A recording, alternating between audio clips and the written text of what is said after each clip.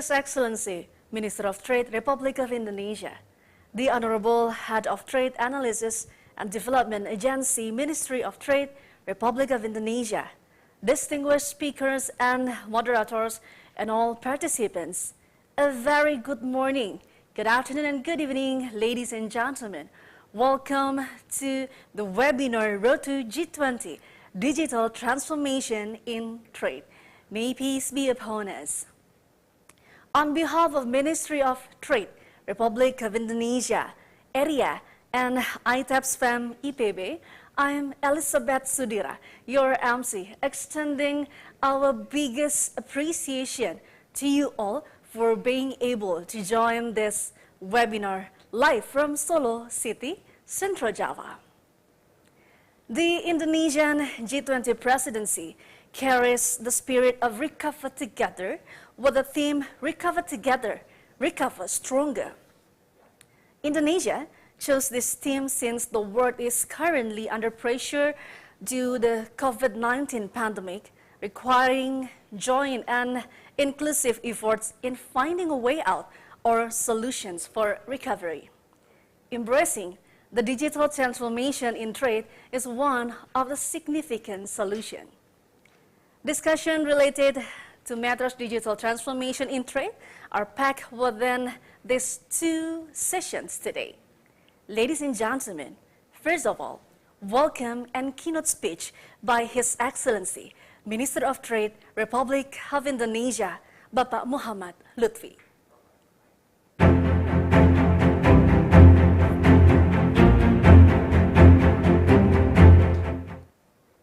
Distinguished speakers and guests, representatives from all G20 members, academics and business community, distinguished participants, ladies and gentlemen. A very good morning to all of you. I would like to convey my appreciations to all of you for participating in this webinar, which is a side event organized for the G20 Trade, Investment and Industry Working Group, or TIIWG. It is my pleasure to welcome you today to discuss the importance of ensuring a fair and inclusive digital transformations of our economy. Distinguished participants, ladies and gentlemen, digitalization has become an integral part of every aspect of our lives. We learned that digitalization has been accelerated in the past 2 years, a golden ticket toward economic recovery from the COVID-19 pandemics. Digital transformation can be seen in the economy, education, health, and business. It changes our means of trading goods.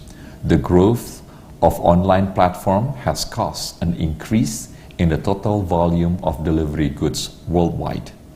Information technology and communications have become the backbone of digital trade. The future of international trade will depend on how effectively countries can provide necessary infrastructure and technology deployment.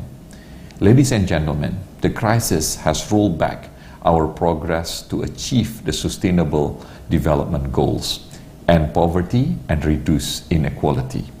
Digital transformation brings many benefits and opportunities. However, it also comes with new evolving challenges, risks, and disruptions. Right now, digital transformation across the world is increasingly fragmented. Technology and innovations are highly concentrated in the countries with better digital public goods. If left unaddressed, the gap between under-connected and super-digitalized countries will expand. Inequality will be widened, trade imbalances will remain unchanged. Therefore, collaborations is the key to ensuring the basic principle of leaving no one behind and establishing an inclusive digital transformations.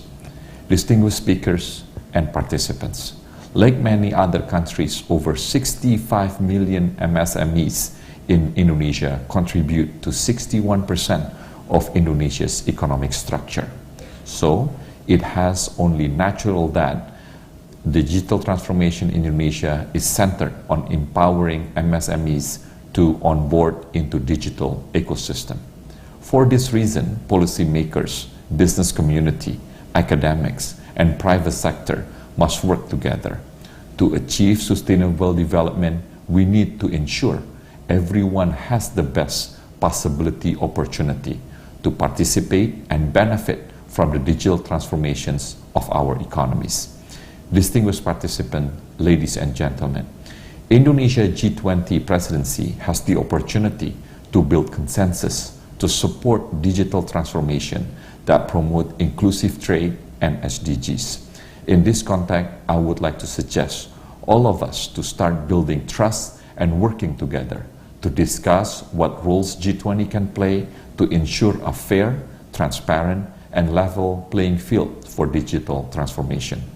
In this webinar, we will discuss many issues surrounding digital transformation, including data flow, digital infrastructure, regulations, and participations of MSMEs. I hope that we can deliver tangible results this year to address the challenges in digital transformation. I look forward to our valuable inputs and recommendations to the G20 in realizing an inclusive digital transformations. With that, let me conclude by once again thanking you for the participations, and I wish you a fruitful and successful webinar. I thank you.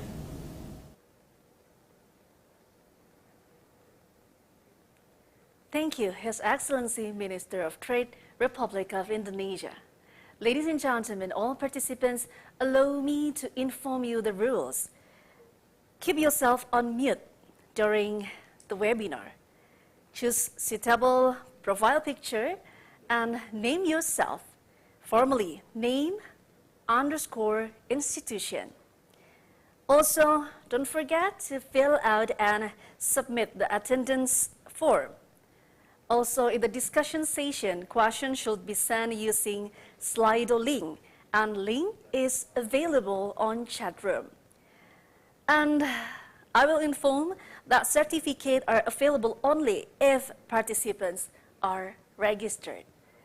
Ladies and gentlemen, before we move to the first session, we would like to take this opportunity to have a virtual group photo. And this group photo, we would like to invite all participants to turn on your camera. Please, to turn on your camera. Yeah, thank you. Thank you. The photo group will divide it into several slides. I will count down in every slide. Okay, are you ready for the first slide? I will count down. 3, 2, 1, captured. The next slide, take your best pose. 3, 2, 1, captured. The next one, 3, 2, 1, captured. Next, put your best smile. 3, 2, 1, captured. We still have the next slide. All right. 3, 2, 1, captured. Oh, that's all. Thank you so much. And the next agenda is a morning session with 3 national and international speakers that will explain in detail about global digital transformation in trade. And now I will turn the time over to this morning session's moderator, very beautiful lady, Ibu Rahma Alia, news anchor, CNews Today. Ibu Alia, the time is yours.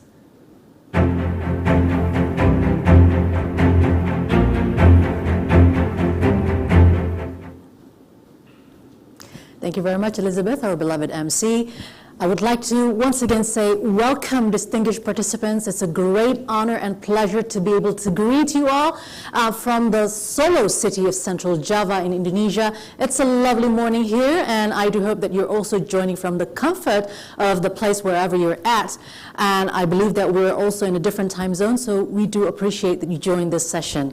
So my name is Rahma Alia, facilitating for today's discussion. And as the title suggests, Digital Transformation Development for All. Now this webinar will discuss on ensuring a fair and inclusive digital transformation in trade for all sectors of the economy, in particular small and medium enterprises or SMEs. Now SMEs, as we know, account for the overwhelming share of employment and GDP in countries across the world and have become the backbone of the global production system. However, SMEs can only reach their full potential if they can utilize the digitalization opportunities in spite of apparent digital divide between countries and within countries. Within country, I meant. So by hosting the G20 presidency in 2022, Indonesia has the opportunity to encourage G20 members, G20 countries, to support digital transformation and trade as part of achieving the SDGs or Sustainable Development Goals. Now, we would hope that this discussion, we can have a fruitful one, and as well as to identify potential policies that can be agreed and adopted by the G20 members to bring all countries at the same level of playing field in the digital trade. All right, so today in this session, there will be 3 speakers who will be speaking on their perspectives on this issue. So let me just greet them and introduce them to all of you. The first one, we have Madam Lili Yan Ing, Southeast Asia Region Lead Advisor for Economic Research Institute for ASEAN and East Asia, or ERIA. A very good morning to you, Madam Lili Yan Ing. Hi, I can see you on the screen right now. Now, also second up, we have Mr. Haroon Bhorat, Professor of Economics and Director, Policy Research Unit of University of Cape Town. Thank you very much for joining. I believe it's so early in the morning there in Cape Town. It's probably not even time for breakfast yet, but I'm glad that you're here, Mr. Bhorat. And the third one we have is Mr. Albert Park, Chief Economist of Asian Development Bank and Director of General of its Economic Research and Regional Cooperation Department. Also, thank you for joining us, Mr. Park. Now, since all of the speakers are here, I'd like to take this opportunity to have a photo session with all the speakers. So please, again, if you have not done so, open up your camera, open the webcam, and let's have your best smiles for this photo session. So Madam Ing, Mr. Bhorat, and also Mr. Park, there you go. All right, if you're ready, let me just count down from 3, 2, 1. Yep, and probably a different pose. 3, 2, 1. All right, that's great. I can see, the spirit and motivation today, so I think that's a good start, right? And let's just get into our discussion this morning. So what are the challenges that lie there, to be able to make sure that the digital transformation in trade happen among countries, evenly distributed in countries around the world, especially in the developing ones? What are the potentials, the challenges, and how do we work around these challenges? So each speaker will be given at max 30 minutes of their presentation on the issue. And participants, please do, if you have questions, because this is a very interesting topic that we're discussing today, write down your question through platform slide.do, and I will then address your questions to the speakers. All right, so first up, we have Madam Lili Yan Ing. She's, as I mentioned before, Southeast Asia Region Leader for Advisor for Economic Research Institute for ASEAN and East Asia. And she is somebody who has been a long time observing and analyzing developing countries as well. This is just a little bio of Madam Ing. She was appointed as Lead Advisor to the Ministry of Trade of Indonesia from 2017 to 2019, and Senior Advisor on Trade and Investment at the President's Office of Indonesia as well from 2015 to 2016, in which she concluded RCEP and CEPA between Indonesia and some countries, of course. She has written articles and edited books as well, among them titled World Trade Evolution and East Asian Integration.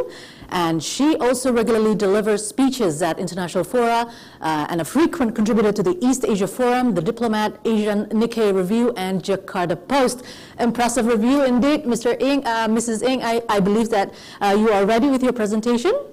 So she will be talking about the recent development, as well as the key challenges, impacts, as well as how can the G20 ensure digital transformation in trade. So if you're ready anytime, Madam Ing, you may go ahead with your presentation. Go ahead. Thank you, Ibu Rahma. Thank you so much for very kind introductions, and thank you to the organizers for having me today. Excellency Minister Bapak Lutfi, speakers, moderator, distinguished representatives of G20 countries, from businesses, government officials, academic, ladies and gentlemen, it's such a great pleasure to meet all of you today. In these sessions, let's discuss G20's role in ensuring digital transformations development for all. Can we have the slide, please? Let me start with the fact that in 2016, top 1% of the world's populations owned half of global wealth. And just over the last 2 years, the income of 99% of global populations has worsened off, while the income of the top 10 richest persons has doubled, of which 8 out of 10 are technology titans, just over the last 2 years. Next. Digital transformations is one of the most remarkable innovations that changes modern human life. It starts from industrial robots to recently artificial intelligence, or AI. Recent AI-related technologies include software as a service, robotics, Internet of Things, and virtual reality. Over a decade, the annual number of installations of industrial robots worldwide has more than doubled, reaching around 400,000 in 2021.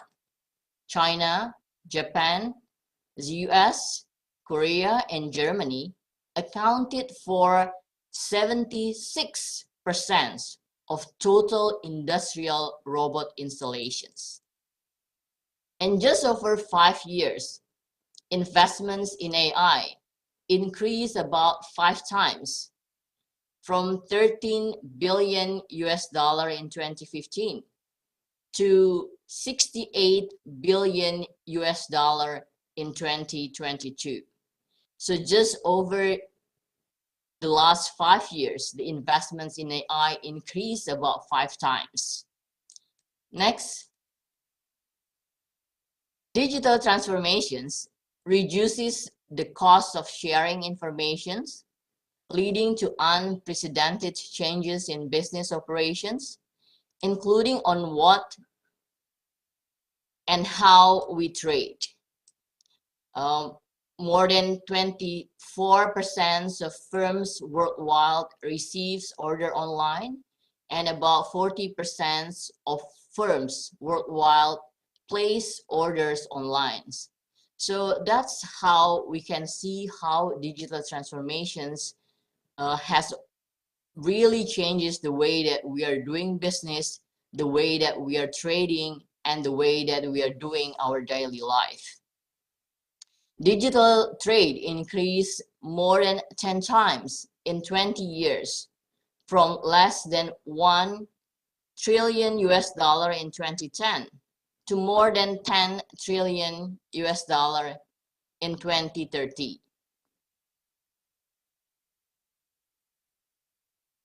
Next, is the slide still showing? The COVID pandemic has even accelerated digital transformations and digital trade. The development of digital trade includes digital payment and digital delivery services. So as we can see here, the pandemic has actually accelerated digital transformations, including in trade. And we can see here in the last, I put the highlight here in 2019, 22, and 21, and presently 2022. It increased from the pre-pandemic level of 2.9, that is before the pandemic, 2.9 trillion US dollar. And in 2020, we can see the global retail e-commerce sales reaching about 5.5 trillion US dollar. And by 2030, it is expected that the global trade will reach about 10 trillion US dollar. So the global retail e-commerce sales increased by almost 50% from the 2019 levels. So it was recorded 4.9 trillion US dollar last year, for 5.5 trillion this year, and it will reach 10 trillion US dollar by 2030. So it has about 50% increase compared to the 2019 pre-pandemic levels. Next. All in all, digital transformations improves productivity and trade. Technological advances can help humans to work faster and in greater precision and accuracy, and thus reduces overall productions and operational costs. But at the same time, industrial robots and AI can also help markets to function more efficiently and will improve overall human welfare. While digital transformations improves productivity and trade, it also raises inequality in at least two ways. First, displacement effects. Capital and technology take over tasks previously performed by labor, and automation reduces the labor shares in value added. That will bring consequences on employment and wages, particularly for less skilled workers that can be replaced by robots and AI. Second, premature deindustrialization effects. Digital transformations may also bring impacts for developing countries. One of them could be premature deindustrializations and disappearance of manual and routine jobs, because many of the manual and routine jobs can be easily replaced by robots and AI. That's why the inequality within and across countries will increase due to at least two these ways of displacement effects and pre-deindustrialization effects. Next, on top of inequality issues, we face key challenges in digital transformations and digital trade. First is privacy. Private individual information and data are exposed to services providers, including pervasive exchange of data that has fueled concerns about the use and misuse of data. Second, cybersecurity. The expansions of rapid digitalizations and the use of data by businesses and consumers for communications, digital trade, and a source of access of information and innovations comes along with increased threats. Threats against data, against systems, and against people. Third, competitions. Technological advancements enable firms to produce and operate in large, massive economies of scales that build up market concentrations, right? Market concentrations will eventually reduce competitions and can be barriers to MSMEs and startups to be in the level of playing field with big tech players that tend to use integrations as their strategy to dominate markets and capture more revenues at the cost of consumers. Last, digital divide. Digitalized systems and digitally deliverable goods and services still account for lower shares in least developed countries than in other parts of the world. Just to give you an idea, only 2% of populations in low-income countries conducted digital trade, only 2% of populations. So countries, firms, and individuals are greatly varied in their digital transformations, abilities, and trade readiness depending on educations, skills, and infrastructure. Next. Considering the advantages and challenges in digital transformations and digital trade, what can G20 do? We all believe that G20 is an effective forum, and probably currently is the only effective forum that can manage global digital transformations and digital trade. So Indonesia, as the president, should endorse G20 for first, improve the quality of key digital enablers, which include data security and governance, laws and regulations, digital infrastructure, and skills. Second, continue to promote efforts to improve preparedness for digital and AI technologies, including providing necessary supports and incentives for the adoptions of good technologies for developing countries, including medium and low income countries. Last, improve the quality of privacy law, competition's antitrust law, and it is crucial to ensure the implementations of privacy law and antitrust law worldwide. Let me end by reminding that we are all here representatives of 99% of global populations who are facing key challenges in digital world in our daily life: privacy, cybersecurity, unfair competitions, and digital divide. In these sessions, we really want to learn from all of you, from your questions, from our discussions, what should we do and how G20 countries can contribute to ensure digital transformations development for all. Thank you.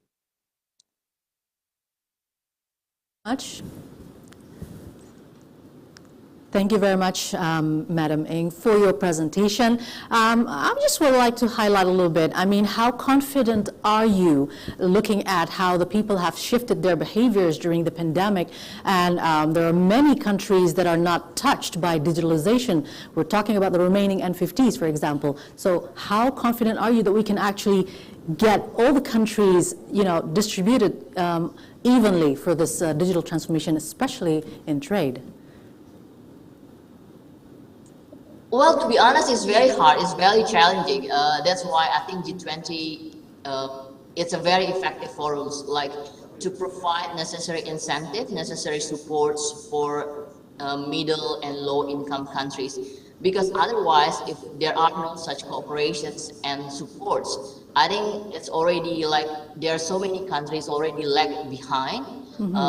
If there are, like the very good interventions is to intervene when there are such market failures, right? So now we're already facing such great digital divide without any necessary supports, incentives for the adoptions of good technology and AI. I think the inequality will be getting larger. All right, that's good to hear that as well from you. And once again, thank you so much for your presentation. It's very insightful, but stay with us because we're going to have a Q&A session later on after all the speakers have spoken. So please stay there. So again, everybody, Madam Ng has given us the overview of the impacts as well as the threats of digital transformation in trade. And also she posed as well about the key challenges that are the homework for all of us. So now let's see, how is it in the countries, talking about high-income countries, middle to low and low income countries, how is the condition of their digitalization over there, and how can we actually overcome this changes or this differences? Now, talking about this, I'm going to invite the next speaker, Mr. Haroon Bhorat. So just a little bit to know him more, Mr. Bhorat is a fellow and advisory board member to various prestigious institutions, such as the South African Presidential Economic Advisory Council, non-resident senior fellow at Brookings Institute, affiliated to the Global Economy and Development Program, and he has been appointed as well as economic advisor to the Finance Minister and President of South Africa former administration. Dr. Bhorat has also written quite an amount of books, one of which titled Africa's Lions, Growth, Traps and Opportunities for the 6 African Economies.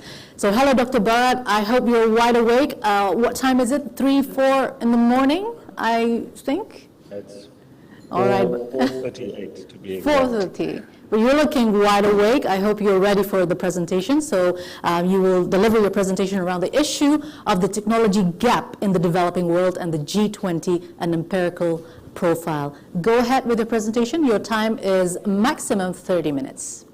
Thank you very much. I'm very happy to be here. I can confirm that this is the second event where I've woken up at the crack of dawn, but this is an hour later than the previous one, so this was easy comparatively.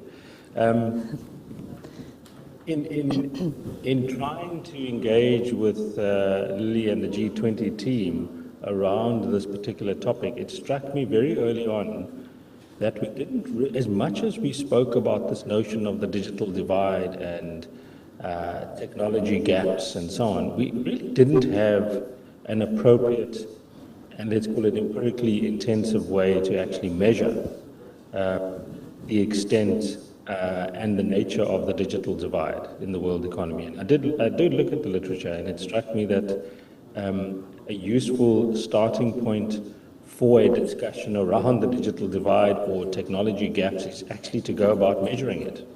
And so essentially this is what the presentation intends to do, is to give you an overview of a proposed measure of a technology gap in the developing world and in the G20, and to give you an empirical profile. Now I must emphasize, next slide please, I must emphasize that the presentation cuts through quite a lot of data and information, and you'll get far more detail in the paper in terms of empirics and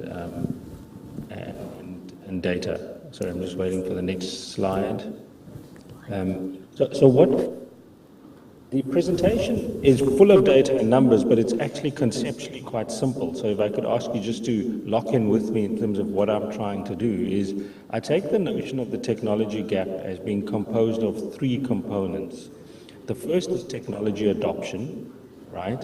The second is technology production, right? So adoption versus production, different. And then the third is human capital accumulation. And within each of those 3 indicators, I have 2 measures, right? So for technology adoption, I'm trying to measure internet usage rates. So that's clear. So the extent to which internet usage rates has changed over time. And secondly, I'm trying to measure ICT imports. So if a country is a strong technology adopter, it's going to be there's going to be massive internet usage, and there's going to be significant large imports of ICTs. If the country is a technology producer, I have 2 measures. One is patent applications.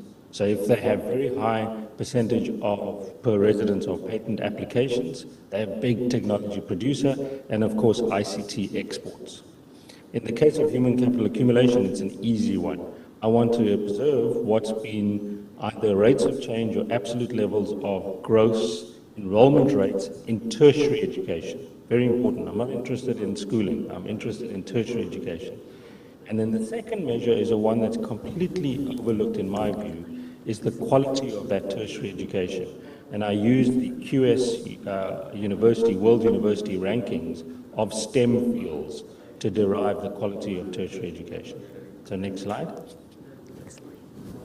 And so ignore the mathematics, but it's a simple representation of what I've just told you, right? That I'm trying to measure my technology gap in terms of, firstly, technology adoption, secondly, technology production, and thirdly, in terms of human capital accumulation. The idea, just the one add-on, is if I've got those three measures sitting next to each other, right, I can show you, and I will show you the percentage changes by region, by country, in each of those and in the sub-indicators, but I also can put it together. And I put it together for the first time in something quite unique, I think, called the Technology Gap Index. And they come together through a measure or methodology called the Alki-Foster gap. Don't worry about it, but it's similar to a multidimensional poverty index where we combine different measures into one index. And so what we will get, the output, is a global measure of the Technology Gap Index, as well as regional measures of the extent to which the technology gap has been growing or the nature of the technology gap in the world economy. Okay, so if we go to the next slide, I'm moving on to technology adoption, right? And I said to you there were two measures. There was internet usage and there was average ICT goods imports.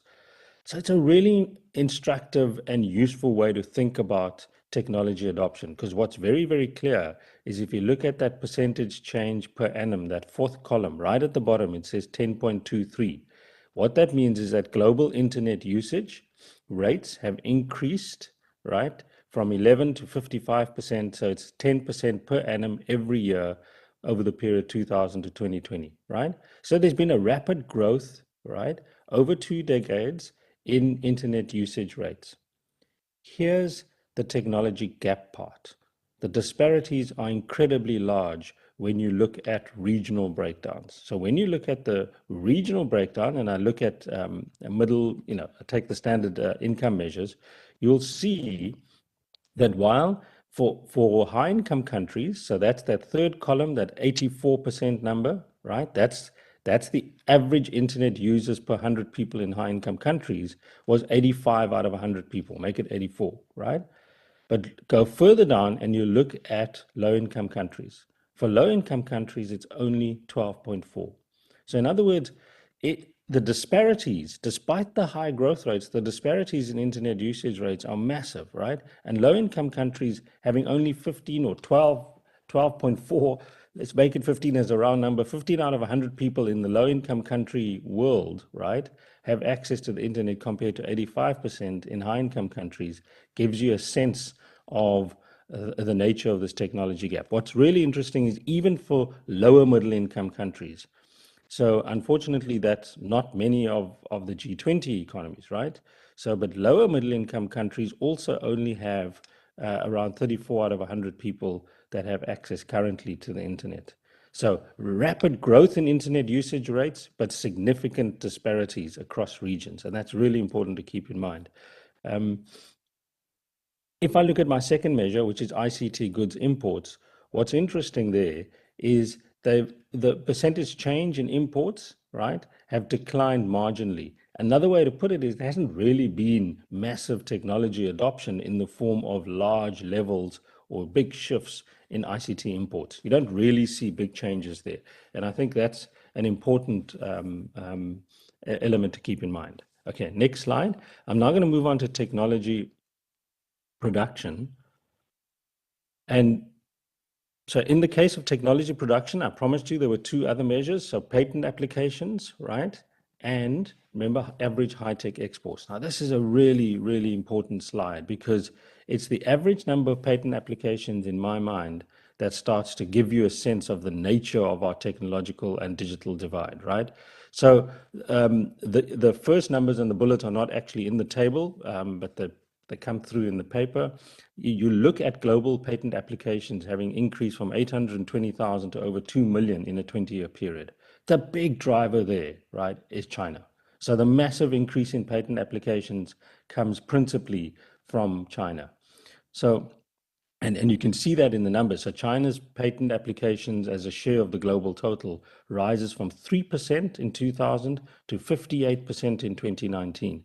Effectively, what you have, colleagues, is a global patent application distribution that's about high-income countries in China and the rest of the world. And I'll talk a little bit about this in terms of what I call the inequality of patent applications, right? So how does this compare to other regions of the world? Well, I want you to cast your eye at the number of patent applications per residence, right, in low-income countries. That number is 55, right? So if you wanted a sense of the digital divide, the technology gap, that's a really important number. There are only 55, right, applications in the low-income country settings in the period 2016 to 2020 per residence, right, compared to 18,000 in high-income countries, 51,000 for the G20, and so on. So effectively what you have is one of the drivers, in my view, of widening or extreme digital inequality is this measure of patent applications. It gives you a really important window into, Lili spoke earlier about robots and the extent to which you've got the incidence and the spread of robots. Well, patent applications are a measure of the distribution of origin of those, intellectual origin of those robots. What about high-tech exports? There's a little bit of good news there, because in the case of high-tech exports, what you do have, right, even though the percentage change, so in other words, adoption rates in terms of, production rates of technology production, technology products has increased moderately. The growth rates are higher in lower middle income countries and low income countries. So there's a little bit of, let's say, an increased share of high-tech exports coming from lower middle income countries and low income countries. So before I go into the next slide, let me just pause so that you get a sense of the next set of numbers that are coming. I'm really interested in trying to understand the inequality of these technology adoption and production rates. So in other words, if I take patent applications, right, my question is, well, I've told you that China and the US or high-income countries dominate patent applications. Can I get a measure of that? So of course, the measure I would use is the Gini coefficient, right? Like any other measure of inequality. And in fact, Lili started out by talking about inequality. She was talking about income. Let's talk about inequality in these different measures. And it's a fascinating insight into the extent to which technology production and technology adoption yields Gini measures. So if you look at the first column, right, where it says internet users per 100 people, that first number right in the top left is 0.63. So that means in the year 2000, if you took internet usage across the world, right, per country, and you stacked it up, the inequality of internet usage was 0.63, like a Gini, right, which is really high, okay? So Ginis of 0.6, as people know, is a high Gini. But then what happens to it is instructive. The digital divide in internet usage actually declines from 0.63 to 0.32. That's a significant decline. So internet usage inequality has declined dramatically in the world economy. So we're happy about that. That's a good thing. But that's really where the good news ends, because in some cases, so let's go to the most extreme, which is patent applications. The first thing is that the patent application Gini was 0.93. So that's already extreme inequality in patent applications in this measure of technology production. And over time, it's actually increased. So the inequality, the digital divide, in terms of a measure of technology production, which is lots of patents, and you therefore highly, so I'm just checking my time, you're highly focused on moving up to the technology frontier in terms of production, that inequality is actually increased. So one of the drivers of the digital divide, right, in terms of increasing it, is actually patent applications. And we find that as a consequence, right, ICT goods imports, the Gini was lower, right, but it's declined very moderately. And in terms of high-tech exports, the Gini has done very little as well. It's gone down from 0.47 to 0.45. So you've got moderate Ginis in imports and exports, but the drivers of the technology divide going up are patent applications, and coming down would be internet usage rates. So remember at the beginning, I said to you, I had a third measure, which was human capital. So if I go to the next slide, I'm interested in two things. I'm interested in the quality of tertiary education and enrollment rates. So I present here simple gross enrollment rates ratios, right, by country income classification.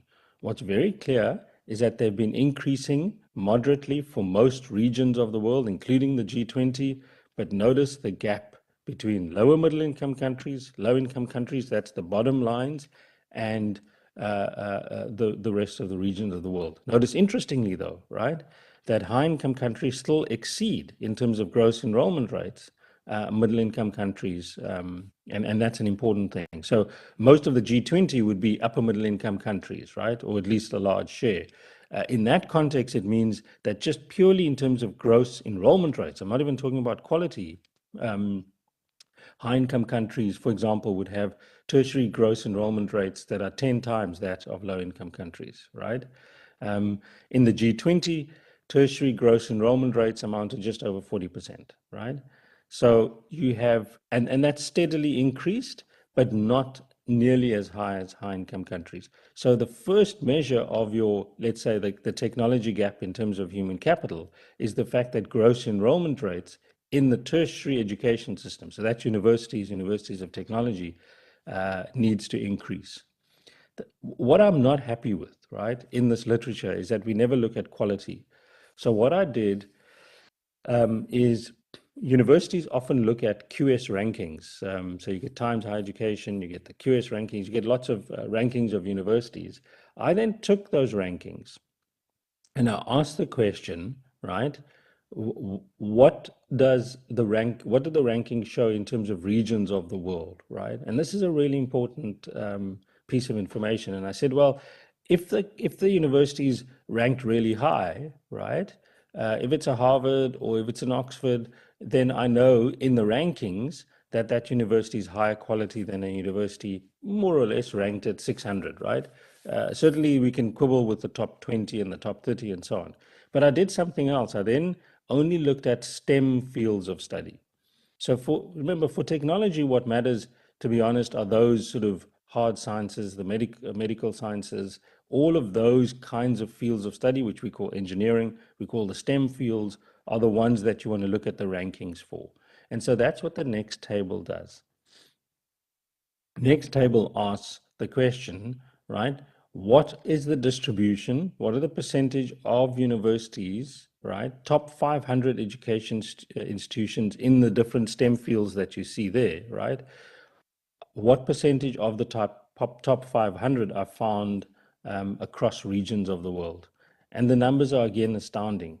They, again, coming back to our original question is, if you have a maldistribution, if you have a high inequality in the distribution of STEM fields, then you've got high technology gaps as an infusion, right? Because you are perpetuating the digital divide if you have low quality STEM fields of study. So the first number that's important is the one under the share column, which is the third last on the right, and it says 84.86. That's an astounding number. That says that of all there are about 1,500 STEM offering institutions around the world, higher education, right? Of those 1,500, 85% of them, 85% are in high income countries. 72% are in the G20, which overlaps, of course, right, with the high income country setting. The worrying aspect is the extent to which upper middle income countries as well, including lower middle income countries, and of course low income countries, do not participate, right, in this high quality STEM education field. So as a perspective, obviously you can tell from the high 85% number, there are only 13% of top 500 STEM institutions in upper middle income countries. If you remove China, that number falls to 7%. There is a single one. There's one top 500 institution across any of the STEM fields in a low-income country.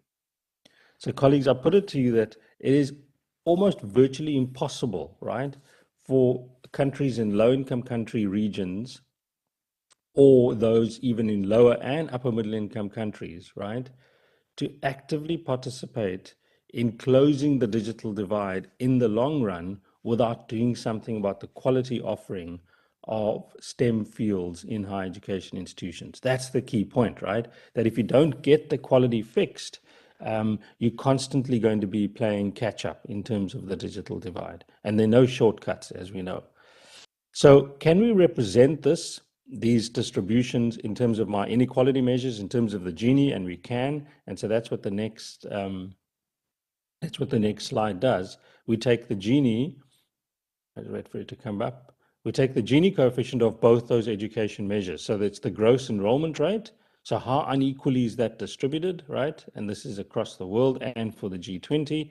And how unequally is quality? That's the STEM fields measure. So just go to the right first. The Gini of STEM fields, right, quality is 0.6, and it went up to 0.61.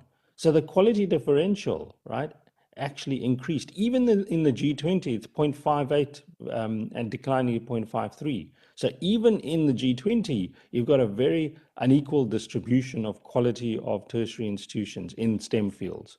If you don't close that gap, you're going to struggle to close the technology gap. That's a key point for me. Even when you look at enrollment rates, so that's purely not controlling for quality. You just want to get people into the tertiary institutions. You find that the Gini has declined, but it's still at about 0.3, 0.35 for the full sample.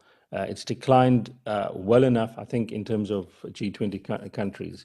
So one could argue that countries maybe, on average, have focused far more on increasing enrollment rates and not sufficiently on the quality offering in terms of STEM fields.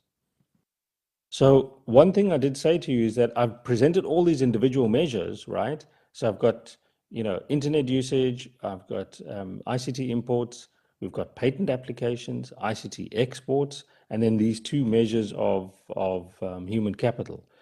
Well, I haven't really given you a measure of the technology gap to sort of hold in your hand, right? I've given you lots of data to see distribution. So how about I put it all together?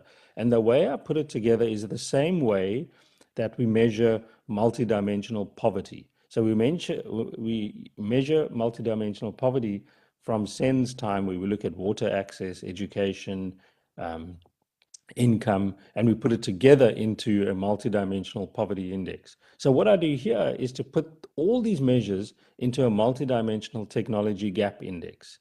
And that's what the next slide does. So we attempt in the next slide is to give you this, the measure we use is an Alki-Foster measure, named after Alki and James Foster, Sabina Alki and James Foster, but they've applied it to poverty. I draw it in and I say, well, what does the technology gap index look like, right? So I want you to go to the overall column, which is the last one, and right at the bottom, sort of 5 figures down, it says 0.61. Just to orientate yourself, 0.61 means in that measure overall that 61% of countries in the global sample are classified as having a technology gap, right, over that period, 2016 to 2020. That technology gap has declined from 0.72 to 0.61, but in essence, you've got a sufficiently large number of countries where, just to get quickly into the technique, where whether it's any of those 6 measures, on average, 61% of those countries are falling below the mean, the global mean, right? So that's an important, and that's how these indices work. That's an important indicator of the extent to which the digital divide is still very much with us. What if we looked at the digital divide in terms of individual measures? So that's what adoption, production, and education does, right? And if you just look at the absolute numbers, you'll still see that when we look at technology production, so if we look at patent applications, remember, and ICT exports, that number of 0.68 means that 68% of countries in the global sample still have a technology gap in terms of technology production. But for technology adoption, because of this rapid increase in internet usage, the gap is only where 54% are below the average for the global sample. So in simple terms, what may be happening, colleagues, is that internet usage is what's driving the decline in the digital divide, right? I know I'm sort of simplifying it, but that's the way that we got to think about this. Whereas if you look at things like patent applications, you look at things such as quality of fields of study in STEM, right, globally, the technology divide is doing nothing, right? We're not seeing a decline in the digital divide. You can do something, I don't want to go too much into detail, but you can do something called average technology gap. So that's that bottom half of the table where we measure the distance below, in terms of below the sort of line or the vulnerability line. And you find that the largest reduction in the gap was actually in adoption. And overall, the distance below that sort of mean technology gap line actually hasn't changed that much. What's been driving the technology gap, and you can guess, and that's what the next slide does, and that's my second last slide, is I ask contributions to the technology gap over time. So that's all these different colors are these 6 measures, right? So which part of our index has been driving the overall technology gap? Well, it's very, very clear just by looking at the colors, right? The gray bars, right? And to some extent, early on, the green bars do all the work. So it wouldn't surprise you that the key determinants, the key shapers of the current global and G20, right? Technology gap reproduction, right? Perpetuation of the technology gap is driven by, firstly, patent applications, and secondly, the sort of high inequality levels in STEM fields of study. So effectively, it's STEM fields of study and that maldistribution where we have so few high quality institutions outside of high income countries, and the fact that patent applications are essentially concentrated in high income countries drives the overall technology gap in the global economy. So finally, just thinking through some of the policy opportunities, and I think some of them perhaps we haven't thought through as vigorously as we could have. If we can just get to the next slide, and I suggest a variety of them in far more detail in the paper. But the first, of course, right, is even though internet usage rates is the positive story, there's still, I think, what colleagues at the World Data Lab called internet poverty, right?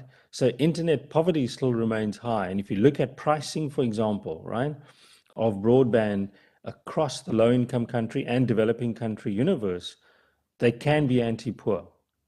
So one of the easiest ways to improve internet usage rates is to ensure there's sufficient competition, or at least intervention from antitrust authorities to ensure that broadband prices come down.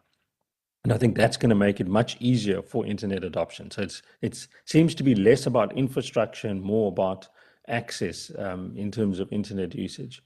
In terms of the patent applications gap, I argue that there's a whole series of policy packages that could run the entire range from higher education institutions, their linked research divisions, to SMEs, and finally even large dominant firms, right? That you can look at policies that are designed to target each of those components of the patent applications chain, right? So we don't, for example, find sufficiently, I haven't seen sufficiently sort of deep venture capital markets in many developing countries. Venture capital markets will be the ones that are actually going to innovate. Early stage business support is not even thought of at the university level. If one thinks of a simple measure such as R&D in the developing world, R&D expenditure, even directed at STEM fields, is incredibly low in developing countries, right? So there's a clear sort of low threshold that you can get through in terms of expenditure on R&D, specifically around STEM fields. Finally, in my view, there's something I mentioned later in the paper. There's a simple solution, which is to re-innovate bursary programs, which I think parts of East Asia did very well, on a mass scale, to allow domestic students from the country of origin to study in these top 500 institutions. And you can be quite deliberate about that, right? and design bursary programs for these students to go across into these top 500 institutions and come back. They then become really important as part of the instrument for closing the technology gap. I talk about technology and innovation centers, and I talk about the extent to which universities do need to be seen as central, right, to this, both adoption of higher quality STEM fields, but also as partners in R&D. Otherwise, you're never going to find an early way to get adaptive technologies to start working. Okay, so let me stop there, and I hope the data hasn't been too much. I think it's certainly woken me up over the last 30 minutes. Thanks very much. Bhorat, thank you so much once again for your presentation. Very interesting to have that little formula of yours of the technology gap equals the internet adoption and also production. And just to remind us again, that is one of the most important thing is to understand that the human capital or the readiness of our humans are very important, especially in the low middle income countries or even in the middle income countries. Well, hopefully the technology gap can be, closed by sending people as well, and hopefully we can also have good STEM fields universities in other countries, not only 80% in the high income countries. Thank you so much, but do stay there, Mr. Bhorat, because we're going to talk to you again in the Q&A session. Do appreciate your time. Okay, so we have seen the measurements comprehensively stated by Professor Bhorat, and now we are going to go to the next lineup for our speaker, who is Chief Economist of Asian Development Bank and Director General of its Economic Research and Regional Cooperation Department, Mr. Albert Park. He is also the chief spokesperson on economic and development trends and leads the production of ADB's flagship knowledge products. He has more than 2 decades of experience as a development economist, a well-known expert on the economy of the People's Republic of China. He has also served as an international consultant for the World Bank, a professor of economics at the University of Oxford. He has also held editorial positions at a number of leading economic journals. A nationality holder of the United States, he received his bachelor degree in economics from Harvard University and his doctorate in applied economics from Stanford University. Again, impressive CV. Mr. Park is going to show us the outline of digitalization in trade as we get out of COVID-19 pandemic, hopefully soon, its potential benefits and impacts, also posing issues and challenges in trying to include SMEs and what policy measures that can support the realization of this matter. I hope that you are ready, Mr. Park. Well, the time is yours. Maximum 30 minutes of your presentation. Go ahead. Thank you. It's a pleasure to be here on such a distinguished panel. Maybe we can start my slides. So I want to talk today about digitalization in trade, and with a focus on Asia, and with an emphasis on what we can do to try to make digital trade more inclusive, which I think is an important goal, especially given Haroon's talk about all of the disparities. We really want this transformation to be as inclusive as possible, both across countries and also to reach vulnerable groups within countries. Next slide, please. So I want to spend a few moments just providing an overview of trends, and then talk about the ways in which digitalization can impact a variety of economic outcomes, and then really turn to some of the challenges, especially in terms of inclusiveness, and focus on some of the policy measures that the G20 can try to endorse and support going forward to make digitalization as inclusive as possible. Next slide, please. So Dr. Ng already showed you that there's been this incredible growth in e-commerce revenue globally. And if you try to decompose what percentage of that increase is due to the pandemic, in other words, greater than the pre-existing trends, you can see that 22% of the total e-commerce revenue today, or in 2021, last year, is attributable to the spurt associated with COVID-19. And also, to put this in some context, it's worth highlighting that this e-commerce now as a share of global GDP has been growing quite fast and is now probably somewhere between 6 and 7% last year, and will be growing to become a really substantial part of global output. Next slide, please. The growth in e-commerce has involved both an expansion of business-to-business commerce and also business-to-consumer commerce. If you look at the left-hand side figure here, it shows that during the pandemic, in the business-to-business exchanges, there was a clear shift away from in-person types of marketing teams or sales teams to shifting everything online. And on the right-hand side, you can see that the end product is that consumers also were purchasing quite a lot. Now, this, of course, is challenging for many small and medium-scale enterprises. So, for example, in Indonesia, we have data that suggests that Indonesia has something like 16 million of these micro, small, and medium enterprises, and only 13% or so have an online presence. So during the pandemic, the e-commerce platform Lazada assisted in about 2 million micro, small, and medium-scale enterprises get access to the digital economy to provide alternative streams of income during the pandemic. And so clearly, that's really the challenge here, to make, there's a great opportunity, but it really requires a shifting from the way that these small enterprises currently do business. Next slide, please.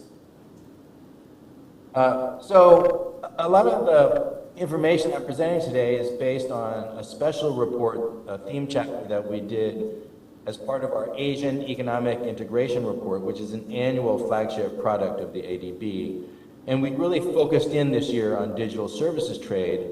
And what we found is that there's been this very steady increase in the growth of digital services trade, which has been unlocked really by technology, which has made it possible to do a lot of commerce online. You can see that in the middle figure here, the digital services trade in Asia probably tripled from 2005 to 2020. What's also interesting in these two figures on the left is that you can see in terms of total services trade, there was a huge decrease in 2020 because of the pandemic. But the decrease was much less in the digital services trade, which is this middle figure, because obviously it was much more resilient to the pandemic shock. So digital trade not only increases overall trade and growth, but also is more resilient. And finally, on the right-hand side, you can see that Asia has been in the lead globally in terms of the digital expansion. The market share of Asia in digital services trade increased from 17% in 2005 to 24% in 2020. Next slide, please. So how does this digital service trade really impact economic development? Well, if you look at the figure on the left here, there is this correlation or association between the level of gross national income per capita, which is the x-axis, and the share of exports that is digital, which is the y-axis. But is one causing the other? When we did a more in-depth statistical analysis as part of our special report, we found indeed that there was a positive and significant impact of digital services trade as a share of GDP on gross national income per capita, which suggests there is a development benefit. But of course, the challenge is in taking the opportunity or maximizing these potential benefits. And that requires quite a lot of investments, which were also highlighted by Dr. Ling in human capital, in ICT infrastructure, connectivity, and regulatory reforms. Next slide, please. So as another part of our analysis, we did a general analysis, see is if you expand the digital sector, the size of it we project let's say it would increase by 20% by 2025, which is probably a conservative estimate. What would be the contribution of that expanded digital platform on GDP, trade, and employment? And what we find is that for the whole world, let me say that first, that expanded digital economy would increase overall global GDP by 5.4% per year, trade by 5.5%, and employment by 5%. And in Asia Pacific, the benefits are even greater for GDP and trade, 6.1% for GDP, 6.8% for total trade, and slightly lower for employment, 3.9%. And that's mainly because of a slower increase in China, but the employment increases would also be very large in most of the Asian regions. So within Asia, it's also interesting to note that we estimate that it's certain regions like the Pacific Islands and Central Asia that will have the biggest benefits economically. And that makes sense because these are isolated or landlocked places that have very high transaction costs or transportation costs. And so having a robust digital services trade really unlocks new opportunities. Next slide, please. Getting into the nuts and bolts, how does digitalization really benefit sellers and buyers and the interaction between sellers and buyers? And obviously for businesses, it really can reduce costs tremendously. And in particular, it can reduce costs that are often prohibitively high for small and medium enterprises, which are often highly credit or cash constrained and have limited amounts of resources to work with. So those transaction costs can really stop them from engaging in activity, and digitalization can overcome those things. And of course, on the buyer side as well, there's many ways in which digital trade will promote welfare of consumers, more choice, cheaper prices, more convenience, etc.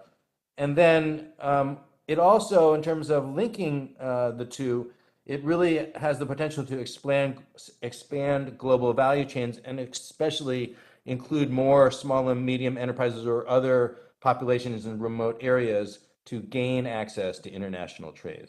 And also there's an innovation benefit in terms of the online platform serving as a channel for the diffusion of knowledge and technology. Next slide, please. So this is a very complicated figure. It shows all of the kind of building blocks of a trade transaction in terms of financing, in terms of logistics, sourcing, contracting, etc. And I put this up just to highlight the fact that if you can reduce many of these costs and make it much more convenient through online platforms to trade, it will really benefit small and medium enterprises who may not have either the technical knowledge and capability to take care of all of these different parts of the transaction or be able to bear the cost of it. So there's a lot of technological developments in fintech in particular, which have the potential to really reduce these transaction costs of trade in terms of payment systems, asset management, insurance management, financial advice, artificial intelligence, big data access, cashless transactions, etc. Next slide, please. So one of the areas that the ADB has really tried to support is greater trade facilitation in a variety of dimensions. And you can see in this figure, we try to estimate the extent to which a number of key trade facilitation measures have actually been implemented across different countries. And the red bars are kind of like the average. So one thing we find is that the lowest performing one here is the implementation of the cross-border paperless trade. That still remains challenging, but we have an initiative with UNCTAD to try to continue making progress on this front. Because a lot of times to process a transaction in a country, you often need an actual physical signed document, which during the pandemic, it's hard to get these documents over there. If we could do it electronically, it becomes much more convenient and much faster. So we've done a simulation analysis which suggests that if we can make progress on all of these different aspects of digital trade facilitation, we could reduce the average trade cost by 13%. So that would certainly unleash greater trade and greater economic integration across countries. Next slide, please.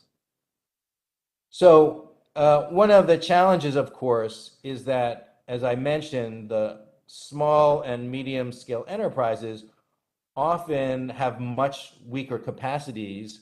And so it's very possible that they're going to be left behind in this digital transformation. So if you just look at, for instance, these indicators of their formal training, their R&D spending, their innovativeness, whether they even use email or have a website, kind of the basic building blocks of digital trade, it's much lower for the small and medium scale enterprises. So let's go to the next slide.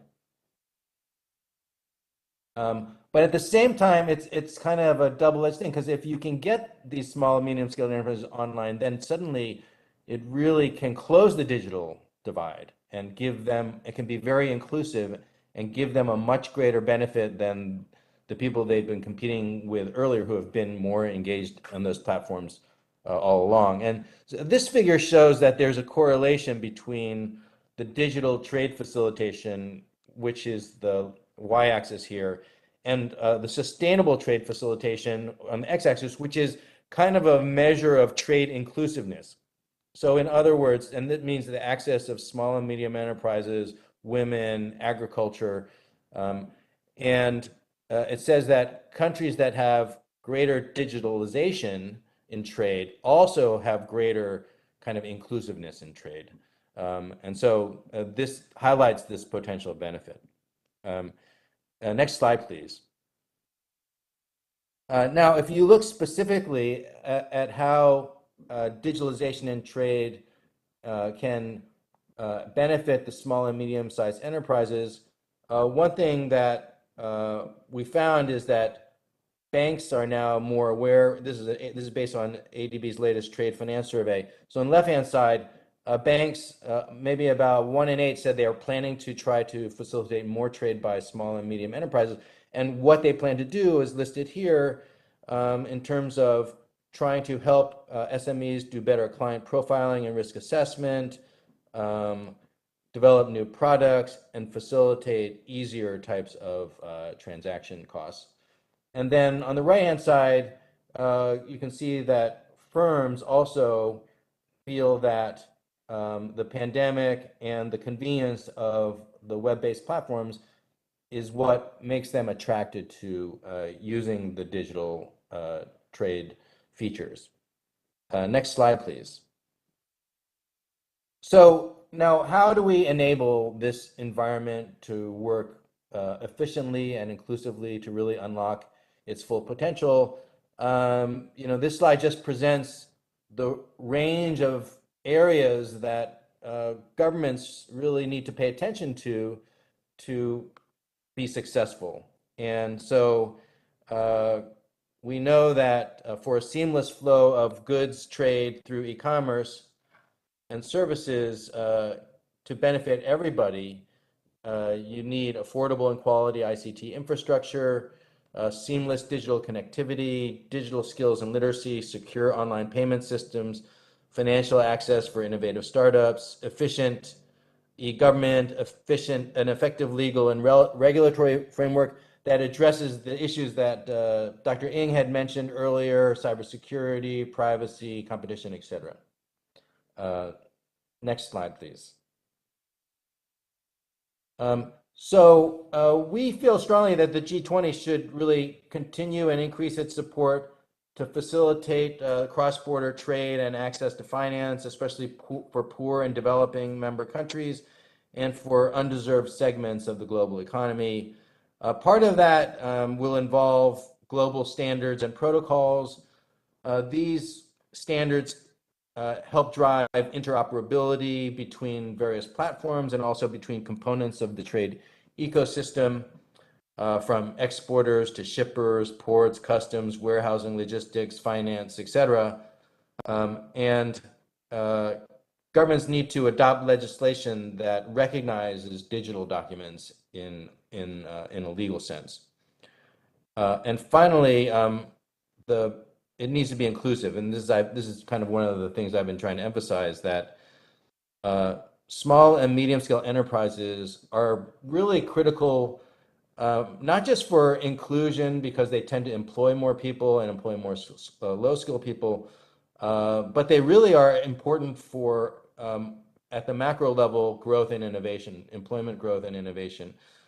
So hooking these enterprises into the digital trade system is really critical. So there needs to be really proactive trade facilitation initiatives targeting these small and medium enterprises, women-owned firms, and more remote regions of the country. And finally, transparency in the supply chains is required to identify bottlenecks that may inhibit the production and delivery of goods. Okay, next slide, please. As I mentioned, for digital trade to work, there needs to be international cooperation to agree on standards and also to try to help the lower income countries get more involved. As Haroon mentioned, this is quite challenging. There's more internet access in low income countries, but there's a lot of other ingredients that are still missing. So some of the things that can be done in terms of international cooperation are listed in this slide. So aid for trade can help improve access to foreign markets and global value chains, provide access to finance, upgrade business skills, improve access to information, and support the growth and development of low-income countries. Multilateral development banks engaged in support for trade finance should focus on reforms towards digitalization to ease the burdensome requirements for medium and small enterprise borrowers, and also for the providers of that finance, support the providers, the banks and other financial institutions. Support for the United Nations model laws on transferable records will also help facilitate global transactions. The availability of documents in electronic form may be very beneficial to improving speed and security of transmission, permitting the reuse of data and automating certain transactions through smart contracts. The ADB also supports digital standards initiative by the International Chamber of Commerce. This promotes policy coherence and harmonization of digital trading standards. The initiative will drive greater adoption of existing standards and create new frameworks to unify digital trade processes. And finally, consistent with the Sustainable Development Goals, the Aid for Trade initiatives also aim to focus on vulnerable groups that I've described. And these, the disbursements to support this greater inclusiveness have really increased substantially since the beginning of the initiative, and can be one tool to support continued inclusive involvement in digital trade. And there are other kind of sustainable trade facilitation initiatives and efforts that should be supported. And finally, the development by the International Organization for Standardization of the legal identity identifier can help connect key reference information to enable clear and unique identification of legal entities participating in financial transactions. And each of these LEIs contains information about an entity's ownership structure, and the publicly available data can be regarded kind of as a global directory, which can greatly enhance transparency in the global marketplace. Next slide, please.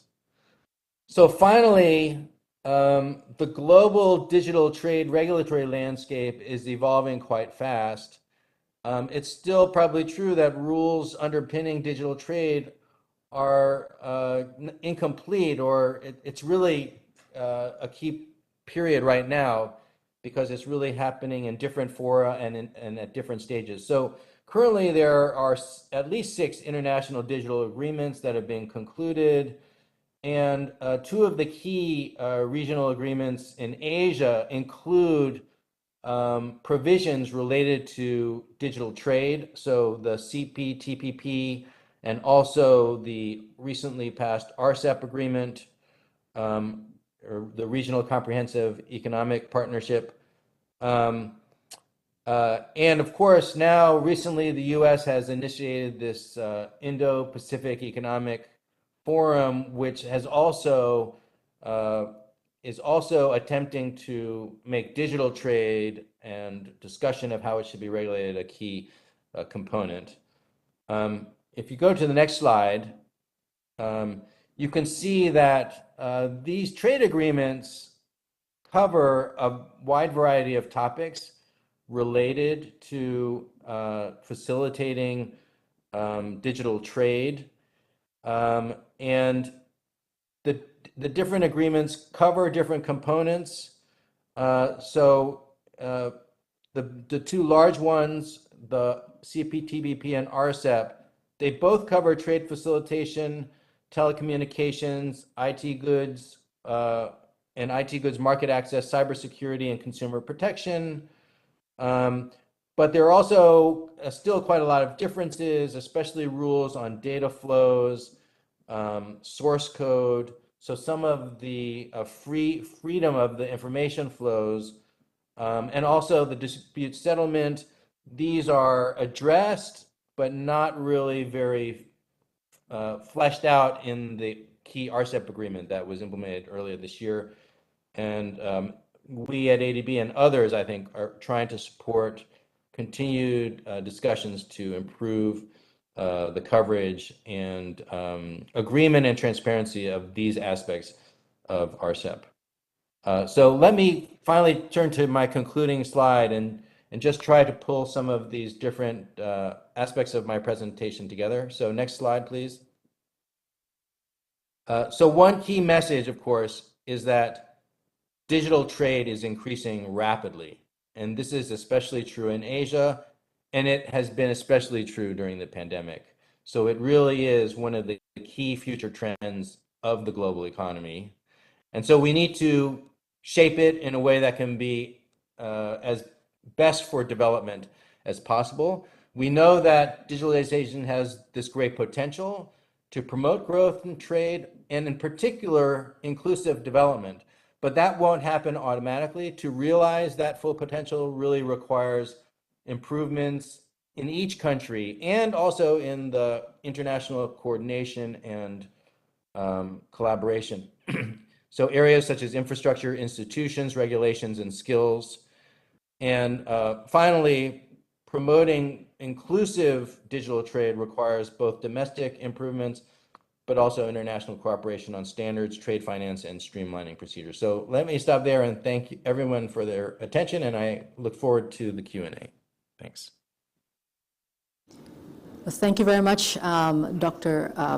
Albert Park. It was a very, very insightful presentation of yours, looking at Asia, as you focused on that as well, where digital services have accelerated here in the region, with its global share rising as well. And the great potential of digitalization is not only about the infrastructure, but also the institutions, regulations, and of course, the skills.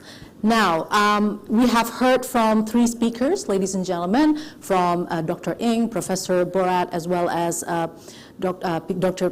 Peter Park, Albert Park. Now we're going to open Q&A session. So we saw from the introduction from Dr. Ng how digital transformation, the key challenges, the potentials as well, and then the study on measurements from Mr. Bhorat, and lastly in Asia, honing in Asia, how it is, and proven as well that countries with digital trade, implementing digital trade will also have an inclusive digital trade in its respective country. All right, now we'll see questions from all of you. Well, thank you so much. I've seen some questions here on the list. We have a set of questions. I am going to read out the question and also address to the respective speaker that the question is addressed to. All right, first of all, this one is for Madam Ing. All right, so from Arifin Tasrif, Bapak Arifin Tasrif, the question is, thank you very much for the excellent presentation, he said, which country of the G20 is the most implementing digital transformation in trade, and what efforts could be taken into account for Indonesia in narrowing the gap on digital transformation in trade? Go ahead, Madam Ing.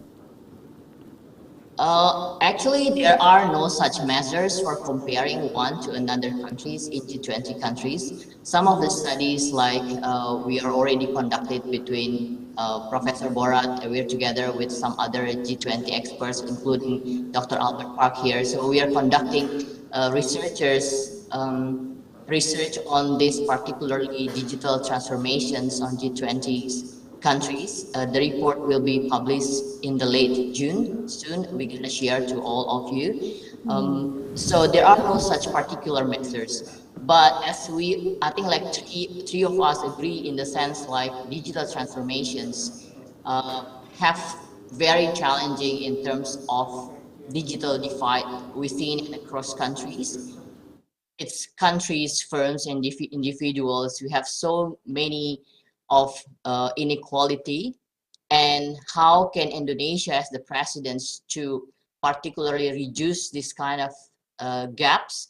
I think first things first, as we all agree, at least in terms of competitions. So if you could put like better prices for ICTs, access to internets, as well as services in delivery and payments, if we could have open competitions environments, I think it's going to reduce a lot of price. That helps a lot of people, particularly small, medium enterprises, and those who are currently left behind from the development of digital transformations. So from my point of view, I think competitions is the key, and it is G20 responsibility to ensure that competitions for everyone involved. Thanks. Thank you so much, Madam Lili. The key word was competition. This is one of the enablers of closing the technology gap in countries, not specifically into one country among the G20 members. Thank you. Now let's go to the next question. This one is addressed to Mr. Haroon Bhorat from, there's no name of whoever the participant asking. The question is, what should we do? There's a huge economic opportunity, but what should we do in terms of digital trade transformation? This is quite an open question, I would say. Go ahead. Thanks very much. I mean, just to pick up on the previous question, I mean, asking about Indonesia. So I looked at the top 500 STEM institutions, again, quality measure within the G20. So, and that will lead into what can be done, just as one specific example. So there's about 1,100 top 500 universities in the G20. So of the 1,100, 100 of those are in China, 58 in Germany, about another 90 in France. Indonesia has 7, right? 6 of those 1,100 top 500 institutions. My own country, South Africa, has 14. India has 25. So and Brazil has 27. So these are large population economies, and yet we have far too few top 500 institutions. So one of the first things is, how can you fairly rapidly focus on increasing the quality of tertiary education in STEM fields in developing countries and in those, say, within the G20? And I would argue that one key instrument in a short space of time is to facilitate these bursary programs into these top 500 institutions in high-income countries and repatriate those skills. So bring these students or these engineers back into, these STEM-educated individuals back into the home country environment through a bursary program that perhaps ties them to come back. I think for me, it's getting at the input side of the technology divide in different ways. You can look at financing options, as I've said, right? That places a high premium either through the fiscus on R&D or in the venture capital space from startup, where you have the origin of an idea at a university that moves into a small business. Albert spoke about that. And then perhaps even in large dominant firms to give them subsidies to create the environment that will facilitate innovation in domestic companies. I don't think enough of that is being done in the developing country context. And then finally, Lili picked up on it, prices for, just in terms of internet access, prices for broadband and data for those at the bottom of the pyramid needs to come down, and there are instruments for that, whether it's competition policy or fiat by law, basically, setting caps on bundles. I think that's a key mechanism for reducing what is now called internet poverty, which is also quite high. Thanks. Thank you, Mr. Bhorat. It goes to the next question, which is also, this is also for Mr. Bhorat. So the question is this: is it possible for the global institution, the G20, making quite a big amount of the population of the global as well as the economy, to create a comprehensive policy focusing on increasing tech adoption for low middle income and low income countries?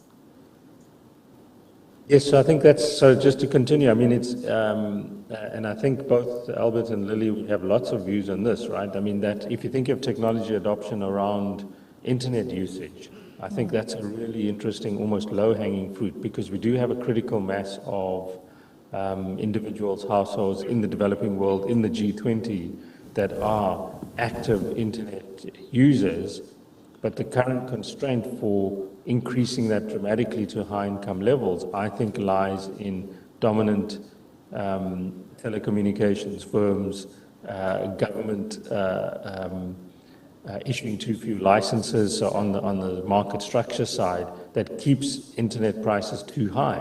In some countries, in my own country, in Zambia, for example, you've got internet prices that are close to those that you find in high-income countries. India has done a very good job in reducing bundle rates for targeted at low-income consumers. So I think there are mechanisms, and it may indeed be something that the G20 collectively could highlight as a set of policy mechanisms for countries to consider in trying to reduce, as I said, this notion of internet poverty.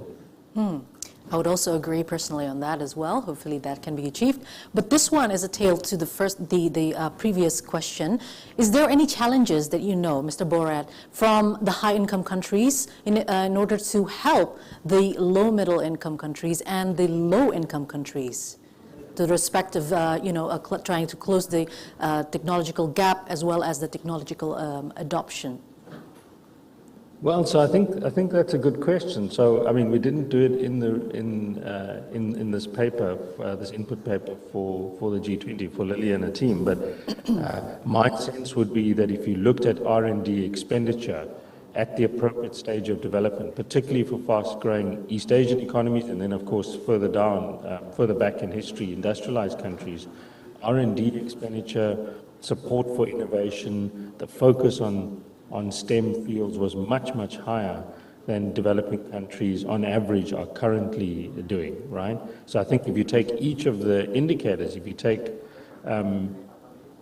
ICT exports, patent applications, internet usage, STEM fields, you'll find that developed countries committed more resources, focused far more on encouraging on the supply side, right? So on the supply side of the economy, focused on encouraging the growth of, whether it would be innovation, patents, STEM field graduates, and so on. And I think that requires a very, very specific focus in developing countries that perhaps isn't quite there.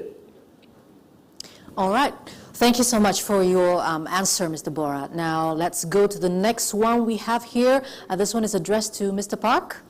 So the question is, what is the biggest influence or perhaps the biggest factor on trying to reduce the gap of digitalization inequality between developed and developing countries? So there you go. Go ahead. Sure. I think this question relates to the previous one on technology gaps between rich and poor countries, and I support everything that Haroon said. We've both been involved in a panel in the International Economic Association that's addressing this issue of technology and the changing nature of work in rich and poor countries. And one thing I wanted to point out is that one of the concerns in these global discussions of technology is that sometimes, especially multinationals, they'll take leading technologies developed in advanced countries like robots and automation, and then they'll transfer them over to developing countries. But those technologies often are ones that really require high-skilled workers, and they don't tend to spread the benefits broadly especially to the lower-skilled workers. In some of the discussions we've had, we've kind of felt that the key to developing technologies that really are more appropriate and can be more inclusive is, again, to support the growth of small and medium-sized enterprises, which can be very innovative and be a very dynamic sector of economies in emerging markets. And so then we're back to how can we support that set of enterprises, both in terms of getting at these technology issues. And here again, the digitalization has enormous potential, for the reasons that I outlined. And in addition to kind of the domestic investments in the innovation system that are required to advance technology and to have the capability to adopt technology, one thing that we've also been emphasizing in the ADB is the importance of the global supply chains as being actually a mechanism for technology transfer. So what we've seen in our analysis is that regional integration of global supply chains has really deepened in Asia.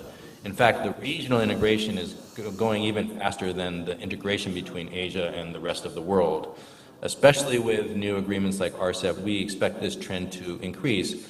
And it's important because for poor countries who may find it difficult to, let's say, export a very high quality good in very competitive international markets, if you have a well-developed supply chain or global value chain, then the poorer countries at least can find a space in that chain, even if it's simple assembly at the end of the process, which is kind of where China started and many poor countries are.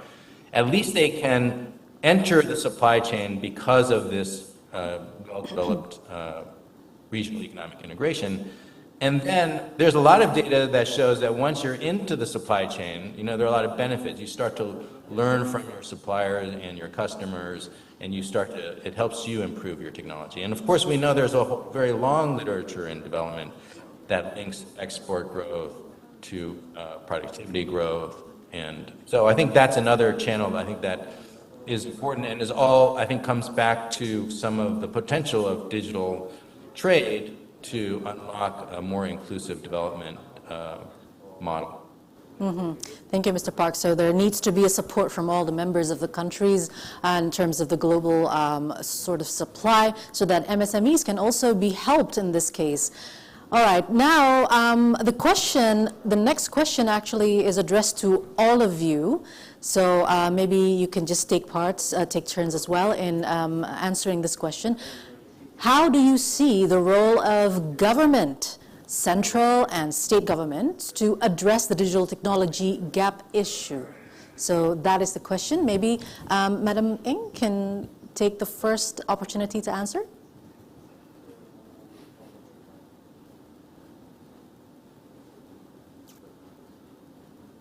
All right.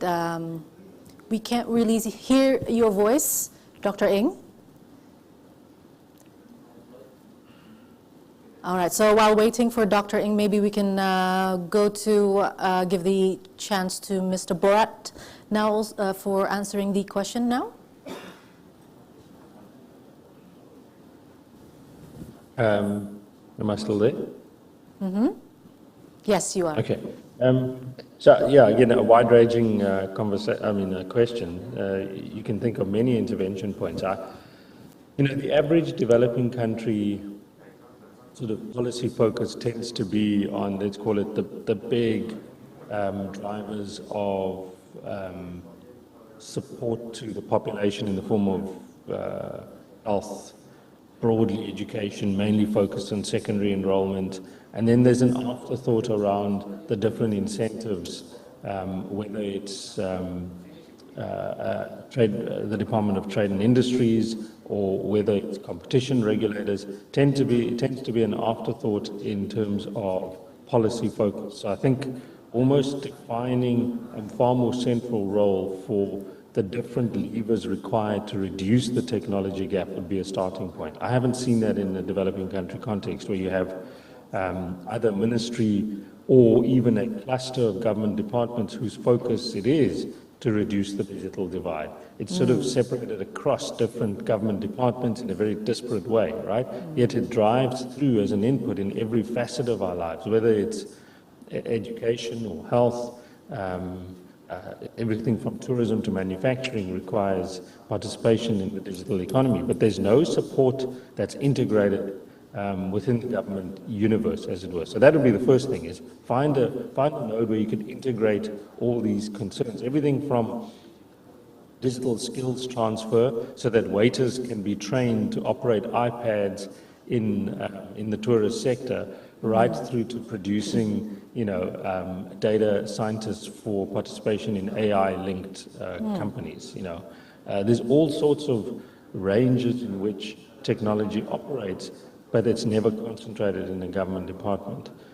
So for me, that's a critical starting point, and then out of that, one can see how different interventions, whether it's around the education space, whether it's subsidies and support on the supply side to firms, whether it's purely just efficiency in trade facilitation that government can support, right? I mean, in many cases, you've got dysfunctional government departments where their digital payments or their digital systems are so poor that they actually increase the cost of doing business.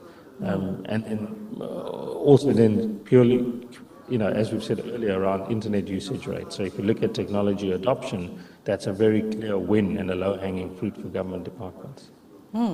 So Ministry of Digital Transformation, that is. Hopefully we can see it also here in Indonesia. All right, thanks for the answer. And now Dr. Ng is back. Maybe you could answer the question about government's role. Sorry, I think I was cut for a couple of minutes. Do you mind to repeat the questions, please? Yeah, of course. No, it's okay. How do you see the role of government, the central government as well as the state's government, to address the digital technology gap issue? Yeah, I think like the government, first things first, need to provide necessary supports. On top of Dr. Bhorat has already mentioned about sending out the top students to the top 500 universities. I think the most important things for developing countries to also improve vocational training, learning from South Korea, Japan, and recently Singapore, including also Hong Kong, Taiwan. They are really put a lot of efforts to develop vocational trainings. They produces very good engineers, mechanics. Just having a good vocational trainings which can be directly work after they graduates. So I think that's something that many or most of developing countries can also use this kind of strategy, because like, for example, as Indonesia and many other developing countries, we have about 50 to 60% of labor force are only having secondary graduates, only less than senior high school graduates, right? And how can they work? How can they adapt to the working environments? By having a very good vocational training systems, they can directly work with the most updated technologies. That's also something like, I think it's very important for developing countries to develop vocational training in terms of curriculums and technologies or machineries that they have at schools. And the second one's also ensuring the multiplier impacts. As Dr. Bhorat and Dr. Park mentions about having good quality human capital, I think it's also very important to having them back to their countries and then having them to share their knowledge Because most of the time, many of developing countries, we are facing the brain drain. One, we are sending good students overseas, very less of them coming back to their home countries, right? So it's very important, like we are having the multiplier effects of educations or high educations by sending them back to their home countries, and also kind of in providing incentive for them to provide training or share their knowledge, either through research to trainings to any kind of platforms to ensure that they can share their knowledge to their home countries. So I think that are two things that on top of the competitions and ensuring pricings for central and local governments. Thanks. Thank you, Dr. Ng. So vocational schools, so that the workforce is going to be ready for the industry, and also people coming back from learning from good STEM universities, top 5 universities outside, can come back and actually be the educators in their respective countries. Hopefully they don't forget their hometown. All right, now the third opportunity, please, Dr. Park. Go ahead. Yeah, thank you. I'm really enjoying the discussion. I think Haroon's idea that, to have an interdepartmental group that coordinates initiatives across the relevant policy areas is important. Because if I recently was involved in a forum with some e-commerce entrepreneurs in different Central Asian economies. And it was very interesting because, e-commerce is growing fast in those countries, but the constraints or the bottlenecks really differ from country to country and really reflect all of the different components that need to be in place. So sometimes you can do a lot of things, but if one critical thing is missing, it becomes this huge bottleneck. So the only way to track that and deal with it is if there is kind of an overall coordinating mechanism. So for instance, in one country, the lead e-tech entrepreneur was saying, the big constraint now is there's no really effective e-payment system. And a lot of that is due to the lack of the progress on, in terms of the banking system to provide the regulatory space for payments to even be allowed online, let alone the payments software, infrastructure, et cetera. So that was the constraint. But then in another country, the constraint was a logistical constraint that it was very hard for them for, again, regulatory reasons and maybe institutional reasons to set up delivery locations where people could pick up goods to actually rent the space and do that. So, that's just examples that, the constraints can differ. For consumers, though, I think the obvious role of government is to really invest heavily in digital infrastructure. So just having the connectivity of large groups of the population, especially remote areas, goods, smartphone connections, internet connections, is really the building block for inclusive digital growth, digital transformation, and not just for allowing consumers to access goods and participate and grow the market, but also in terms of learning. So we've been talking about how do you train people, how do you make them even workers, bring them up to speed. And a lot of opportunities exist online, actually, for training. So, and not just digital specific training, but everything. So for example, we know that in Asia and globally, there were a lot of kids who were cut off from their schools during the pandemic when the schools closed down. And the ones that did not have good internet access or smartphone access really suffered the most because there was no alternative when schools were closed. Whereas places like Korea, where everyone is online, we saw very little learning loss of students during that period. So those are just examples, and I think those would be some of the key things I think that I would emphasize. Thank you, Dr. Park. So the government needs to open their eyes, also hear, also listens what are actually the problems in their country in order to be able to support the digitalization, especially in this case in trade. Thank you for answering that specific question for all of the speakers, directed to all of the speakers. Now, the next one is going to be hopefully answered from Cape Town again. Prof. Bhorat, this one is for you. Is there any possibility for developing countries to leapfrog in terms of technology, hence reduce the gap? Yeah, I mean, I think that's a good question. I think there's certain instances where leapfrogging is possible. So you can imagine, you know, the most famous example is M-Pesa in Kenya, right? So the ability to, the ability in a country like Kenya where traditional telecommunications infrastructure did not exist, the introduction of mobile phones was a clear case of technology leaping, right? So your ability then to bypass old infrastructure required for communication, whether it was telephones and faxes, and move directly to mobile phones and mobile money, becomes the platform for leapfrogging for Kenya. So I think it is definitely possible in certain types of technology and infrastructure.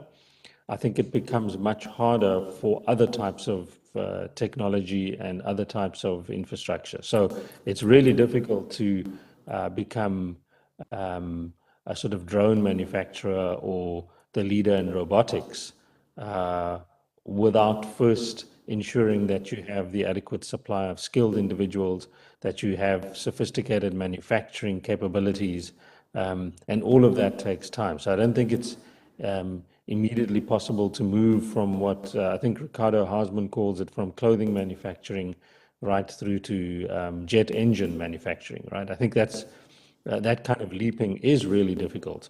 I think where technology can be an input into a production process, right? So what happened in the case of mobile telephony is that it allowed a bypassing of a traditional technology to serve as an input into encouraging industries, whether it was cut flower exports, you know, the kind of sort of efficiency of trade was facilitated through this technology. So as an input, it may be possible, but I certainly think on the technology production side, it's much, much harder to think of technology leaping as the easy solution. But I'm sure Albert and Lili have other views on that as well. All right, thank you so much, Prof. Bhorat. Okay, let's just go to the next question, because it seems like the participants are quite enthusiastic in asking questions here, which is very good. Now, this one is also inclusive to all of the speakers. The question is, do you have any suggestion for the government, again, but this time in the role of ensuring tech adoption for medium, small, and micro enterprises who will be left by the tech industries if they do not want to change? Maybe Dr. Ng can take this first opportunity to answer the question. Yes, I think thank you for very good questions. I think it's also still related to the previous ones in the sense, I would like to highlight two things. First is that in terms of having whether it's possible to leapfrogging in terms of digital transformations, I think it is, but it's very difficult. I'm again taking examples of Korea. Looking back at Korea 20 years ago, Korea was not there in terms of technology, in terms of industrializations, but just within 2 decades, right? I mean, we can see the significant number of robot installations in Korea, which is now making it the top 3 robot installations in the world, including the internet usage, the broadband capacity. Korea is among the highest in the world. So again, whether it's possible, it's very possible, but it takes time and it takes a lot of efforts. Particularly at the end of the day, it's about human capital. So how much the governments, not only the government, society, family, to put education as top priorities and their values, the educations. And including, responding to the second questions, I think in terms of many are very interested in technology gap and inclusiveness. I just want to highlight for the overall developments of digital transformations, again, for developing countries, I want to highlight again about the privacy issues and cybersecurity. When we are talking about the exchange data, not only about the privacy data, yeah, any other kind of data, business, educations, social, government's data, I think it's very important to have a very clear law on privacy of data. This is something that I think most of developing countries are lacking behind. So if G20 can put this into one of their agenda, having this data protections, that's gonna allow cross-border data flows will be more flexible, because it's very clear about the data protections and the privacy law. That allows each country to have more mobile cross data flows, which are more transferable in the, I should say, in the standardized manner. Thank you. Thank you, Dr. Ng. All right, what about from your perspective, Professor Bhorat? So in terms of helping tech industries, again, just leading off from previous inputs, I mean, there's a couple of areas. One is, I think, governments generally think of subsidies to firms in a generic manner, right? So there's often, whether it's employment tax incentives, tax breaks, and so on, in a very either sector-focused or just broadly for maybe size-based, right? So companies below a certain size would get an incentive or a supply-side incentive. I haven't seen, but I'd like sort of maybe some reflection from Albert and Lili, but I haven't seen tech subsidies. So I haven't seen a government enter into a space across sectors, not just for technology firms, but across all sectors to say, well, we'll incentivize you to adopt certain forms of technology. So in other words, if you become more technology intensive, we may actually subsidize that through tax breaks, through even employment subsidies and so on. The other route is on the human capital side. So it's, again, we stick to the bursary idea. Government could say, okay, well, you short of 4 data scientists in your company, we will facilitate, obviously through a proper application process, the support of a bursary program in one of these top 500 institutions for these individuals that you want to train to go abroad and come back. So you match the bursary program through the potential employees that require this human capital top-up, and I haven't seen that. The other, of course, is FDI in the tech space. So foreign direct investors looking to move around countries in the tech space have a high premium on the quality of life and the cost of living. And Madam Chair, seeing that this is from Cape Town to Indonesia, I can think of Cape Town and Bali as 2 ideal destinations where tech firms would be very happy to move, right? So we have, for example, in Cape Town, Amazon Workspaces have actually moved one of their big regional offices to Cape Town. They're currently busy constructing a massive development here. And the reason is it's Cape Town. So the quality of life is incredibly high, just like Bali. So tech firms can move around the world, and the extent to which governments is offering FDI incentives to these large tech firms is important. The final one is something that Albert raised, is the idea of adaptive technologies. So if you think of voice-over technology where translation is happening in real time, say in call centers, so that somebody in the screen can, if somebody's speaking in a language that they don't understand, the screen translates that into a language they can understand. Now, in most cases, those are only for the dominant languages, whether it's French, Spanish, right, obviously English, and so on. Yeah. But local languages don't have those. That's an adaptive technology. That technology hasn't been built where Zulu is translated into English, for example, in the South African context, or an African language is translated into English for the call center. Those adaptive technologies can be supported through tech subsidies by government. So again, another example where you can think about adaptive technologies being supported. Thanks. Mm-hmm. Thank you so much, Professor Bhorat. Very, very interesting ideas. Thank you for the ideas as well. Now we'd like to hear it from Dr. Park.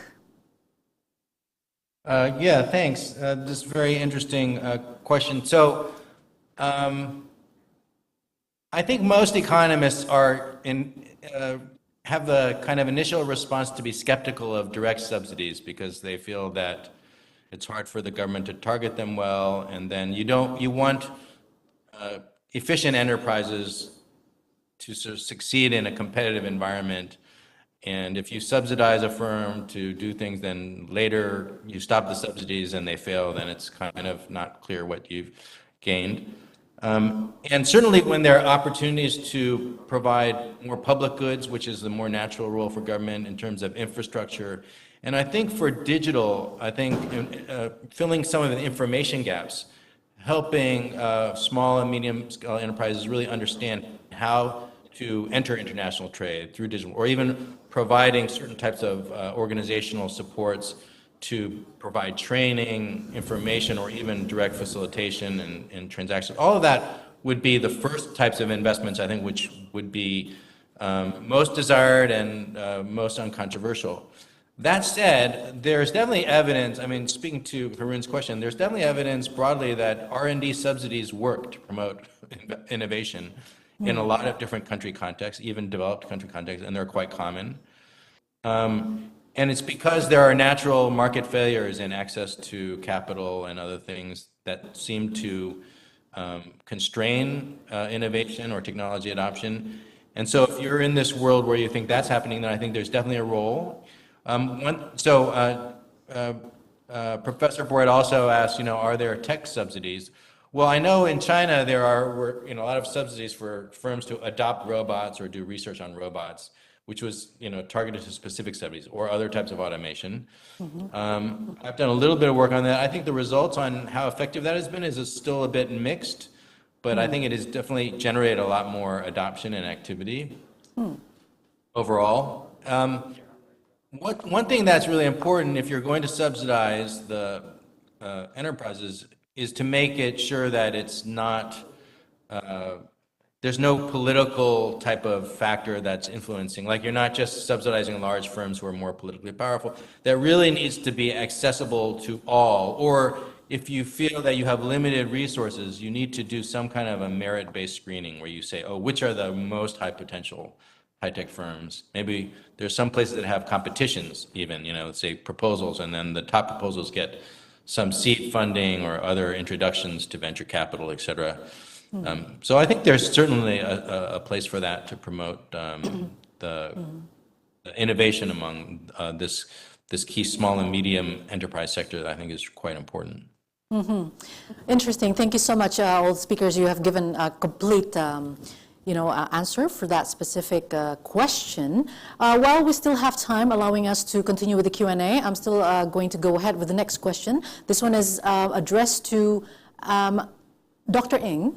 So the question is, this one is for Dr. Albert Park first, all right? So, interesting one. What should small enterprises do when they cannot survive in the digital trade? Because a lot of MSMEs, especially in Indonesia, they're originally owned by their previous generation and then continued by the latest generation. So there's this gap as well in terms of technology, skills, and all that. So what is your take on this? Well, part of the dynamism of the small and medium scale enterprise sector is that there's quite a lot of entry and exit, right? So it's natural for firms to fail, but then for new firms to be born. So if a firm is struggling to compete, obviously, they need to adapt somehow. I think one thing we learned from the pandemic was that firms that were a bit more forward-looking and really tried to invest in the leading technologies or online technologies early, and when the pandemic hit, we're in a much better position to manage all of the shocks and uncertainty. And so I would say, as a general piece of advice, that all firms, whether large or small, they really, if they want to be forward-looking, we know that digitalization is where the future is going in terms of economic activity. And so they just have to make those investments and try to adapt as best they can. Obviously, things will differ depending on their line of business and depending on their scale, their resources, their capabilities, et cetera. But just as a general rule, you should always be trying to be pushing to as far up this kind of technology curve and especially digital access curve as you can. Yeah. All right. Well, it's proven that a lot of SMEs actually they survived during the pandemic. So as long as they're in the game, as in this digital world, this technological world, hopefully they can also survive. Thank you, Dr. Albert Park. And now, as I mentioned before, this one is for Madam Lilian Eng. So tying also the question about MSMEs, as we spoke before, Indonesia, there's a big gap, generation gap between MSMEs, actors, and the digital culture that is now here. So how can they actually work around this matter in terms of digital trade? Well, I think like overall Indonesia is not doing really that bad in terms of digital trade. Many of small, medium enterprises, I think, adopt to the current situations very well. Although some of the small, medium enterprises probably in rural and remote areas, they cannot adopt as well as those in urban areas. Yeah. But I think they're start to coming back to doing the normal business. The thing I totally agree with Dr. Park in the sense that it's very important for, this is again for the governments, education institutions to share their predictions, their estimations, what kind of business, what kind of economic outlook, say 10 years, 20 years from now. And it's very important for the government to communicate it well to small, medium enterprises so they can be more anticipated for the ongoing development. So I think the key for the government is that first, the government has to ensure of the credible estimations.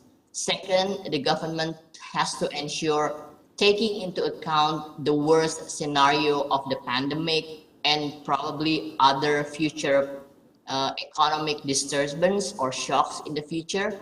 And the government make kind of the credible forecast of what would be like to affect this kind of, what kind of pandemic then, I mean like what will be the impacts of the pandemic or any other future shocks on the economy and what the government can do. And then the third one, the government should also communicate well on the kind of the future, what kind of the global trade, what kind of the global economic look like.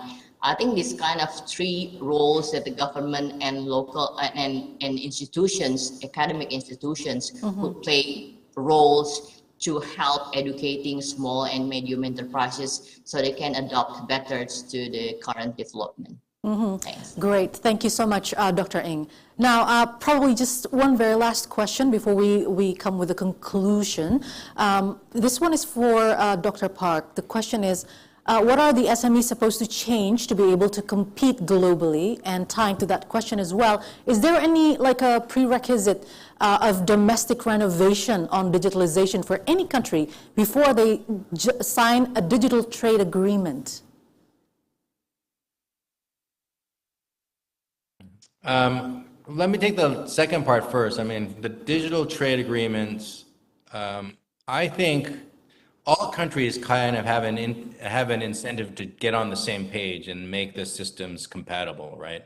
Now, what exactly that system should be, and maybe some of the leading countries may have stronger views about what the standards should be, more closer to their own standards, but that will just need to be worked out. At the end of the day, there's this huge benefit for everyone to be using similar protocols and standards to make it just easier for companies to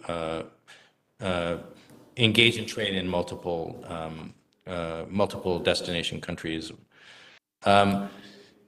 Now, there's other aspects of digital trade agreements which are much more controversial about data privacy issues, especially data flow issues, and the way different agreements have approached that can differ. I think at the end of the day, whichever groups of countries are involved in trying to conclude an agreement need to just figure out what they can agree on and sign that at least. and try to put off the more contentious areas, which is kind of what we've seen in the agreements thus far. But I think it's still generally a very positive step to be engaged in these discussions and to be signing these agreements that you can, where you can increase the reduce the cost of transaction for digital services trade across countries and across potential trade partners. Now, the second question was again about how to support the small and medium-scale enterprises to enter international trade. And of course, for a company that has never traded internationally, whether digital or not, I think, of course, it's quite daunting because there's just a lot of information difficulties. So we tend to see more productive firms and slightly larger firms being the ones that diversify into, or not diversify, but try to get into export markets. And I don't think that there's any reason that should change. But companies that feel they're at the stage of development where they have a good product and they think there's an opportunity, then obviously they need to test the waters. And here, I think, again, the government can really help in terms of various aspects of facilitating information flows and at least understanding what's involved in these trade transactions.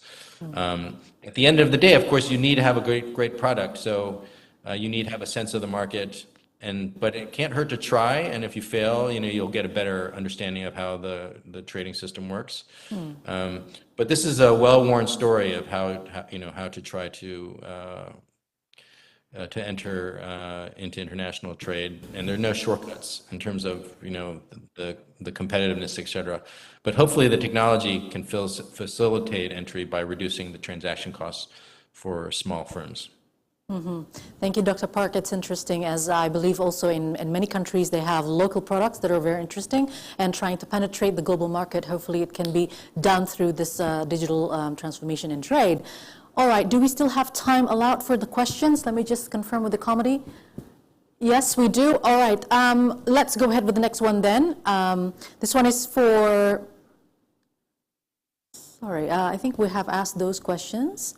Now, let's move on to the next. Okay, so for Dr. Lili, so how can SMEs or MSMEs reach their potential in terms of digital trade or digital transformation in trade? Because I believe they have to be able to know how to use the opportunity. So how can they do that? It's very interesting to learn, like we have so many questions related to technology gaps and the developments of MSMEs. It's very good questions. I think the good things about digital transformations, it allows us to reach markets not only within the regions of the country territory, but also worldwide. I mean, if I know some of the countries producing in Bali or East Nusa Tenggara, or even Papua now, they can reach markets, to European markets, to US markets. I trust it's also the same with our like peer countries, like in Cambodia, Laos, Myanmar, and also in South Africa. Many of small, medium enterprises now can reach to the worldwide market as long as they can adopt the technology to support their businesses. That's one thing. How can they know their potential, or are there any potential? It depends on economies of scale that they want to operate and what kind of business they operate. So I think it really depends on the nature of their business that they are doing. It also depends on the productions, whether they're productions or whether they're working on distributions. So I cannot provide any exacts on the optimal levels or how they can operate. But what I can say is that digital transformations allows us to expand markets beyond the local territory and country's territory.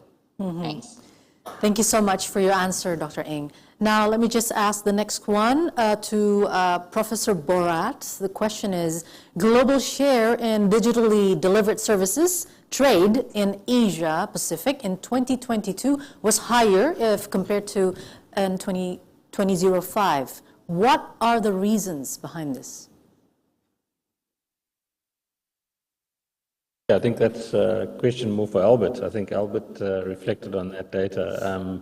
I will hand over to Albert, but my quick sense is, this is digital transformation at work, right? So essentially what's happened is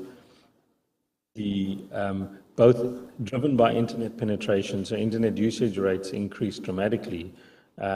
What that does is provide the infrastructure, even given price concerns that I've mentioned and appropriate prices. You then have on the back end also, which we haven't really spoken about, is a very integrated financial services infrastructure in terms of technology. So interpayment services and so on pick up very, very quickly. So that facilitates the adoption of a whole range of e-commerce offerings. And I think that then, certainly in the Asian context, you've seen this rapid rise of digital services as a percentage of GDP. I mean, that pretty much sees its way into not just the tech space or technology space, but across all other sectors that are using digital services.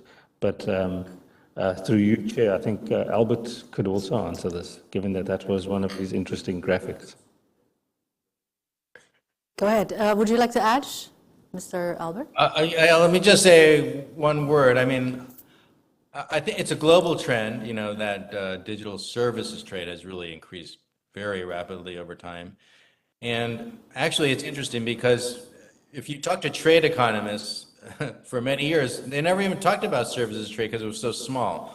All trade globally was almost all goods, manufactured goods. And it was because, people always felt you had to be in the country to provide a service. You couldn't send it overseas. And so it's obviously been a story of technology change that has made it more possible.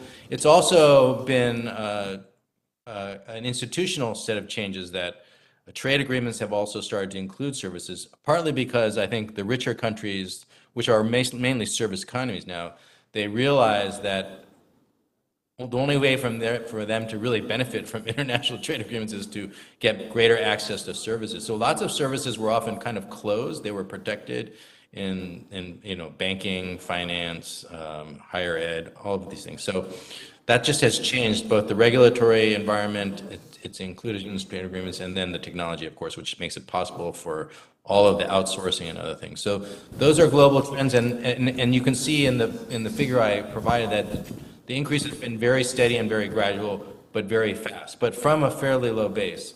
And so I think that's what explains it. Thank you for the addition, Dr. Park. So we still have one more question, I think, that will allow us to have this, to fill in this Q&A session. This one is for Professor Haroon Bhorat. The question is, as Indonesia, in STEM field graduates, we are still low in numbers. And currently, there is this Kampus Merdeka, or if you translated it, it's Freedom to Learn Campus. It's facilitating STEM and non-STEM background students to have more exposure on digital skills from the industry. So do you think this can effectively help to increase digital skills and hence decrease the gap, although perhaps this is not the perfect way, but can it help it? Yes, I think that's exactly. I think that's a great comment, actually, and weaved into a question, which is, you can think of sort of crash courses, right? I mean, the traditional form, if I can go into sort of more the commerce fields, which I know a little bit better, is accounting departments around the world would offer a one-year conversion course where you would, in a one-year period, be able to, from a non-commerce background, become and be trained as a chartered accountant in 1 year, as opposed to a 5-year degree. So this kind of conversion into, in a shorter space of time, into STEM fields is possible. I mean, one can imagine how those individuals, say, perhaps trained in physics or in the hard sciences, could be trained as data scientists. And some of the statistics departments I've seen in developing countries are doing that. And I'm sure, as you say, in Indonesia, that is also happening. I think just to emphasize that has to happen next to, so these crash course conversions into STEM fields or STEM related fields, or let's say technology related fields, that needs to happen next to a consistent focus on overall increases in the quality of STEM field offerings, not just in Indonesia, but I think in most developing countries where we are lagging significantly. Thank you so much for your answer. Seems like we have talked on a lot of perspectives today. So I'd like to just raise this very last question to just conclude as well on this session this morning. So this question will go to all of you speakers. The question is, so Indonesia is going to have this high-level meeting of presidency of G20 in November, right, in Bali. So what are the policies, like policy recommendations that we can actually bring up to the table in Bali, November this year?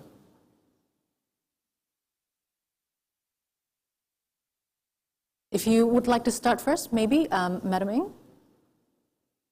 Okay, thank you, Ibu Rahma. I think I would like to highlight one is that it's very important for G20 countries to provide or ensure that all G20s agrees to provide key enabler in terms of data security and governance, privacy laws, competitions or antitrust law, and digital infrastructure. The second one is framework or guidelines, the implementations of framework and guidelines for the adoptions of good technology, including industrial robots and AI for small and medium enterprises. The last, I think at the end of the day, it's the developments of digital transformations is the developments about human capital. So it's very important for G20 countries to ensure there will be cooperations in providing necessary supports and incentives for human capital development. Thank you. Thank you, Dr. Ing. For the second opportunity, maybe from Professor Bhorat? I'll sort of stick to my brief in terms of my presentation, and it seems like there'd be three areas, as you can expect. You know, I just want to emphasize this notion of internet poverty, and you know, there's an interesting individuals listening in should go to Our World in Data, which is an excellent website, and they indicate that an individual who cannot afford a basic package of connectivity in terms of internet connectivity, which they set at 1.5 gigabytes per month, right? At a minimum of 3 megabytes per second, right? That's the speed, would be classified as internet poor. And that gives you sort of, you know, moderate data downloads and checking email and so on. That number of the internet poor is incredibly high. So one of the clear policies, right, for governments to institute is to look at, and one of the reasons the key reasons it's so high, internet poverty, is not necessarily infrastructure, but it's actually pricing. So you've got excessively priced basic internet packages in countries as diverse or as far afield as Malawi, Venezuela, Madagascar, right?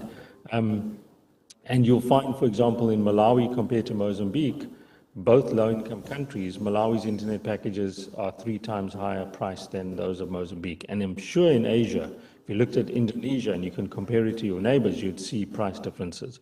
So for me, that's a very clear intervention required from governments to facilitate, let's say, some kind of price discussion to reduce internet poverty. The second is around very clear policy reform to increase and focus on an increase in the number of patent registrations lodged by individual entrepreneurs, firms, and higher education institutions. And there are a whole range of different types of incentives we've spoken about, despite Albert's concern around subsidies, but the tech subsidies do work, and I think a greater focus on tech subsidies on early product development, right, that will lead to patent registrations must be a part of the policy framework. And then finally, if one is thinking about higher education, I really like the idea of innovative solutions to increasing STEM graduates. So the crash course idea is a really good one. I think in the longer run, the focus must be perhaps more towards quality of STEM graduates through things like sending graduates abroad on bursary programs and bringing them back, but also a very, very clear focus by the relevant ministries on increasing the offerings in STEM fields, but also the quality of those offerings. Thanks. Thank you for the perspective, Dr. Bhorat. And also, last but not least, can we hear it from Dr. Park now? Thank you. It's been a pleasure to be part of this discussion today.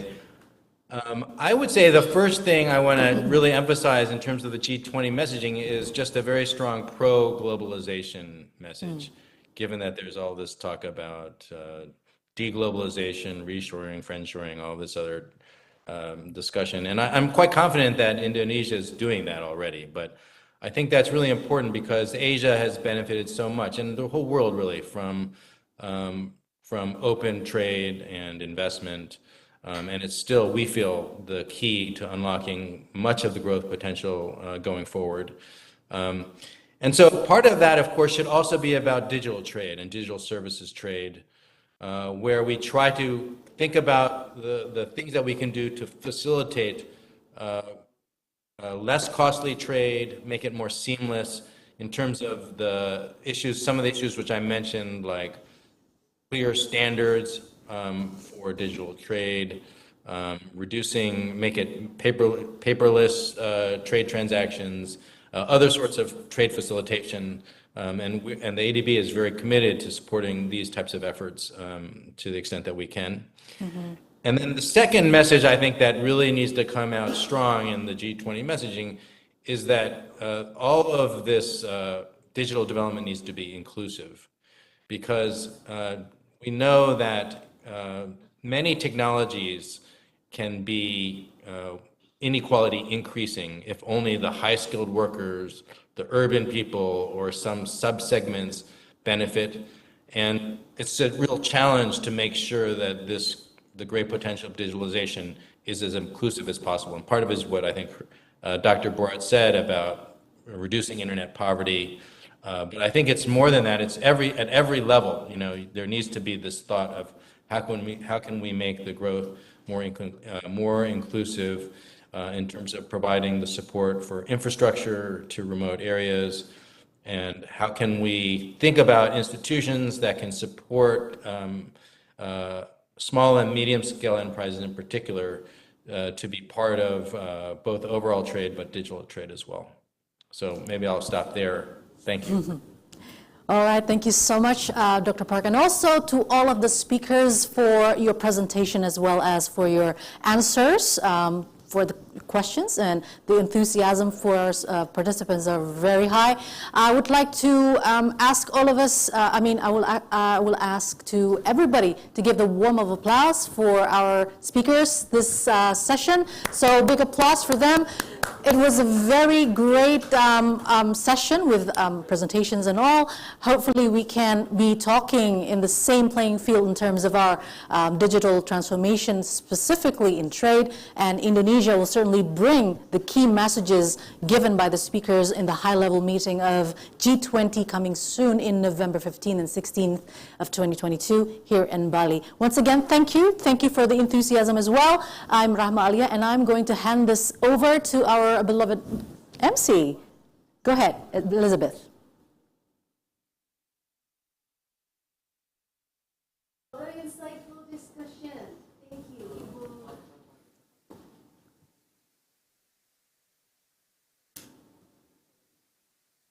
Very insightful discussion. Thank you, Rahma Alia, and all respected speakers.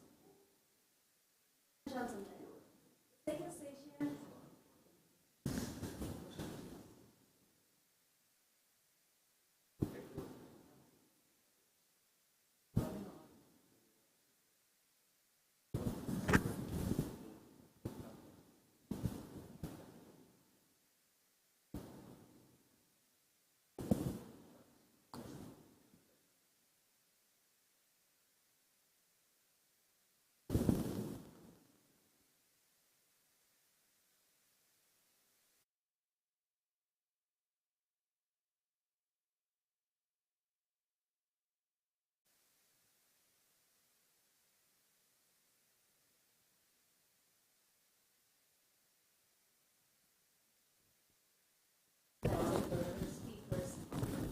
Ladies and gentlemen, the second session is in-depth discussion about the transformation challenges.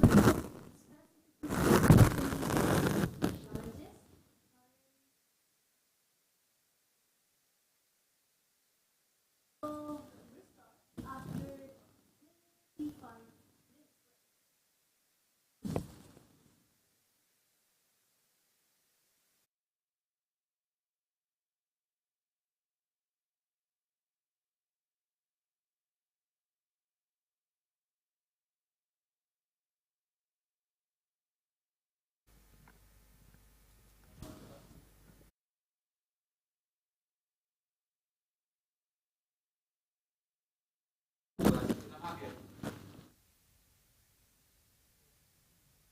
What an insightful discussion, and sorry for the technical problems. Thank you, Ibu Rahma Alia, and all respective speakers. Ladies and gentlemen, the second session is in-depth discussion about the digital transformation in trade, specifically Indonesia. Opportunities, challenges, and also current Indonesian policies that will restart after 35 minutes break, or at 12 Indonesia time or Jakarta time. So we would like to also inform, please do mind, the certificate will be given to participants who had filled in both attendance form and survey form that will be shared in the end of the webinar. You can get the link at chatroom later. Ladies and gentlemen, please join us after the break time. We'll be right back soon. See you.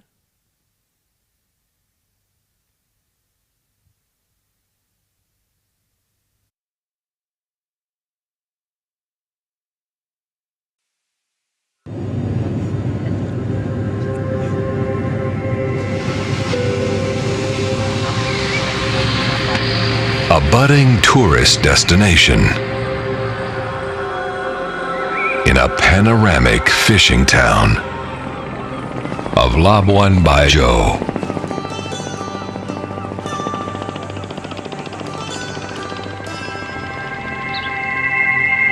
A perfect retreat for peace and tranquility.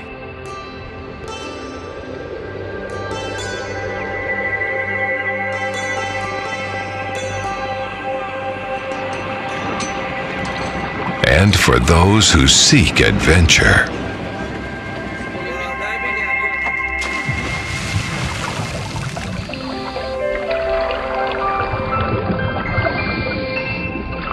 Amazing dive sites. Magnificent underwater life in glassy seas.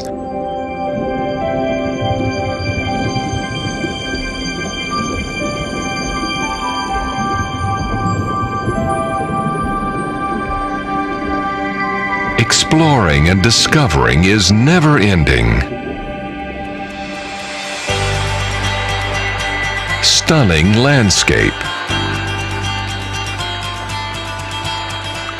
Delight in the legendary Pink Beach.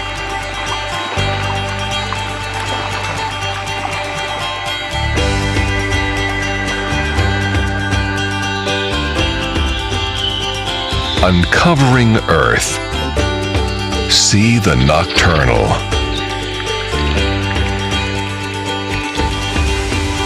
And feast on the splendid scenery.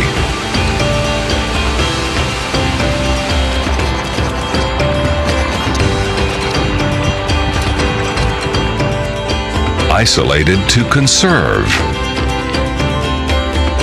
Land of the Dragons. Sanctuary for the endemic.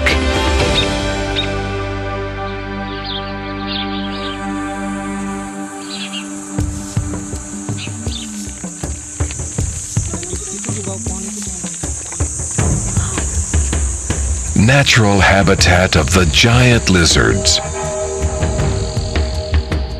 Beautiful beasts.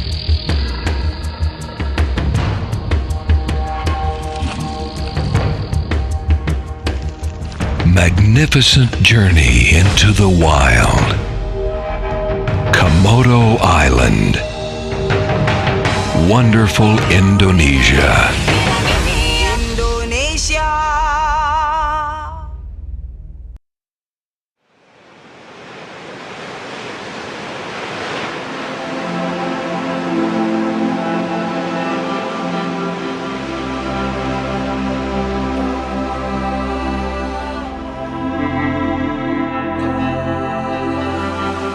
Pristine tropical beaches.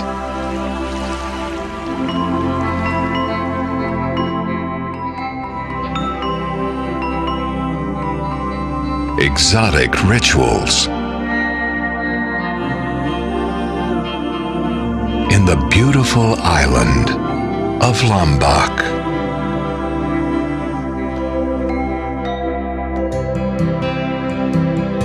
Colorful craft.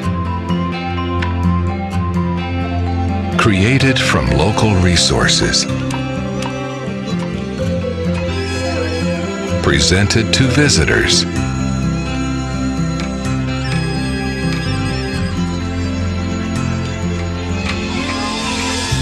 Authentic traditional villages. Distinctive pottery. Guests can take part in the process.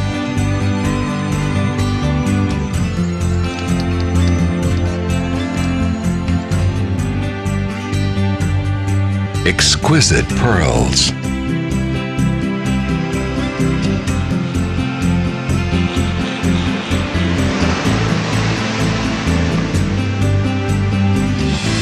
Embark on a remarkable voyage.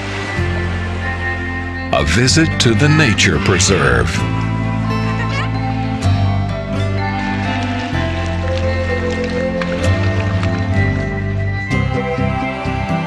Towards the sea and beaches.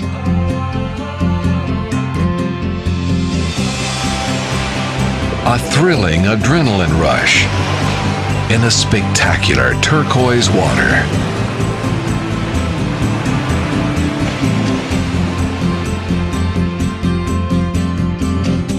Parties on the beach.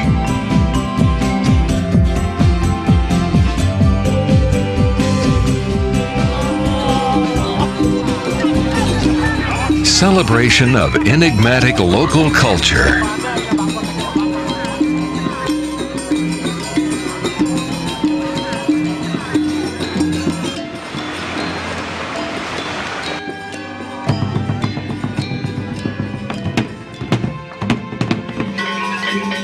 Amazingly festive.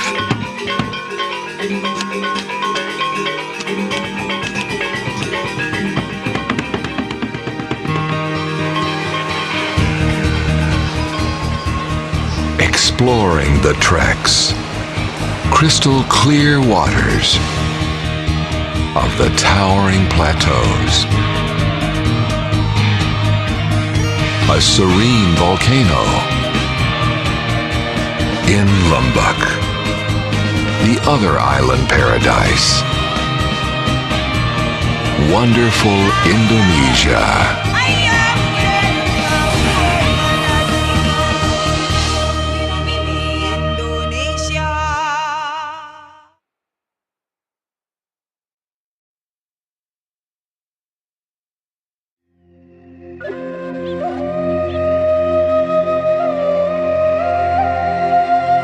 Exploring beyond the famous Wallace Line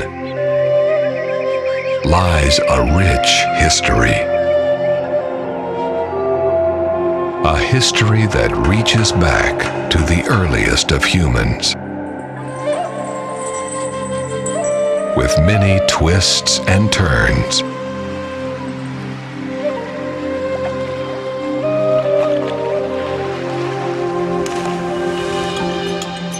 Now accessible through an international airport and open harbors.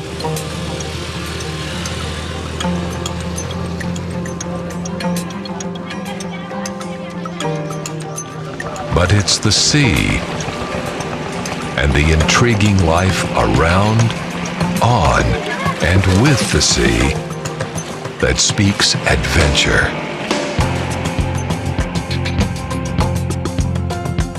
With hotels that blend in perfectly. International standards.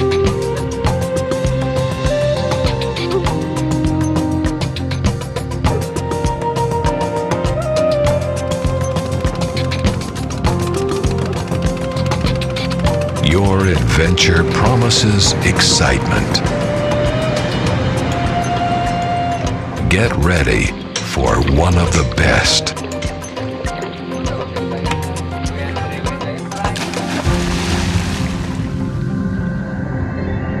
One of the underwater world's wonders.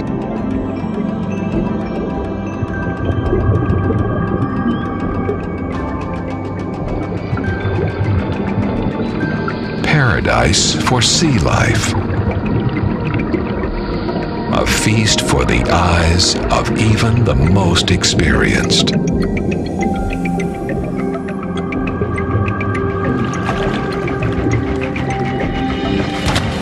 A garden for the locals who are learning to hunt from an early age on.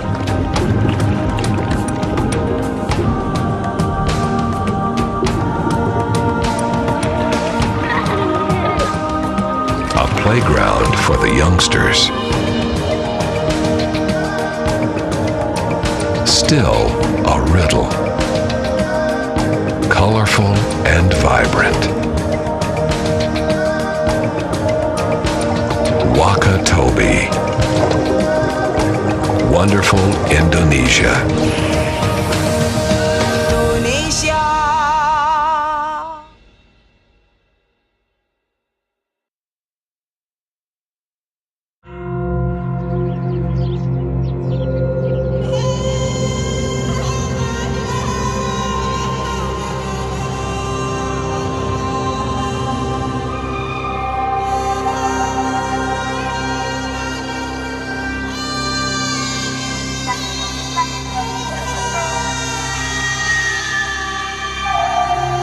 Land of the Heavenly Kings.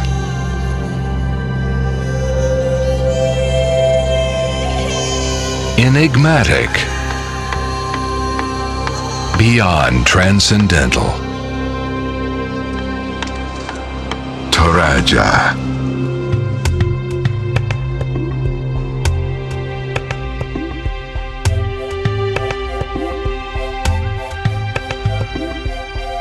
Breathtaking landscape. Home of the mighty buffaloes.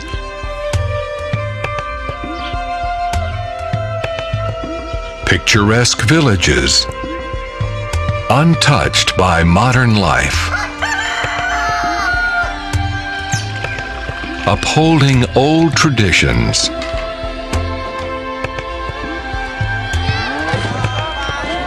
Displayed in crafts and feasts.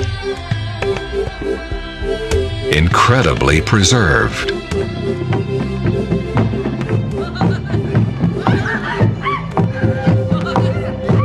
Remarkable funeral rites.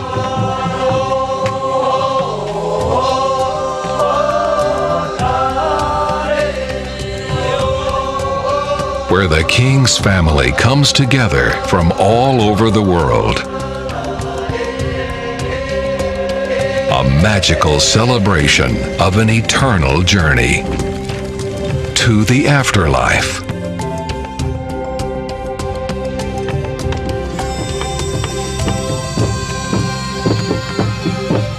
An ancient way of life celebrated.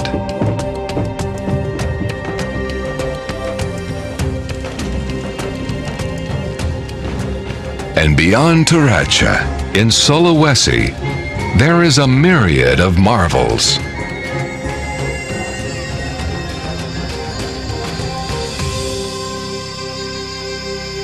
From prehistoric megaliths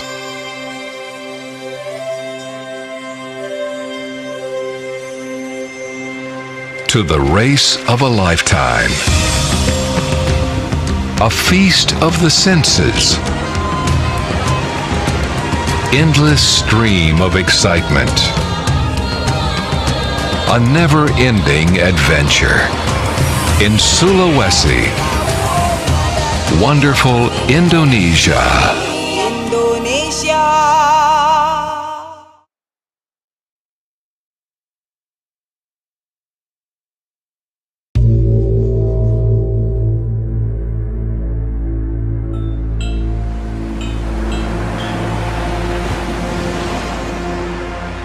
A mesmerizing getaway.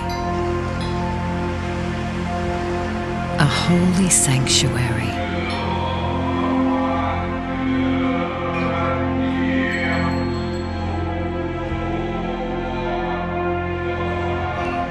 A captivating culture. Sublimely sacred.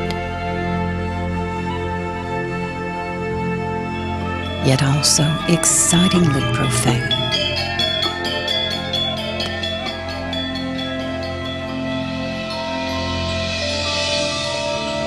The ultimate paradise.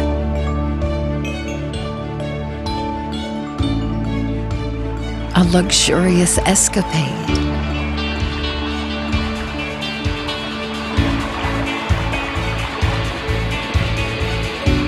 Here you have some of the hippest spots on the planet.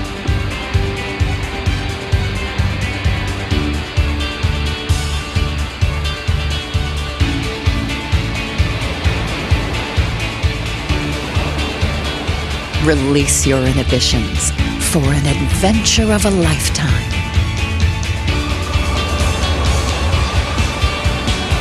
Whether you fancy the beach or golf.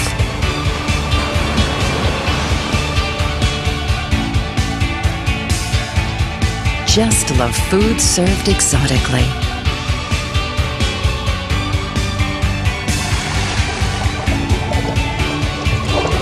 Or adrenaline rushes.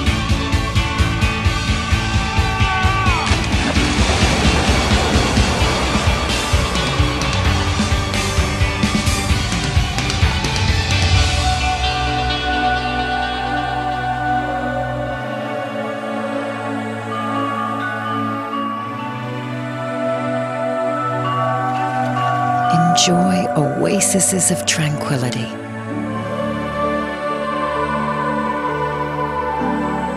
Where pampering is art perfected.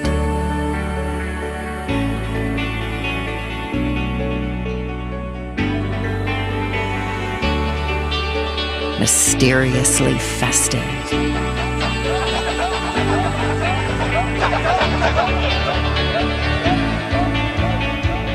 Tourism with its own history.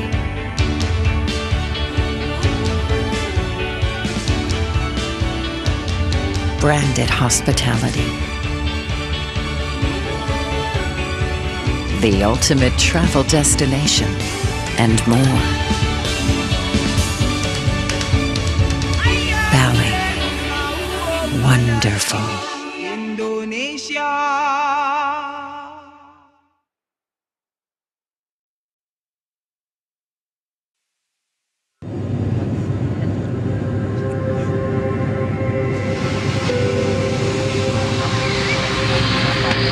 A budding tourist destination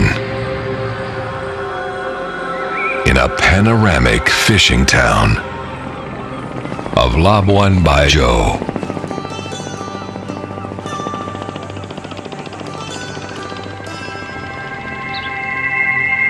A perfect retreat for peace and tranquility.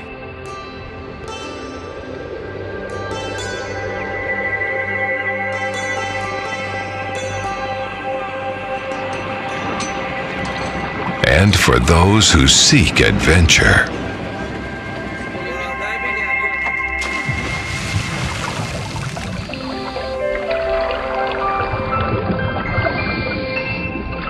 Amazing dive sites. Magnificent underwater life in glassy seas.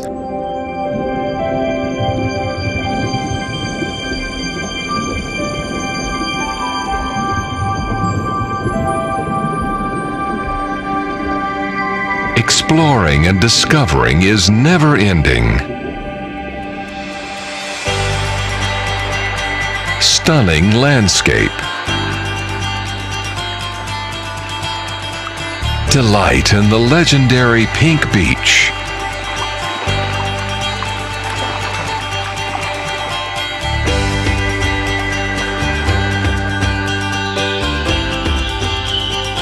Uncovering Earth. See the nocturnal.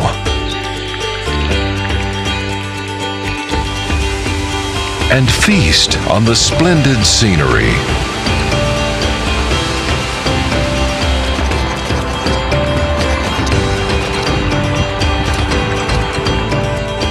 Isolated to conserve. Land of the Dragons. Sanctuary for the endemic.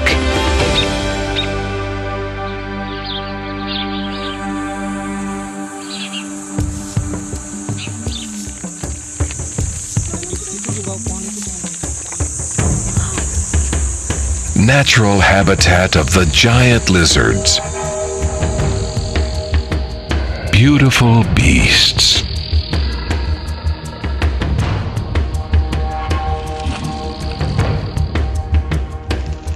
Magnificent journey into the wild. Komodo Island. Wonderful Indonesia.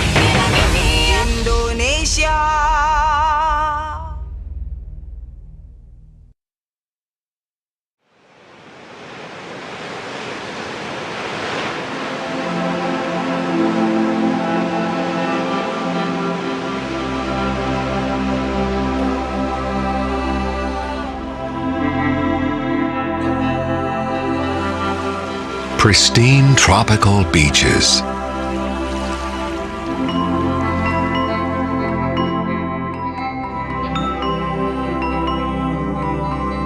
Exotic rituals. In the beautiful island of Lombok.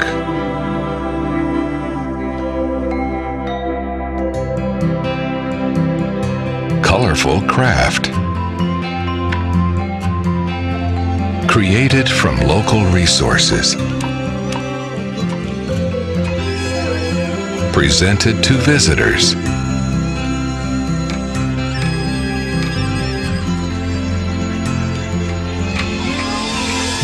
Authentic traditional villages. Distinctive pottery.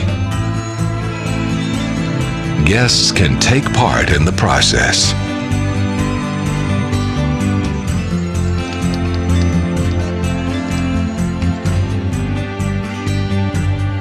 Exquisite pearls.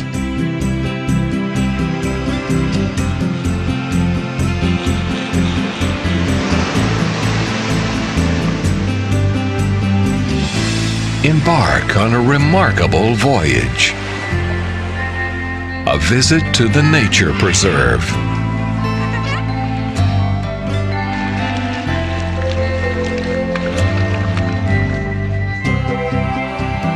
Towards the sea and beaches.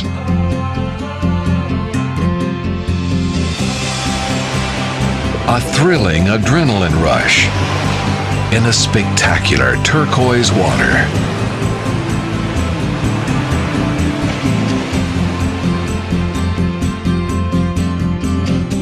Parties on the beach.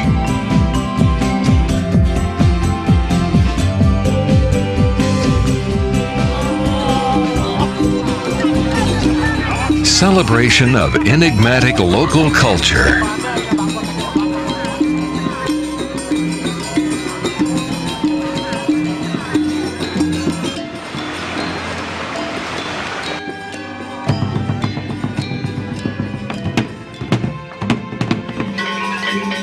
Amazingly festive.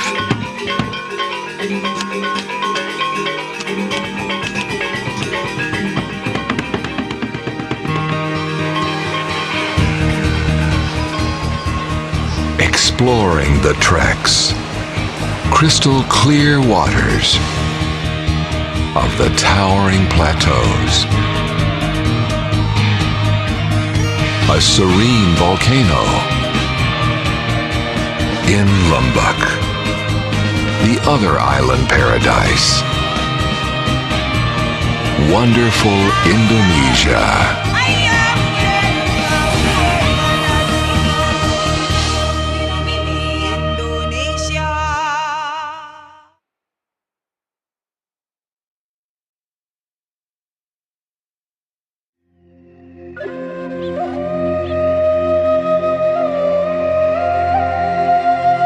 Exploring beyond the famous Wallace Line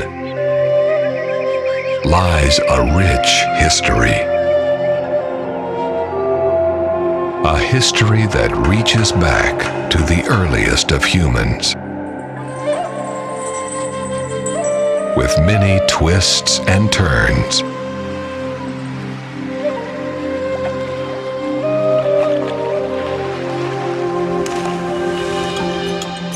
Now accessible through an international airport and open harbors.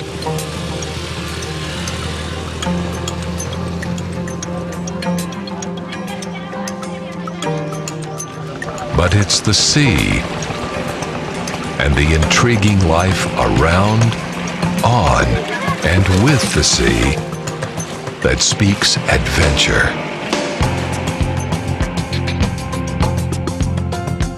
With hotels that blend in perfectly. International standards.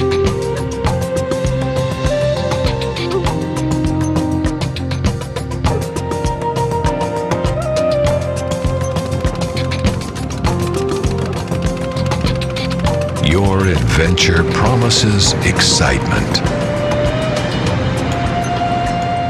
Get ready for one of the best.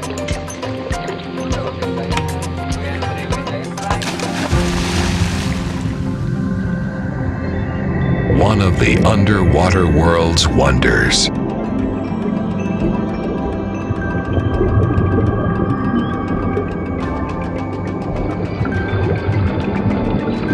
Paradise for sea life. A feast for the eyes of even the most experienced.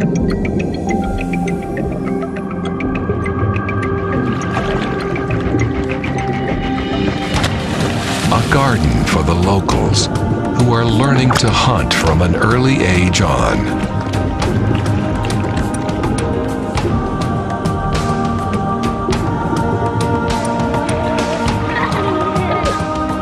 A playground for the youngsters.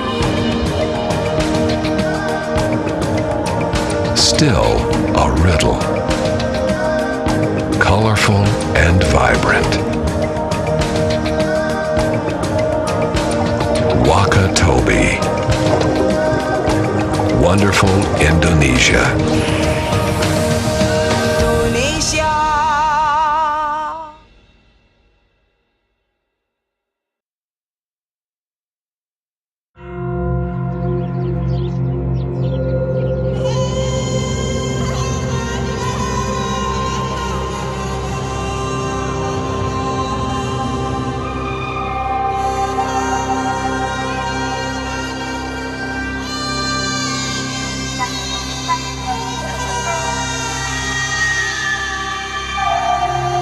Land of the Heavenly Kings.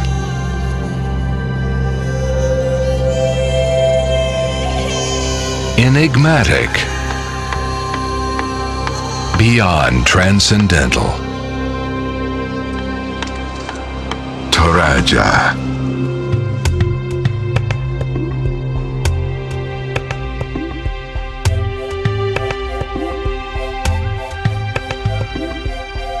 Breathtaking landscape.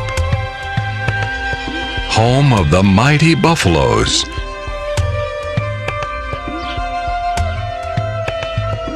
Picturesque villages. Untouched by modern life. Upholding old traditions.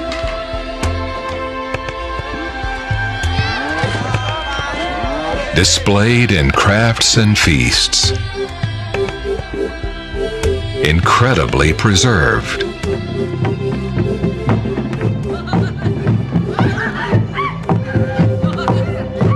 Remarkable funeral rites.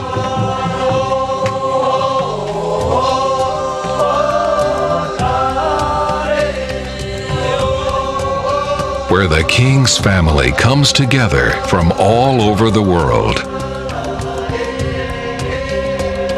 A magical celebration of an eternal journey to the afterlife.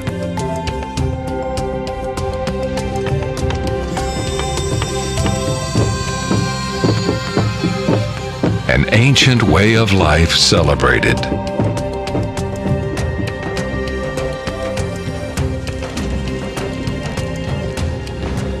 And beyond Toraja, in Sulawesi, there is a myriad of marvels.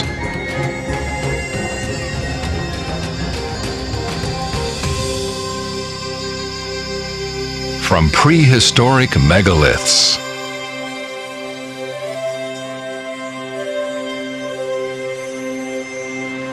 to the race of a lifetime,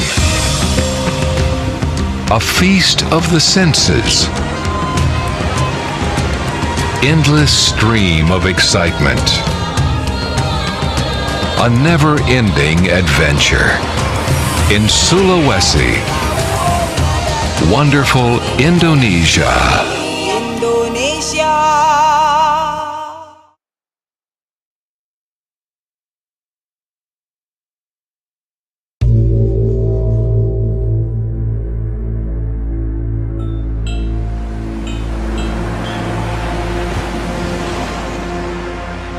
A mesmerizing getaway.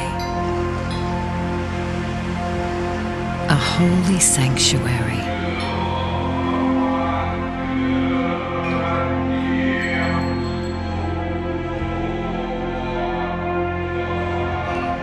A captivating culture.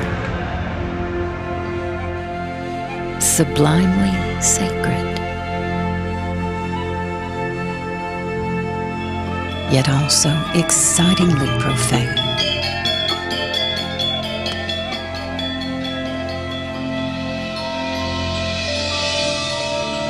The ultimate paradise.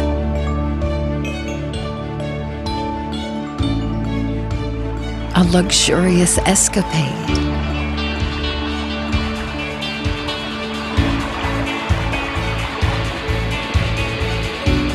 Here you have some of the hippest spots on the planet.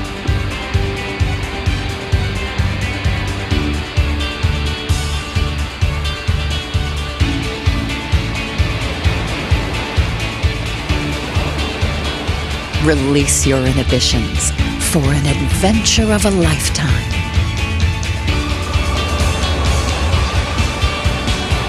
Whether you fancy the beach or golf,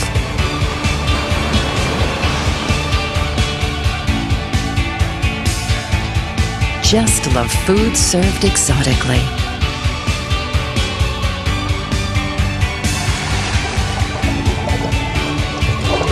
Or adrenaline rushes.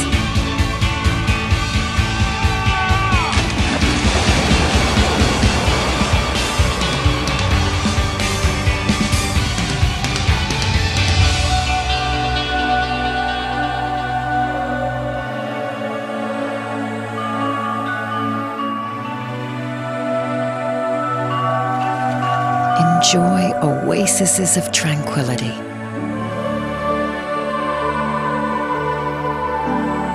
Where pampering is art perfected.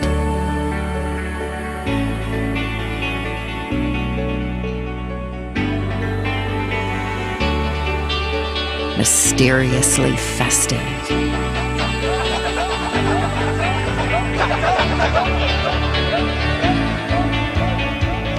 Tourism with its own history.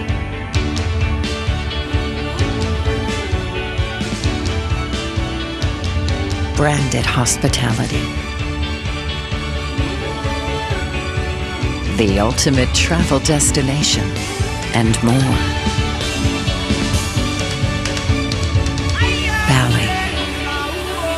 wonderful. Indonesia.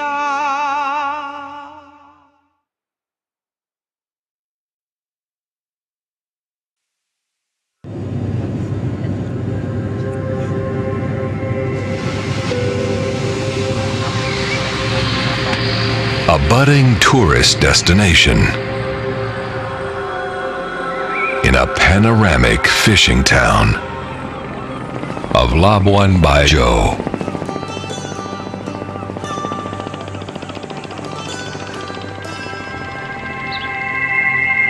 A perfect retreat for peace and tranquility.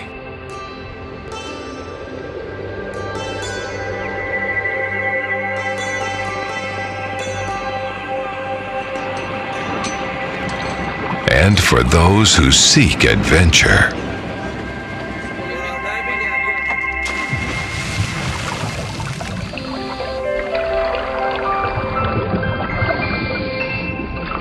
Amazing dive sites.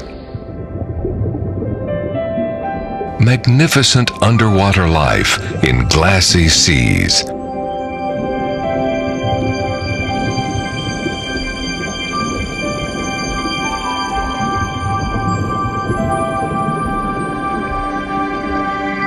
Exploring and discovering is never ending.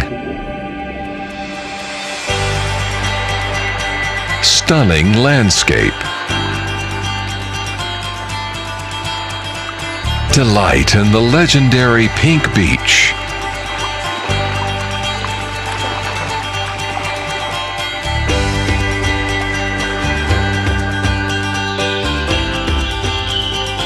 Uncovering Earth. See the nocturnal.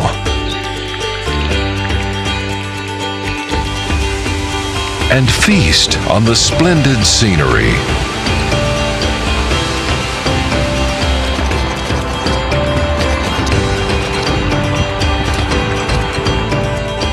Isolated to conserve. Land of the Dragons. Sanctuary for the endemic.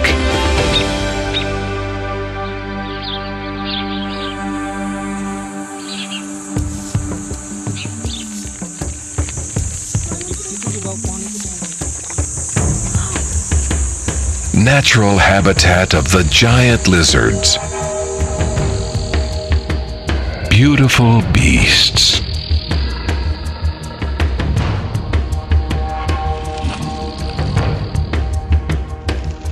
Magnificent journey into the wild. Komodo Island. Wonderful Indonesia.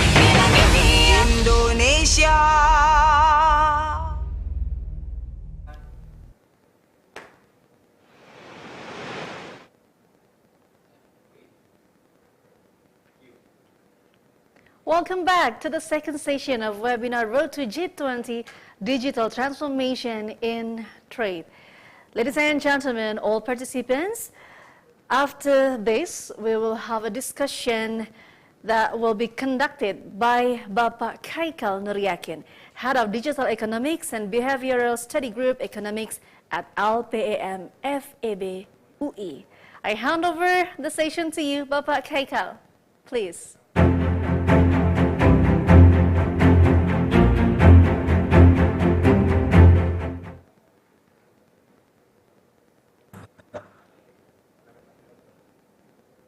Okay, good afternoon. Could you hear my voice? Yes, sure. Very clear.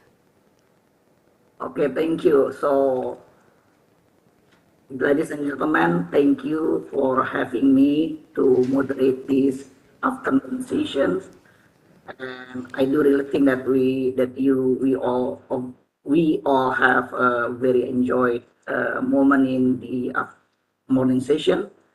And I am looking forward for this afternoon session also in order to have a fruitful and beneficial discussion to give recommendations to Ministry of Trade, right, in order to developing small medium enterprise and cooperatives.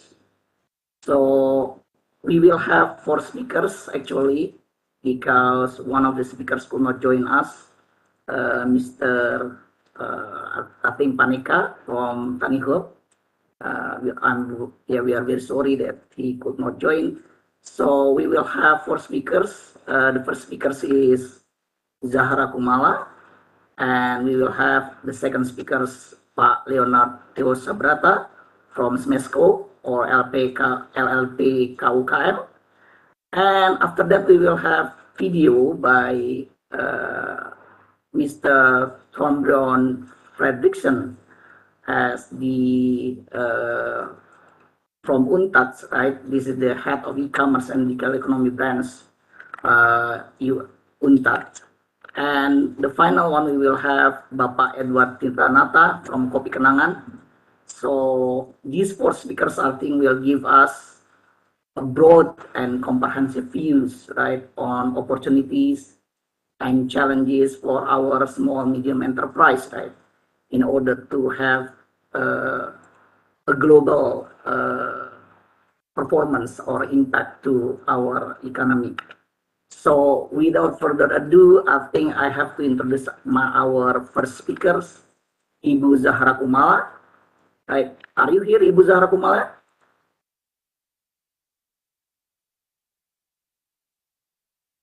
I'm here, Pacheco. Can you hear me? I think your voice is still. Can you hear me? Okay. Hello? Hello? Can you hear me?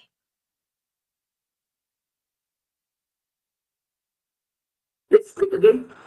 Hello? Hello, can you hear me? Yeah, I don't know. I hear you very small, but I don't know with the other participants. Could you hear Ibu Zahra very well? Okay, I'm trying to look at my laptop right now.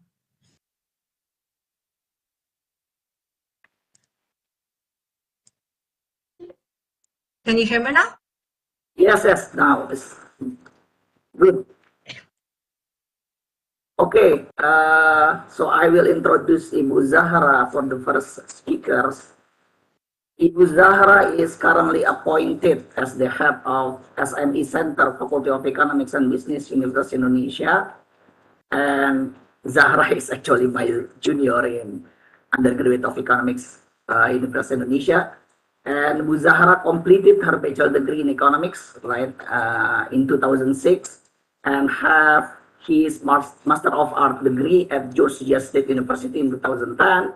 And he just, I think, finished his PhD on econometrics and business statistics at Monash University in 2021.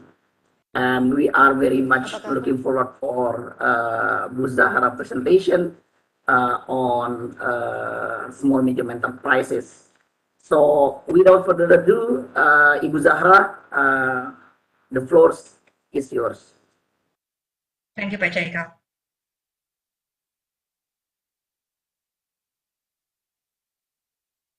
Can I have my slides, please?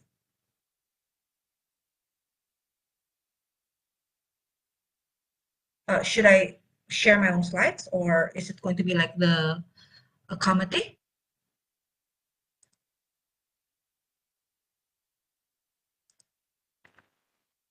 We will share your presentation, Ibu. Please wait a moment.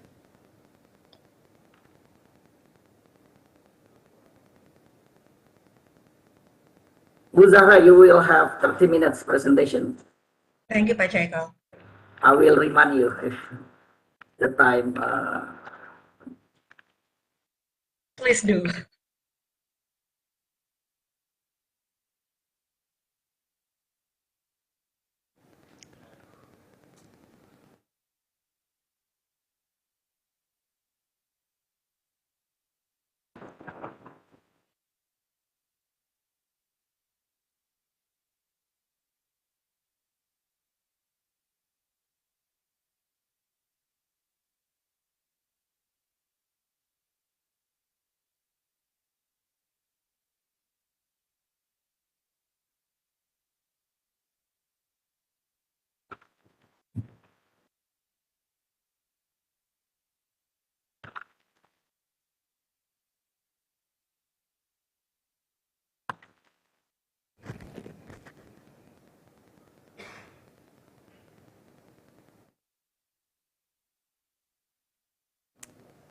Should I start now?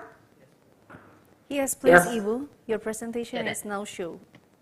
Okay then, thank you so much. Good afternoon, everyone. Firstly, thank you to the Minister of Trade for giving me the opportunity to be part of this webinar. Also, thank you for Chaikal for the introduction. For my discussion, the title will be Digital Transformation of Trade in Indonesia, Opportunities and Challenges for Indonesian MSMEs in Digital Trading Using the Achievement of Sustainable Development Goals. I am from UKM Center or SME Center, a center of excellence in the Faculty of Economics, University of Indonesia. And our primary focuses are the empowerment of MSME and the development of entrepreneurship. At this moment, we have more than 6,000 MSMEs, our partners, and we're involved in our training and business advocacy. So since this morning, many speakers have discussed about the macro data on SME, so I won't talk too much about that.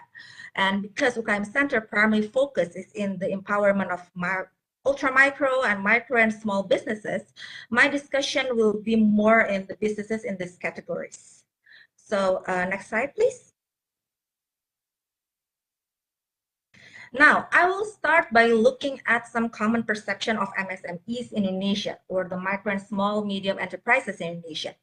In terms of product, we're talking about MSME. Mostly we're talking about the 3 Cs, the clothing, culinary, crafts, or in Indonesian, batik, keripik, and akik. So even though, of course, the products has much more varieties, but this is a common thing that people will relate to. About the actors, we usually divide them into entrepreneurs by choice because they're people that really want to be entrepreneurs.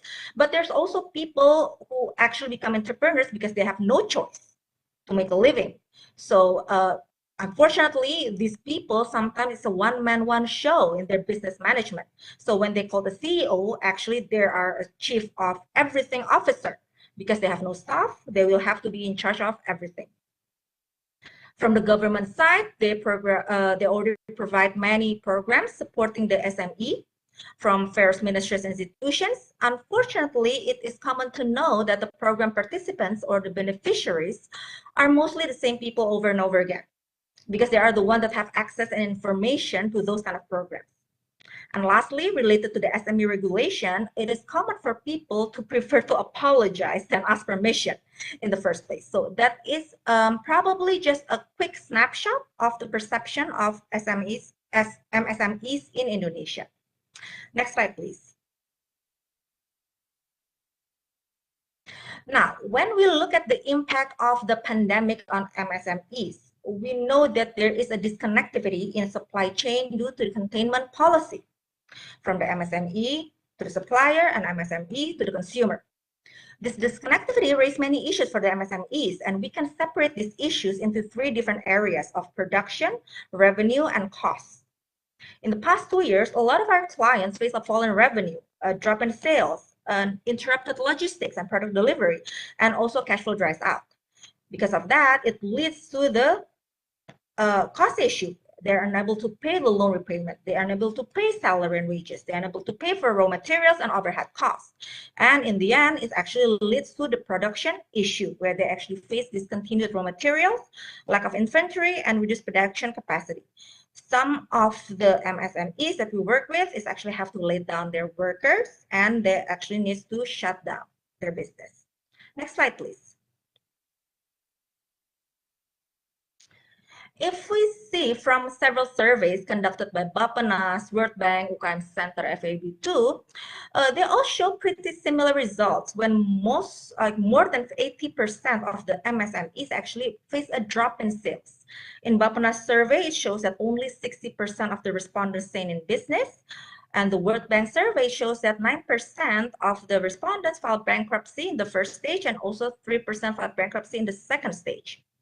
Now, for our UKM FAB-UI, it shows that 95% of our micro clients chose to change their businesses due to sales drop.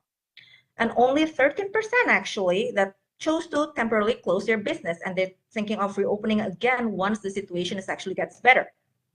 This can happen because most of our respondents are ultra micro and micro businesses. So in terms of resiliency, this shows that the micro businesses are very adaptive and pretty quickly bounce back, adjusting to the economic situation. For instance, like they sell, clothing. but because there's a change, there's a drop in sales, they actually prefer now to change their business into selling food and beverages. So it's actually pretty adaptive. But unfortunately, only 15% of our samples switched to digital. And even most of them mostly using only WhatsApp group, Facebook, Instagram, and TikTok to advertise their product. So this is still room for improvement in terms of digitalization. Next slide, please. So going digital is actually one way the business restore their connectivity with the supplier and the consumer. This can be done by implementing digitalization in these 5 different business areas: in marketing, payment, finance, business management, and logistics. We also can utilize platforms such as social media or e-commerce like Lazada, Bukalapak, Tokopedia, Shopee, and also website. Pasar.id from BRI also a very good example how the banking sector actually support their MSME clients on switching to digitalization. So in terms of our partners, mostly our ultra micro and micro businesses, they're mostly only use the social media platforms and they're still not ready to apply digital transformation in the 5 business areas.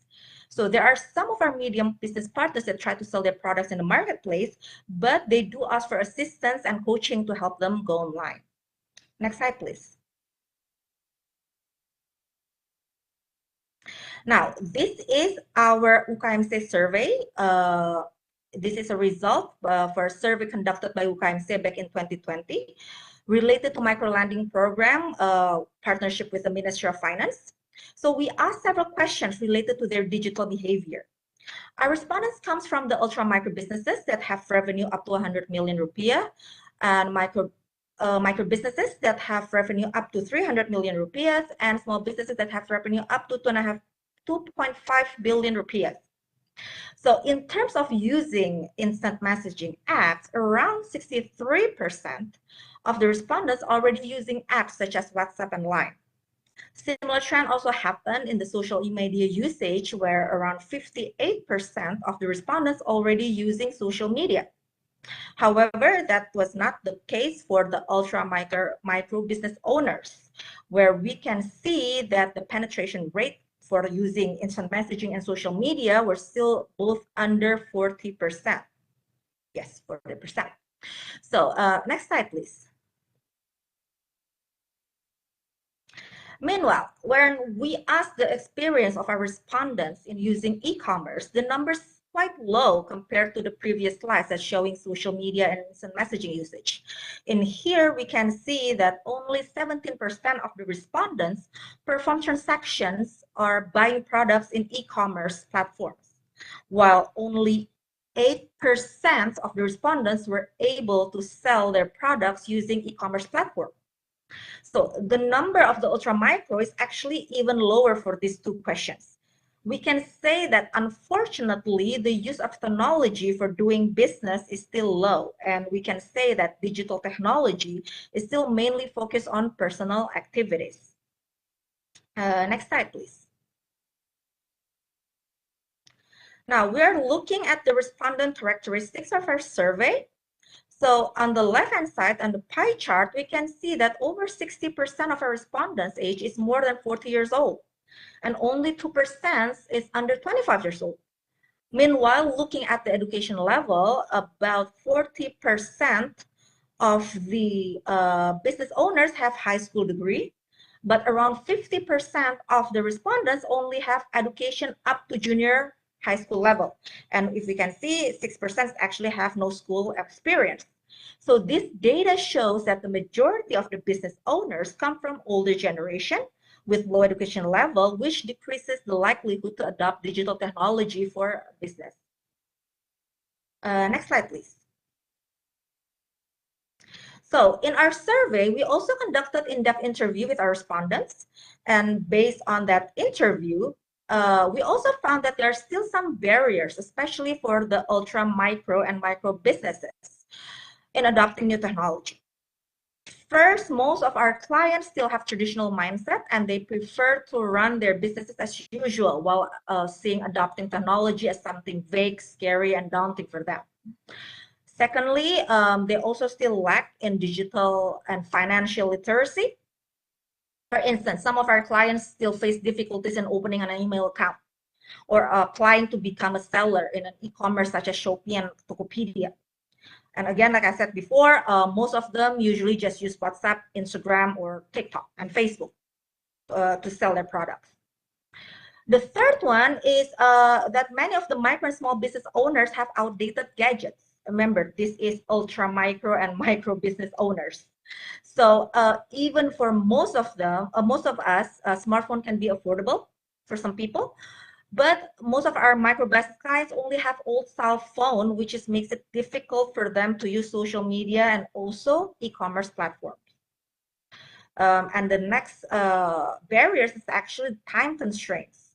Time constraints because the people's actually, or the business owners face some trade-off, whether they should spend time to learn new technology and think, like looking back at their age and also educational background, it's something that is difficult for them. They need to spend more time, or they actually need to spend time on their businesses, which actually can get them revenue. So that's also one of the barriers. And the fourth and the fifth one is actually limited network infrastructure, such as poor internet connection in some areas, and also limited to access information. In this case, there are some people who want to adopt technology. They're very interested in adopting technology, but they just don't know how to access proper information or training that will be suitable for their type of business. Next slide, please. Now, in this, oh, this is better, it's bigger. In this slide, we can see the pre-pandemic e-commerce growth from JP Morgan, where the e-commerce growing rapidly from January 2017 to January 2019. And the report stated that the e-commerce growth was driven by the young consumers, where the mobile commerce use apps actually lead the growth.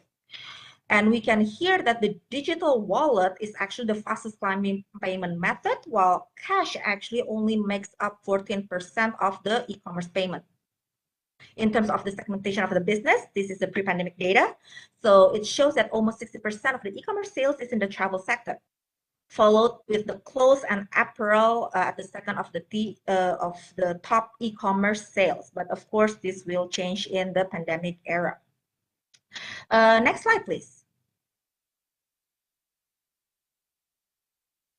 Okay, now we're talking about the Indonesian MSMEs capabilities and resiliency. We know that our MSMEs are mostly selling consumer goods and services. If we look at Shopee digital merchants operation during the pandemic, we can see that 79% of online merchants were still operating during the pandemic. And where actually less than 40% of offline stores were open. Only 40% were open during the same time. So we can say that digital merchants were more resilient than the traditional merchant.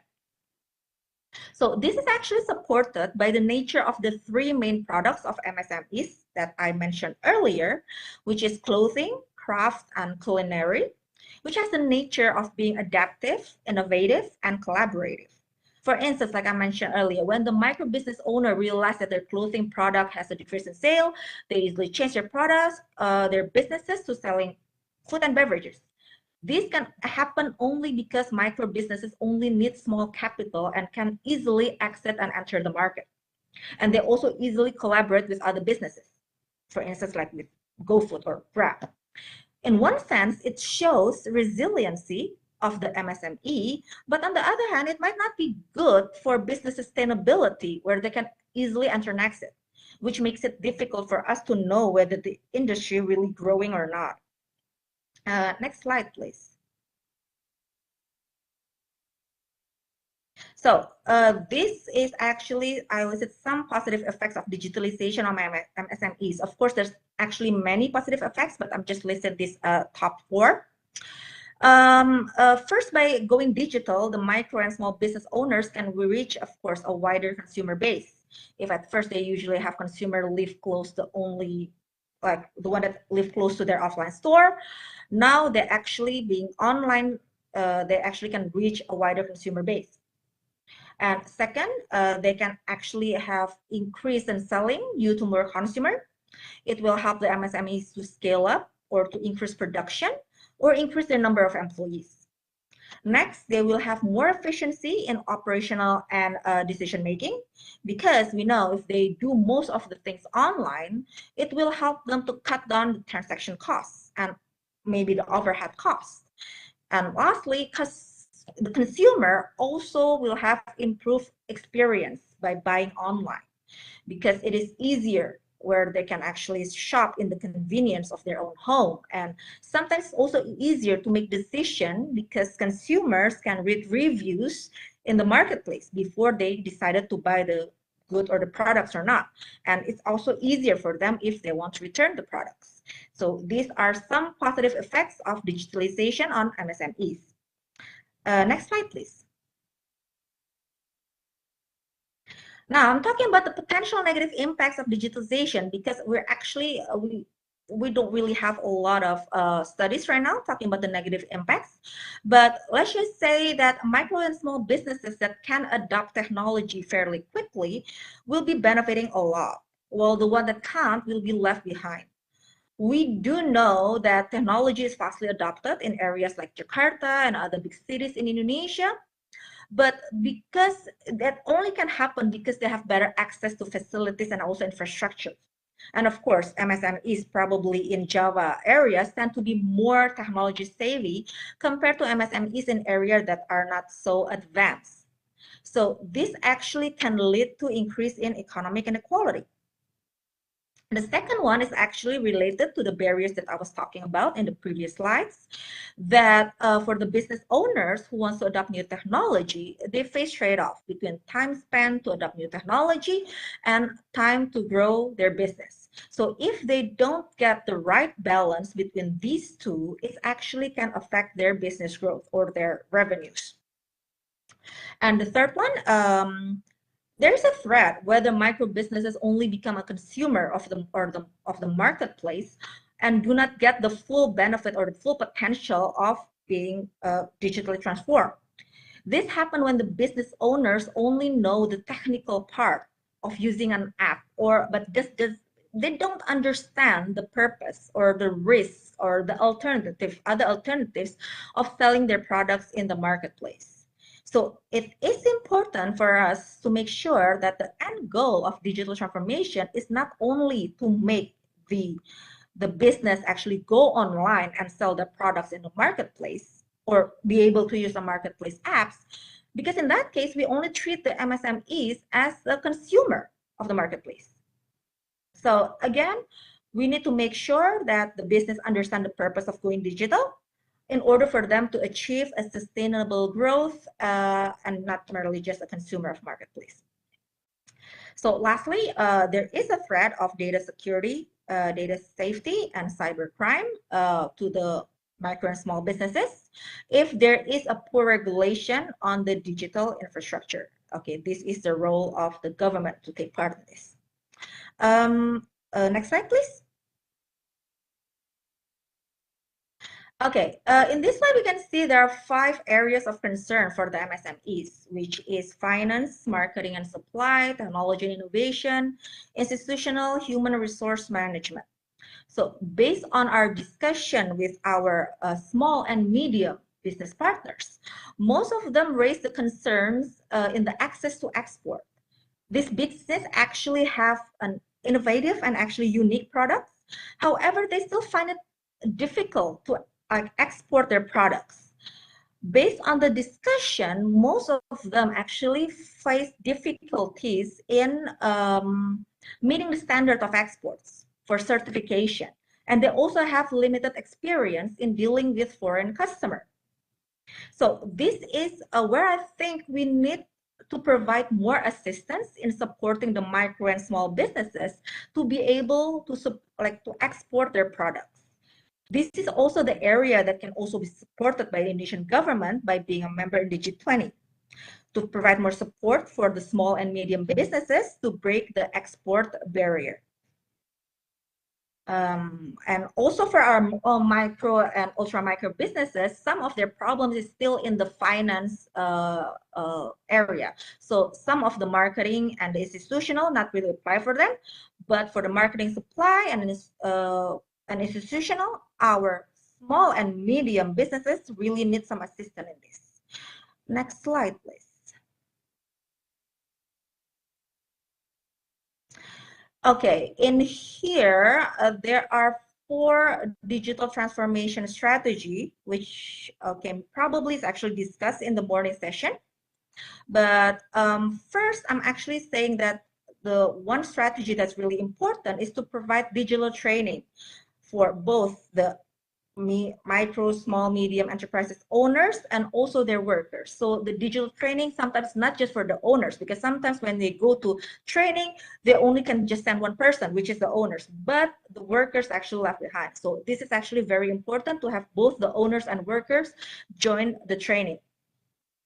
The second one, we should try to create a digital community of practice for MSMEs. So they actually can learn from their peers, and they also can have mentorship environment from this kind of digital community. So we also need to make sure that the government can enhance the government standards in communication and also in evaluation, because like what I said in my first slide, that we need to make sure that the government program supporting MSMEs is well communicated, so they can reach a wider audience and increase the beneficiaries of the program and not just the same person over and over again. I also added that we need to have a roadmap to MSME digitalization, which I'm going to explain a bit more in the next slide. Next slide, please. So this is the strategy, matchmaking MSME's digital transformation. This is actually based on our UKMC focus group discussion with a lot of MSMEs practitioners. We actually see the need to make a roadmap or a guide that will enable the MSMEs to transform digitally in a relatively short time, which is suitable for their field of business. Because we know that different business types or different business categories might have special or different needs, which is unique from the other types of businesses. So when we use the 3 Go concepts, the Go Modern, the Go Digital, and the Go Online, we need to make sure, for instance, in the Go Modern stage, the business already start to understand their own businesses. They actually start to build information base. And when they actually already succeed in doing that, we actually can call them ready to go digital. And the Go Digital, when they're actually trying to go digital, they should be able to make lists. They should be able to of what their business needs. And they also need to be able to record their business transactions. And after that, after they're actually able to do that, then they can actually go online in the marketplace. And when they go online in the marketplace, they will need to be able to generate reports and analysis and also implementing business processes. So with a clear and a detailed directions of what the business needs to achieve in each stage before they actually can go to the next stage, it will help the businesses that go online to have a sustainable growth. In doing this, the roadmap also ensures that the business is financially literate as well as digitally literate, because you need the financial literacy in making lists and recording transaction, generating reports. This kind of stuff needs to work together, side by side. So in the end of the day, when they already go online, it actually can help the business that already in this stage to be ready to go global, to actually export their products in the global market. Next slide, please.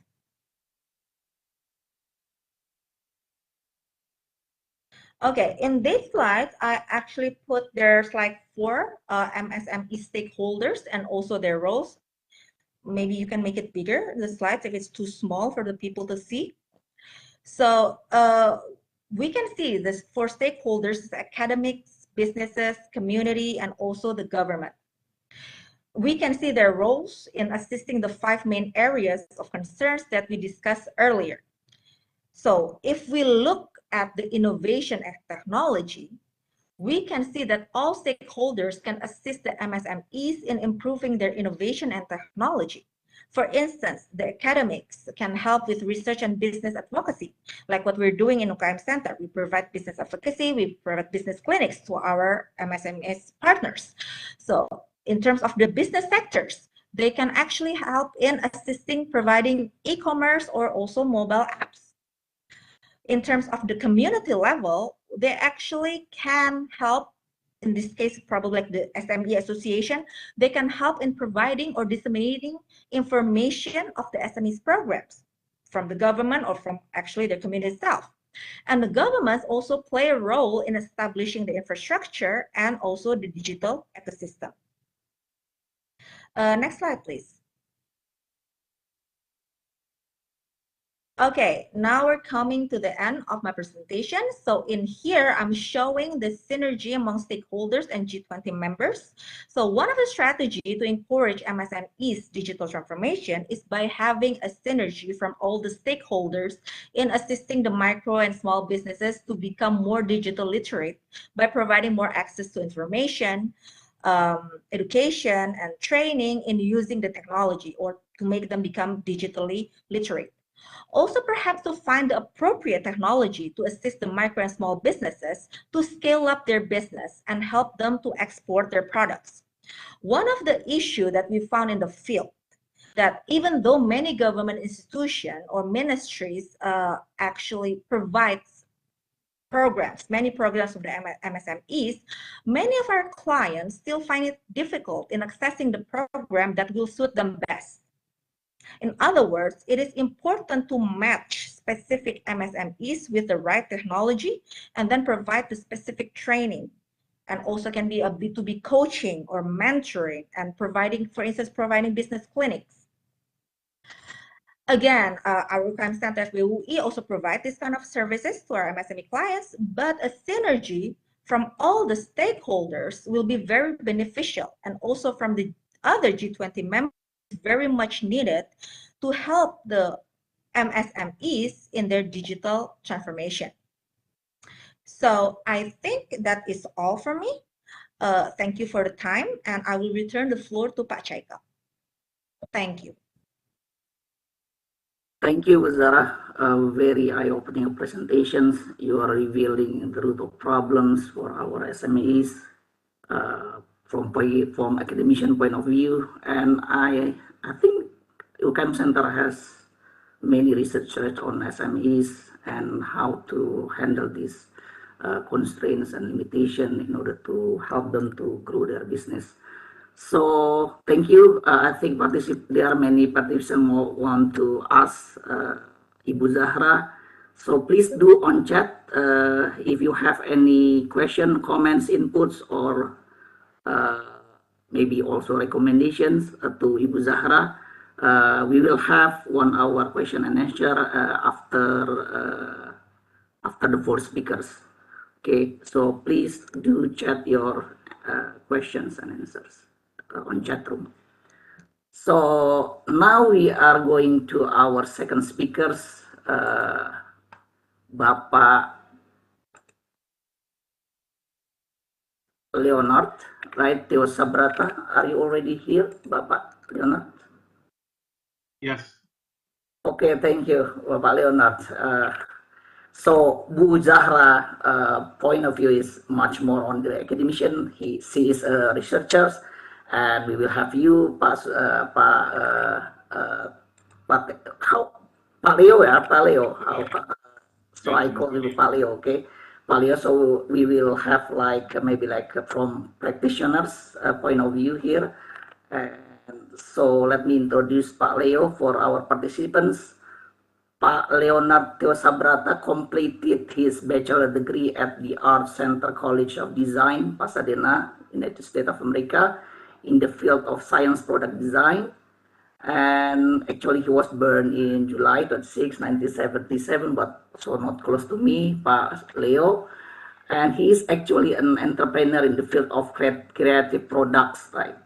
And Pak Leo is actually co-founder of the various digital platforms, from education to creative space to social enterprise. So many digital platforms that already co-founded by Pak Leo. And in December 2019, Pak Leo was appointed as President Director of LLP-KUKM, as known as MESCO in Indonesia. It is public service agency of Ministry of Cooperative and SMEs. So, but not only that, in March 2020, he was also appointed as the commissioner of PT Sarinah, because maybe of his experience to develop the digital platform for SMEs. So, without further ado, Pak Leo, maybe you could share your presentation, or maybe the committee could share the Pak Leo presentation. You could start your presentation, Pak Leo. 15 or 30 minutes for you for the presentation. Thank you. Okay, thank you so much, Pak. I was told that some of the key subjects about this webinar, it's about the challenges of SME in digital trade and also strategies in relations to achieving sustainable development goals, which is very much at the heart of the coming up G20 summit in Bali in November, which we are also involved, and we are preparing to basically showcase Indonesia in a new light and also in a new form. And a lot of it, of course, it has to do with digitalization and also transformation, getting there. I think a lot of challenges are already presented by other speakers, and also some of the key to transformations. I probably would like to touch a little bit about, first and foremost, about what we do in SMESCO, but at the same time, we also want to talk about a little bit of the bigger picture in regards to MSME in Indonesia. So further, for people to understand some of the key challenges that we need to overcome. So if you look at my presentation, can we show the presentation? Yes, thank you. So the title itself, for the future SME of Indonesia, I think it's clear that we as a nation, we have to start looking into the future and start looking into how we can be, what kind of form that we should be in terms of like future SME from Indonesia. And I think this has to do a lot with digitalization, but nothing can be done, in my opinion, for digital transformation without actually transforming also the supply chain and also the real sector, that is the resources that is available in our country, be it the natural resources, be it the human resources, or other types of geopolitical and other things that become our asset in the sort of competition, international competition. And I think this is where the role of aggregators and the role of enablers become super important. And also, of course, access to finance and the availability of trade partners that offer services. They are available and also available in a democratic and also much more widespread way. It's needed and also it's crucial in how we going to transform this nation into the near future. So when we talk about the future, we're talking about maybe 5 to 10 years from now, which in that year, at that time, I think we are going to experience a bonus in demographic, especially in the middle sector, in the middle segment of consumer and also workforce. And this is something that we have to pay attention very closely which otherwise it will not become a bonus, but it will become a huge problem in a lot of things, including employment and other sectors. So next slide, please.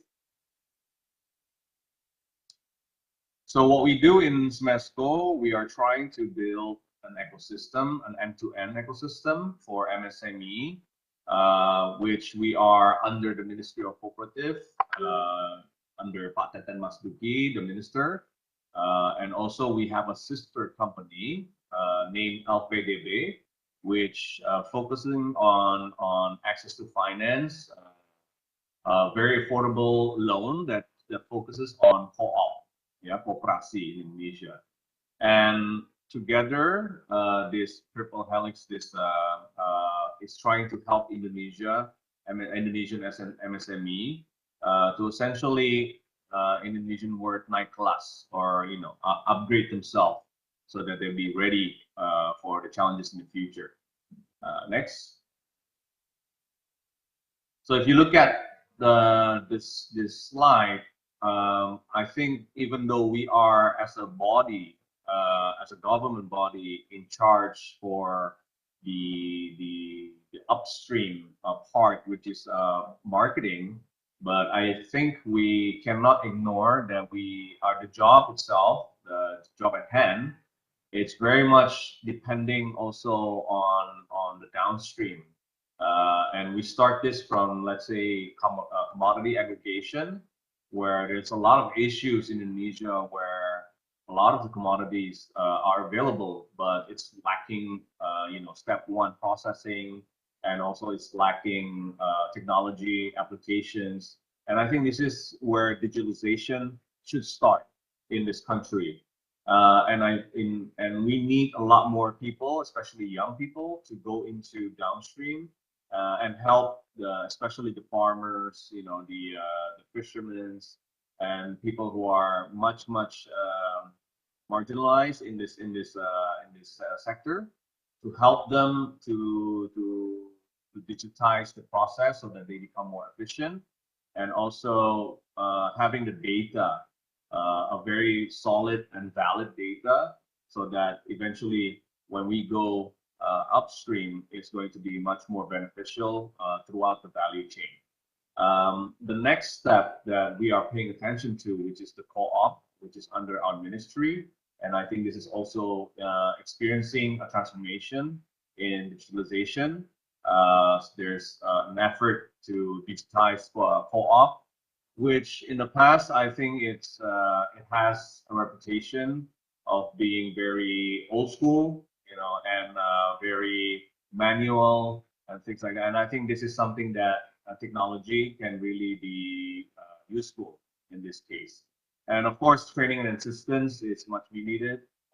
And we also, in this case, there's a need for a high-touch incubation, which in this case, I think we cannot just touch a lot of the MSME because the numbers and also the population, it's very big. So we have to choose which sector to incubate and which sector that we can touch in a more sort of, for lack of a better word, with a low touch but high tech approach, whereby I think technology through webinars, through what pandemic is actually giving us an example of how we can democratize information and education, is becoming very useful in helping a lot of the MSME, especially in the micro sector, to actually get access to education. But when you start talking to the higher end of the MSME, especially the small and medium enterprise, it's a different approach needed.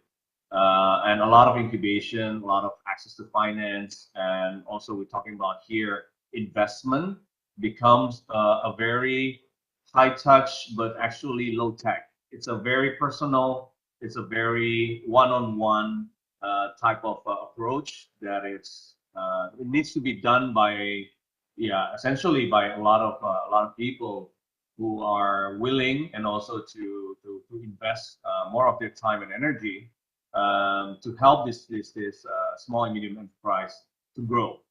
And that's why we created what we call SMESCO Labo.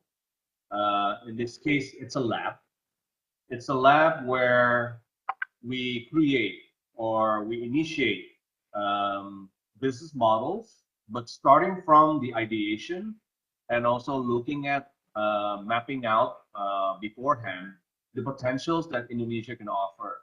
And then we slightly do a very pragmatic type of research and development to create business models that eventually be piloted.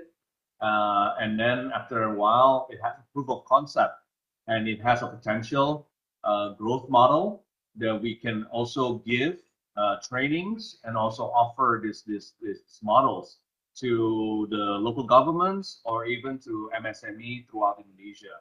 And when we talk about research and development, it's a very costly endeavor, and that's why we think that the government has a huge role in this regards to do this through different institutions, not just SMESCO for instance, but there's also BRIN, there's also LLP and things like that can give, and also universities that can give or also join this effort to create more business models. There are, I wouldn't say competition proof, but it gives them a little bit more confidence, and also it gives them a little bit more assurance also for the stakeholders that are supporting the MSME, not just the business itself. But if we do this, there will be a much more convoy and movement that can be supported by bigger institutions and also international institutions to together to push this forward. Yeah, and I think this is where finally the financing for export or for local market penetration can be done with this data and with this information and also solid, more solid business modeling that can be backed up by this institution. And we're also thinking of how to give this MSME a higher possibilities for them to access the market. And I think this is the core of what we do. And we're also trying a different models that we apply and also we activate in SMESCO, where we actually help this MSME to access the market through programs such as the one that we did with BUMN, in this case in the pharmacy industry. With Kimia Pharma, for instance, we had a MOU, which we in turn created a deal where we can onboard a lot of the MSME in the wellness sector to access to their retail outlets. And this has been quite successful through a good sort of curation models and process, and also not access, but actually negotiating on behalf, where the payment terms can be much more friendlier to the SMEs, and also can be much more beneficial for them. And this has been proven quite successful, and I think we want to grow this model even more in other sectors as well. Maybe to the next slide, please.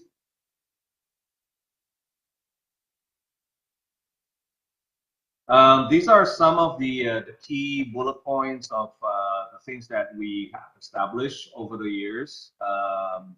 I myself started to join in SMESCO coming from private sector, especially in the creative industry. And we try to create this ecosystem where we have an ecosystem of finance with BNI Expora. There's also a BNI UKM Lounge, which they are going to grow into what they call MSME Club. There's also collaborations with Telkomsel, with Apindo UMKM Academy to have access to education. We also work with universities such as University of Indonesia, where the UKM Indonesia is also part of it. SMESCO Labo, which I mentioned before, where we focus on 4 different sectors. in this case, food, fashion, garage, which very much focus on electric vehicle. And this has gained a lot of momentum and also in line with national interests and national program in terms of electric vehicle. And there's also a maker space where we do a lot of sustainability experimentation, let's say in recycling plastics products, and also in how to optimize products who are already available, especially in the waste sector, and turn that into a more sustainable goods to prepare for G20.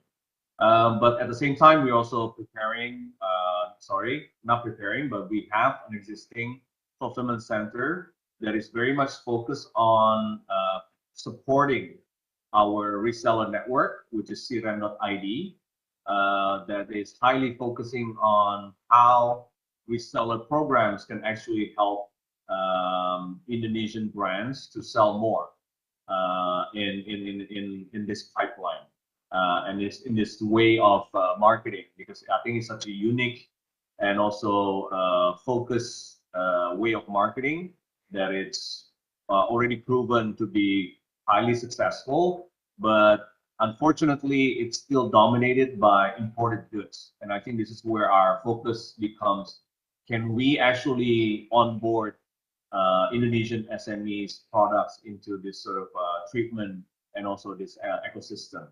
And we just finished a negotiation, as a matter of fact, this morning with Sky Eats, where we are going to establish a mini factory and also cloud kitchen concept that is not focusing on last mile procurement, rather focusing on how Indonesian local brands and SMEs can actually produce and also get certification and also a much more technology availability in terms of machinery in our own facility. And I think eventually this will become a pilot that can be further developed in other areas, in other provinces in Indonesia, as an example.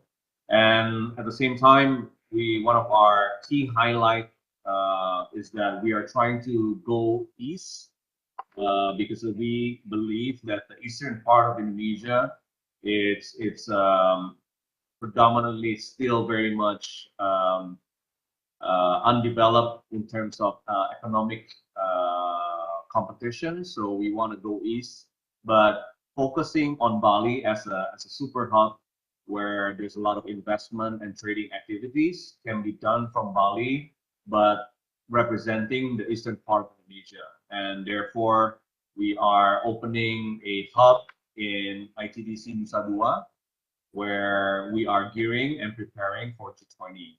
And this is something that is very important because we are trying to create a more balanced trade in terms of domestic market. Yeah. And next slide, please.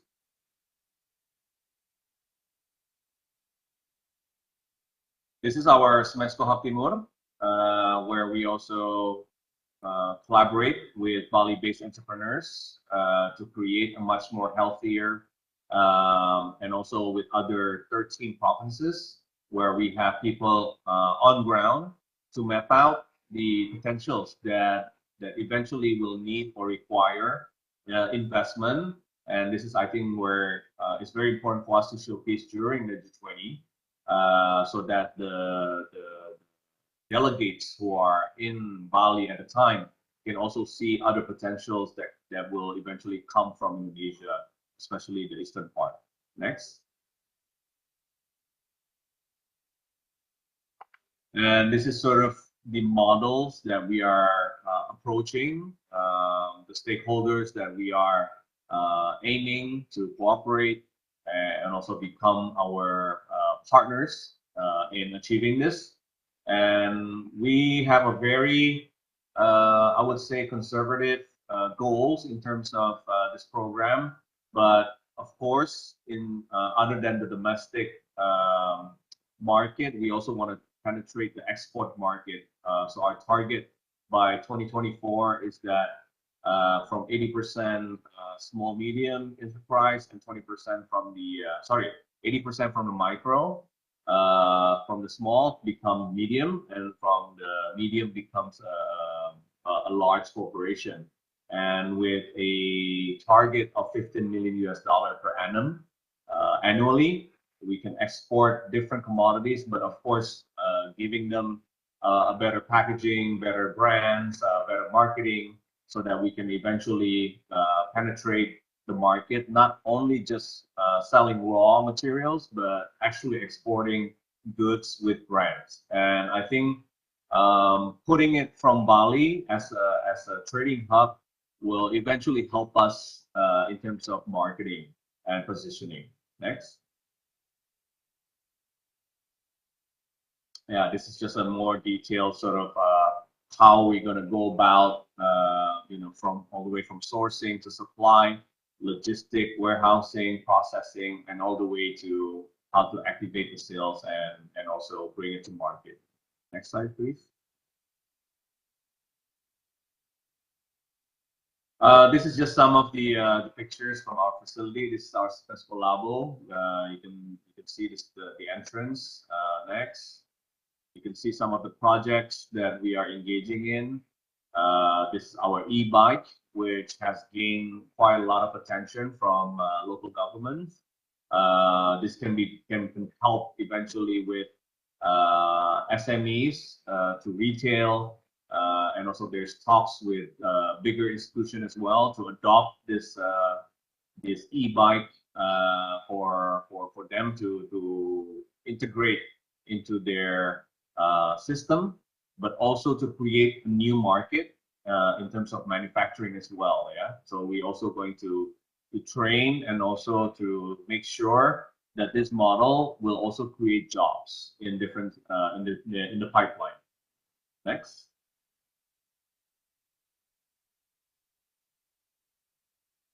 Yeah.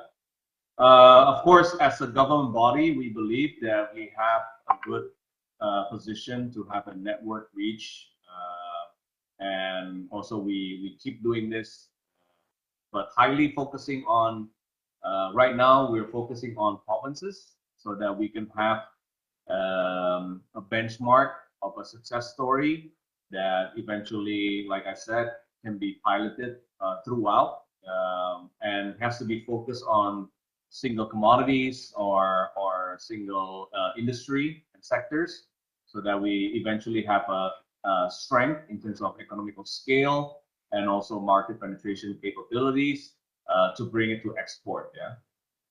Next, please.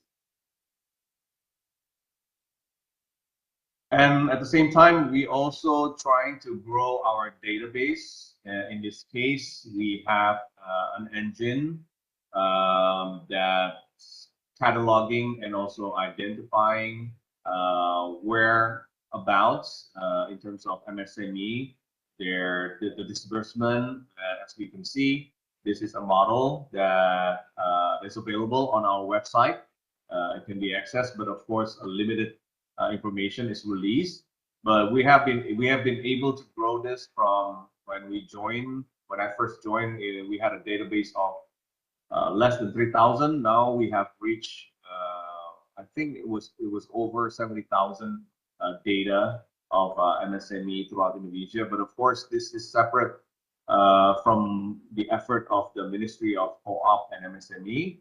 But eventually, we will integrate this because there is a national program to integrate this data into a single data program, and that's should take place this year and also next year in the ministry. Next. Yeah. Well, that's my presentation. It concludes my presentation, but I think I would be able to answer questions and from the audience or from the Mr. Moderator, if there's any. Thank you. Okay, thank you, Pak Leo. I know that you have to leave the seminar soon. So, would you mind if I ask one question maybe for you? No problem. Okay, so one thing that interesting is that this MESCO have this commodity aggregator, right? And government has what's called so-called scaling up program, right?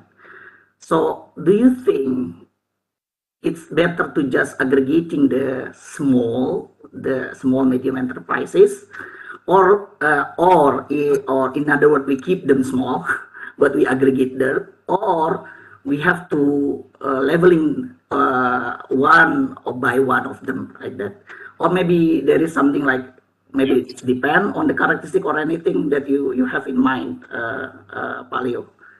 Yeah, without sounding politically incorrect,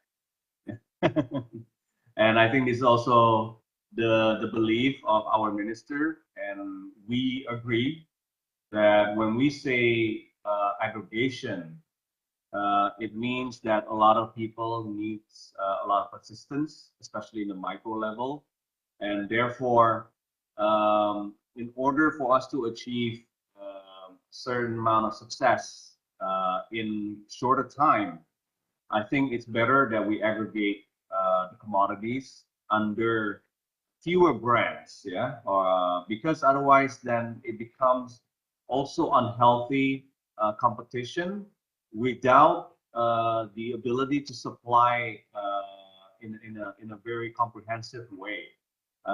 Because I think the hardest part and the challenges of digitalization and also what's happening in the market right now is that there's a lack of goods.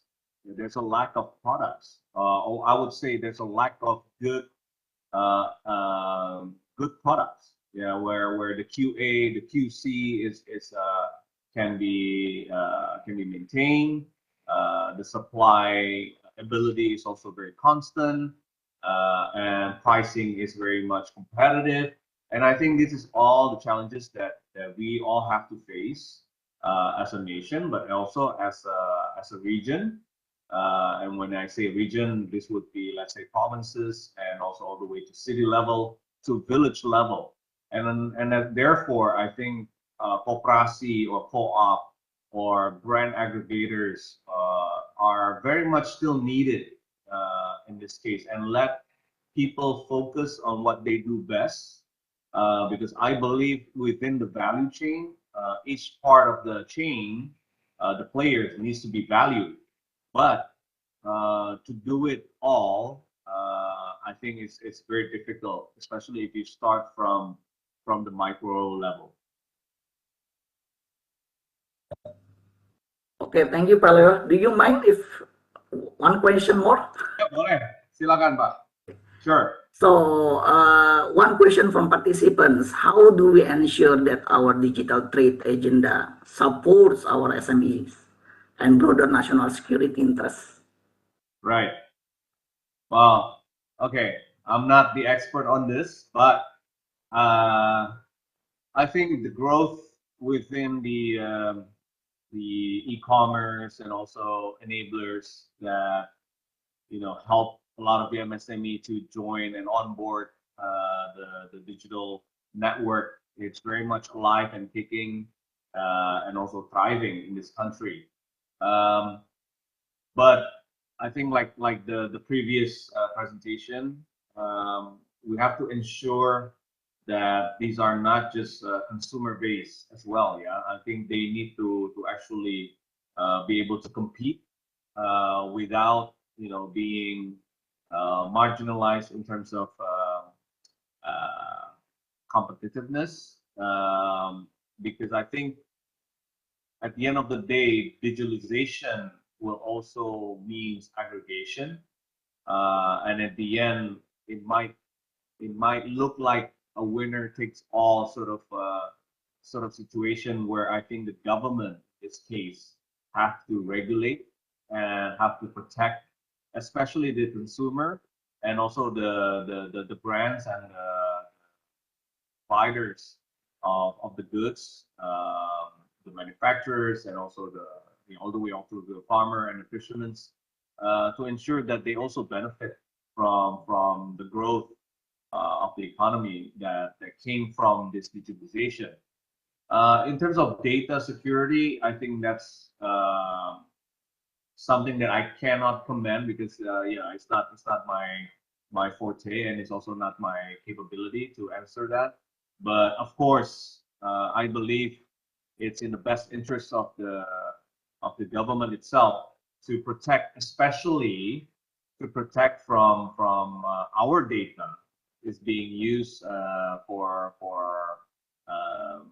practices that came from outside of Indonesia, outside of our own internally, and it's being used to basically penetrate and also to dominate our market, and for us not having any benefit from it. And I think that is the job of the government to protect.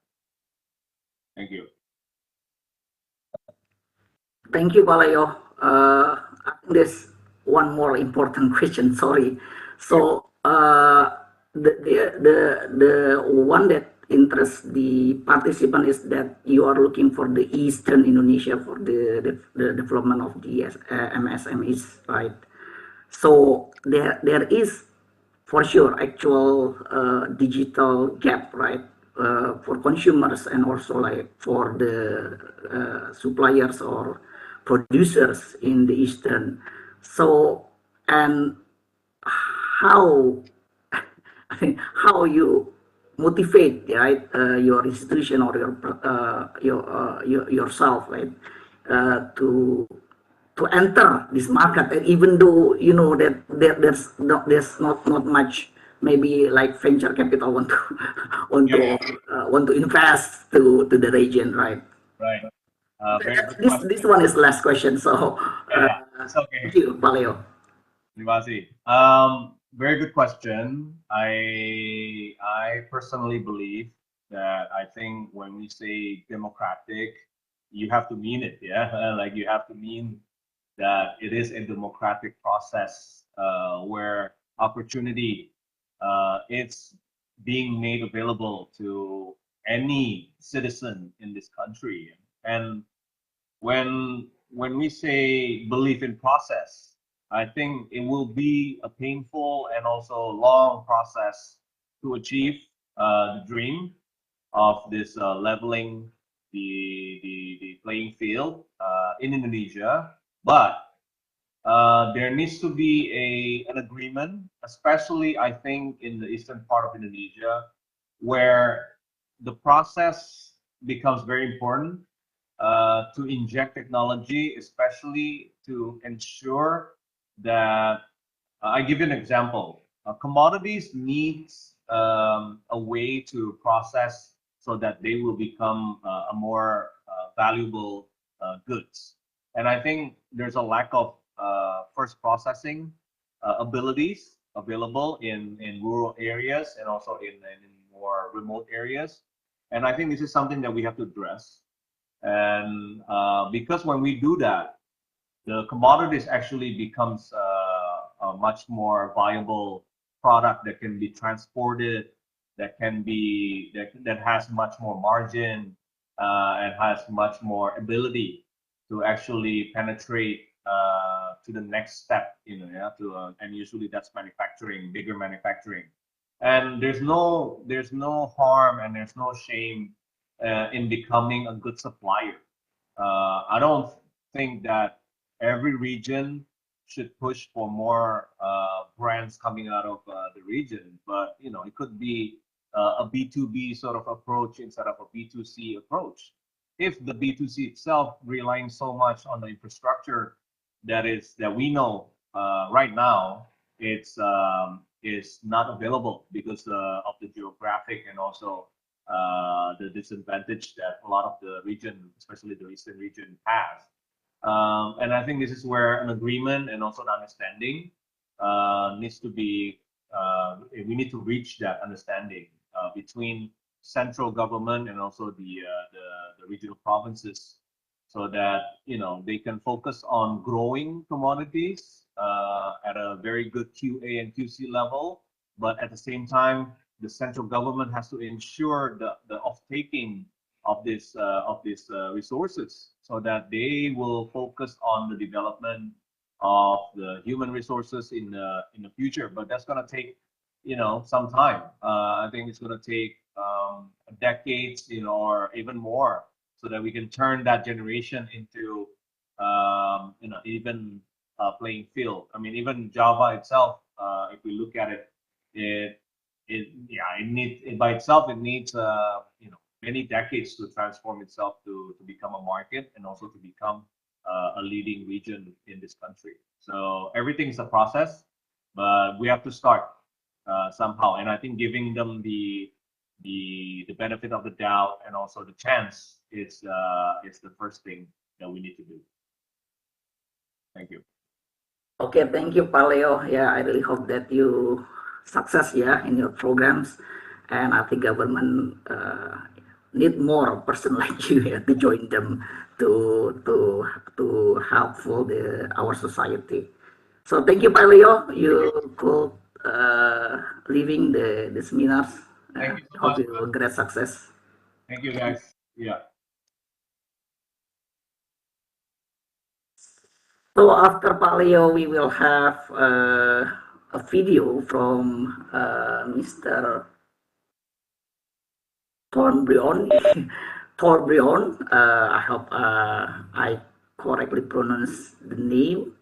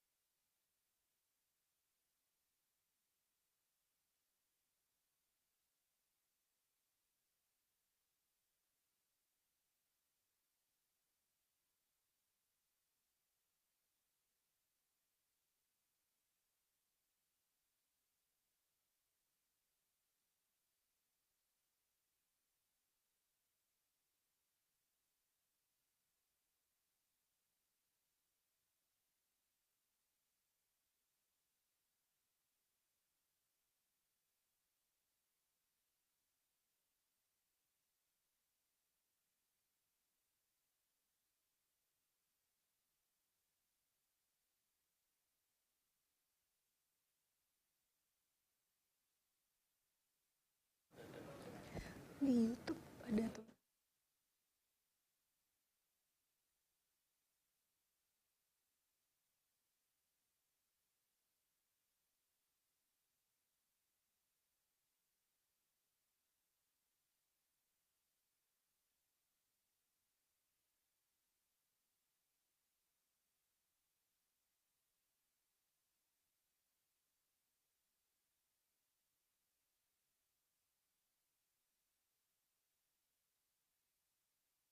Cek, oke.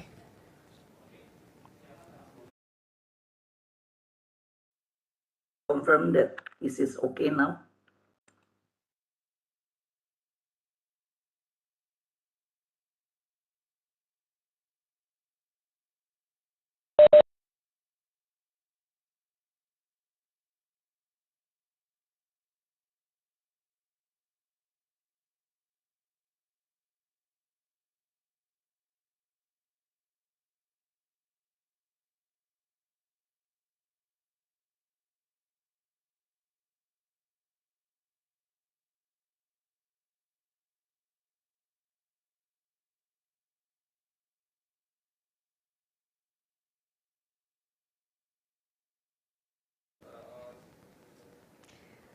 Dear participants and also moderator and respective speakers, sorry, we apologize for the technical problems.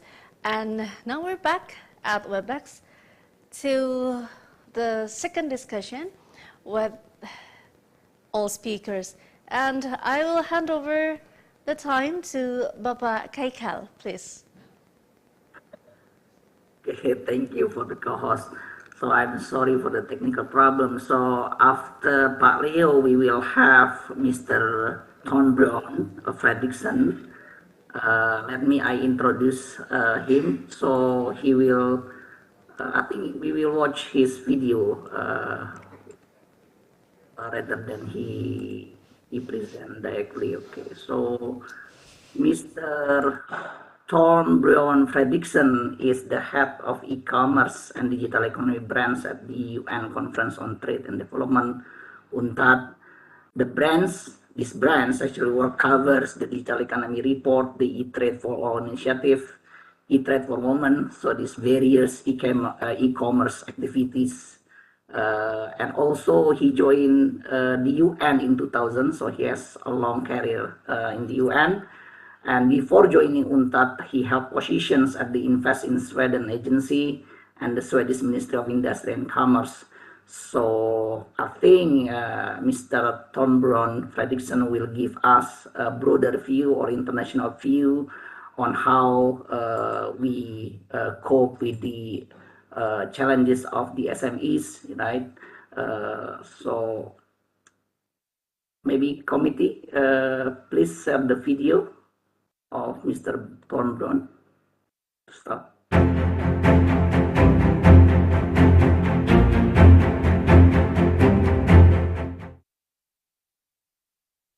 Hello, let me start by thanking the government of Indonesia for having invited me to deliver this presentation to this important seminar on the road to the G20 digital transformation in trade. My name is Torbjörn Fredriksson, and I'm leading the work of the United Nations Conference on Trade and Development, or UNCTAD, on e-commerce and the digital economy. We're based here in Geneva, Switzerland. I regret that I'm unable to participate live in this event, but hope that you will find my video presentation to be of both relevance and interest. And I will start by sharing my screen.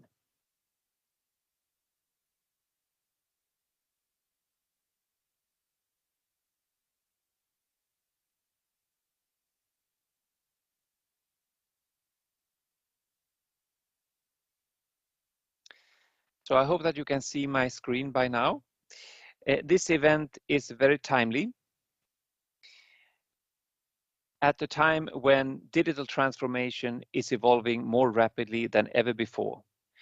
It is important to note here that digital transformation affects the entire economy and the whole of society in many different ways. As it tends to disrupt status quo, that means it opens both opportunities and challenges. It creates both winners and losers. Against this background, it has become even more important to ensure that all countries have the necessary skills and capabilities to engage in and benefit from digital transformation, and that they have the ability to cope with the challenges that are being created. The ultimate outcome of digital transformation is greatly influenced by the policies adopted at national, regional, and global levels. But in view of the huge digital divides that still remain in the world, it is also essential to consider various ways to support the ability of developing countries to harness digital transformation for sustainable development. There are various indications that digital divides have widened in several respects during the COVID-19 pandemic. This can be seen in the level of connectivity, especially broadband connectivity. Although the share of people using the internet has increased significantly, in the least developed countries, only 1 in 4 people currently use the internet, according to ITU data. There are also divides within countries, between large and small firms, between men and women, between people with high and less education, and between urban and rural areas. We have witnessed growing market power for the largest digital platforms, which are becoming increasingly dominant in all parts of the global data value chain.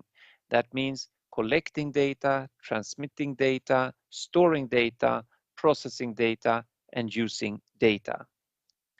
We also see that many low-income countries are lagging behind in terms of legal and regulatory frameworks related to the data-driven digital economy. And they also are often poorly represented in the policy debates related data and data governance. During the pandemic, the use of digital solutions and technologies has accelerated. The sharing of data, for example, was a key factor for the scientific community to be able to produce new vaccines in rapid time. People, companies, and governments have turned to teleworking and teleconferencing to mitigate the disruption caused by social distancing and travel restrictions. More people also turn to electronic commerce as a way to shop without interacting directly with other people. With more digital use, data flows have surged. In fact, global internet bandwidth grew at its fastest pace in 2022 since 2013. In the trade area, which is of special interest for this seminar, we saw greater reliance on digitally delivered services as well. The increased demand for digitally enabled work and activities meant an increased demand for ICT goods of various kinds. As a result, the share of ICT goods in merchandise trade surged from around 13% in 2019 to nearly 16% in 2020. That was the greatest annual increase since records began in 2000. Electronic components grew particularly fast, increasing by 8% in volume compared to 2019. Moreover, computers and peripheral equipment overtook communications equipment as the second largest component of ICT imports for the first time since 2013. The pandemic is likely to have helped drive this by incentivizing purchases of personal computers and laptops more suited to in-depth work than communications devices such as smartphones, as well as peripherals such as screens, speakers, keyboards, and mice that can aid in working from home. In 2020, global exports of ICT goods increased by 4% to about $2.3 trillion. This should be seen against the overall falls in economic activity that year, which led overall merchandise trade to contract by around 7.5%. Exports of ICT goods are highly concentrated, with East and Southeast Asia accounting for as much as 4/5 of the global total. Big exporters also saw strong growth in their exports of ICT goods. While Indonesia is a relatively small exporter of ICT goods compared to some of its neighbors, it also saw an 8% growth of its ICT goods exports that year. However, as you can see from this chart, in the least developed countries and in African countries, both exports and imports of ICT goods fell sharply. This illustrates that countries with lower levels of income and digital readiness are likely to have fallen further behind during the pandemic, raising the risk of further widening inequalities.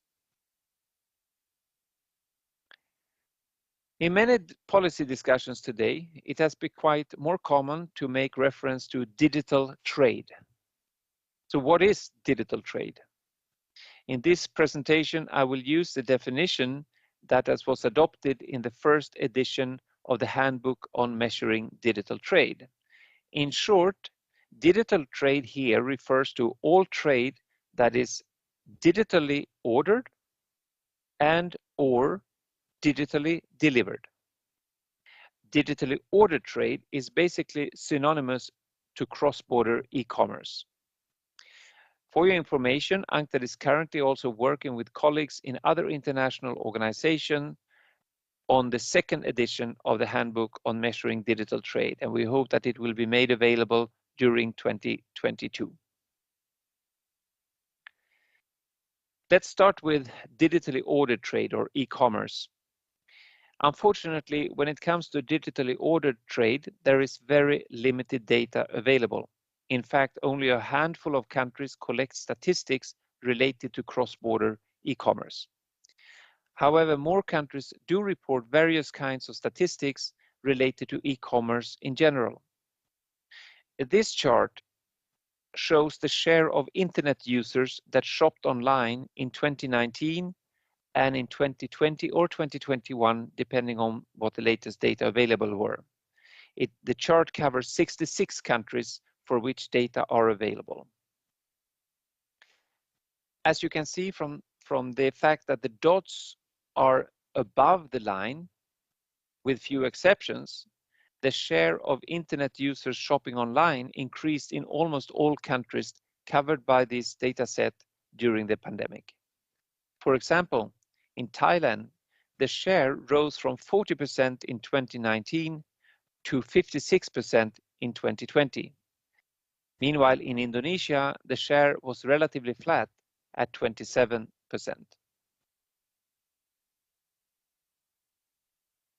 As I mentioned earlier, the largest digital platforms have benefited greatly from the shift to digital activities. This applies also to the area of e-commerce.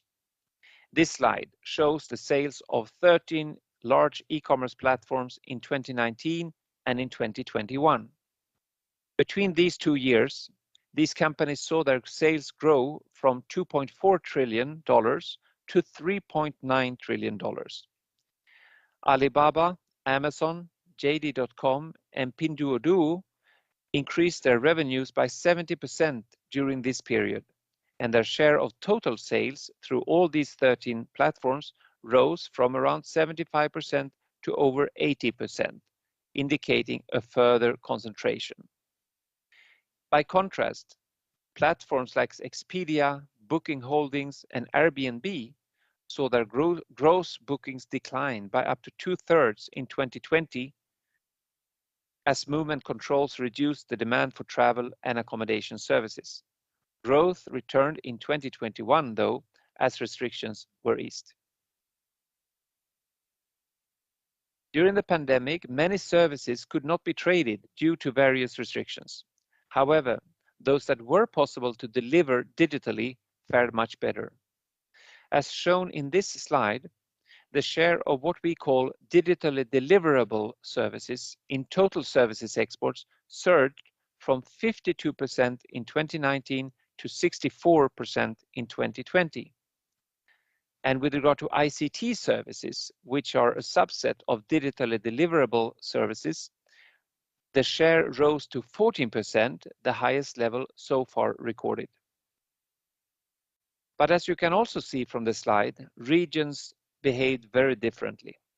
Those that were best prepared for digital transformation were also best able to harness digital trade opportunities. So while the share of digitally deliverable services rose by 14 percentage points on average in developing countries, it rose by only 6 percentage points in the least developed countries and by 10 percentage points in Africa. If we take a look at Indonesia, you can see that there were similar developments in Indonesia. You can see, for example, that the share of digitally deliverable services in Indonesia's total services exports rose by 22 percentage points, reaching almost half of the total. I would like to end my presentation with a few reflections on what policies can do to make digital trade more inclusive. In many developing countries, there is still a need to ensure better access to affordable and reliable ICT infrastructure and services.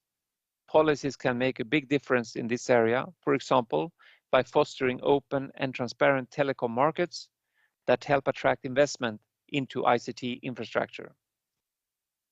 Other areas of action include infrastructure sharing, effective spectrum management, and reduced duties on imports of ICT equipment, as this can also help in strengthening the ICT environment. A further area concerns skills development to ensure that people, the workforce, and other stakeholders are prepared for the transition towards the digital economy. It may be important here to work closely with the private sector when defining the strategy for digital skills training and for developing relevant curricula in the educational system. In the context of digital trade, many countries need to adapt to a larger number of small parcels at low value coming in through their borders. Streamlining customs procedures and simplifications of export procedures can play an important role here. Governments may also wish to pay special attention to micro, small, and medium-sized enterprises, as they often lag behind in terms of the use of digital technologies. There is scope for various kinds of training and capacity building, and also for trade promotion activities to be adapted to digital trade. A further issue concerns the gender divide in the area of digital trade. There are still many more male entrepreneurs engaging in e-commerce and other digital activities than women. In this area, UNCTAD contributes to empowering women digital entrepreneurs through the E-Trade for Women initiative. And one of our current advocates is Ms. Helianti Hilman, who is the founder of Zahra in Indonesia. Together with her, we have created a community of women digital entrepreneurs in Southeast Asia. A final area to mention relates to legal and regulatory frameworks for digital trade, including in areas such as consumer protection online, data protection, and cybercrime. Moreover, in general, developing countries should also seek to improve the availability of statistics related to digital trade, as this is important to have better evidence on which to base the development and monitoring of policies. I would like to end my presentation by drawing your attention to the various areas in which UNCTAD can offer support to member states. Our support includes e-trade readiness assessments that we have undertaken now in more than 30 countries, e-commerce and law reform, capacity building in the area of measuring e-commerce and the digital economy, and the formulation of national strategies in this area. And to ensure effective delivery of our work, we work closely with our 33 partners of the E-Trade for All initiative, which UNCTAD launched in 2016. And on this slide, you can also see Helianti Hilman, who is our advocate for Southeast Asia and based in Indonesia. Let me conclude by again thanking the organizers for having presented this opportunity to address the seminar. I wish you a very successful continuation of your discussion. Thank you very much.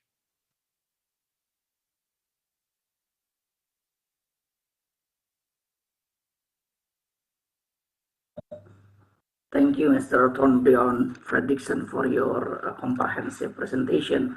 So I think Mr. Torbjörn already giving recommendation to our government, right, about how to develop e-commerce for our MSMEs. So after Mr. Torbjörn, we will have our last but not least speakers, Pak Edward. Are you here, Pak Edward? Hi, I'm here. Okay, thank you. How are you? I'm good. How are you? Okay, thank you. I'm good also. So, Pak Edward from Kopi Kenangan, right? So, I'm very excited to hear from Kopi Kenangan. So, I introduce Pak Edward to our participants. Pak Edward Tirtanata graduated magna cum laude, wow, in finance and accounting from Northeastern University. So after a brief stint in EY tax, he became a serial entrepreneur in a range of different businesses. So I think he doesn't much stay in the EY to be like employee, right? Just want to be entrepreneurs. And I think that's very good. decision. In 2015, he started Lewis and Carroll Tea, one of the largest premium tea house chains in Indonesia, where he quickly realized how technology has changed the way society consumes their food and beverage. Also the importance of online delivery and visibility. So this experience triggered Pak Edward to start Kopi Kenangan in 2017. Well, I don't know, it was already in 2017. Focus on developing the company as tech-enabled coffee chain since day one. So today, Kopi Kenangan has grown from a small coffee chain to be one of the biggest food and beverage brands in Indonesia. So Pak Edward, yeah, you know that Pak Leo deliver about commodity aggregator. He doesn't think that it is good for scaling up each of the SMEs, but you are the one, right? The one example, right, of that. Yeah, the MSEs that are going and becoming and successful in scaling up your size of business, right? So without further ado, Pak Edward, please share your and start your presentation.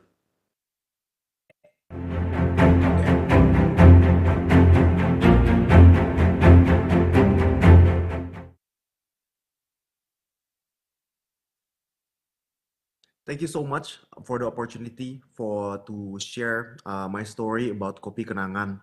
Kopi Kenangan is the first new retail F&B unicorn in Southeast Asia. Right now, we have around 730 stores and growing at the rate of one per day through the use of technology. Although we have become quite large, the journey was not as smooth sailing as one might have expected. We started with one store in 2017, 26 stores in 2018, and later on in 2019, that is when we started to embark our tech-enabled journey, which really takes us not takes us, but then navigate us out of the pandemic and to propel us to become the first new retail F&B unicorn in Southeast Asia. Next.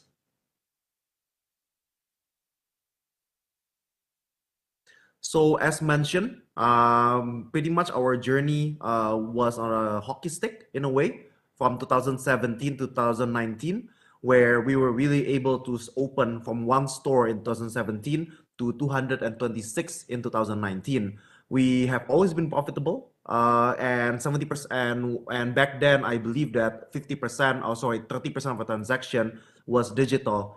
But then when the pandemic hits us, we actually took a pretty sharp, we actually took a pretty controversial decision during the beginning of the pandemic, where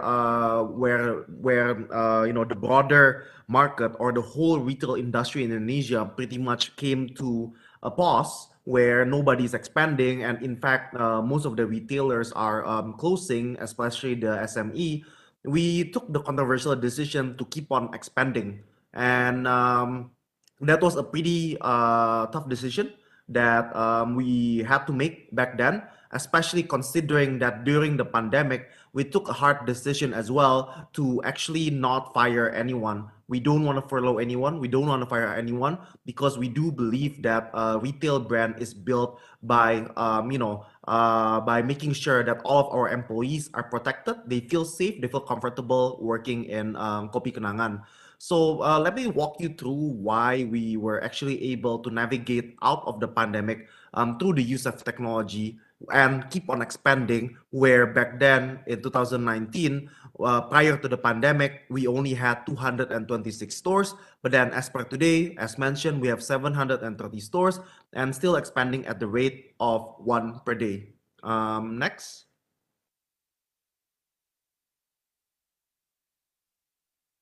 So think about the pandemic, right? Why is it the worst existential crisis that has ever happened to the hospitality industry in recent memory?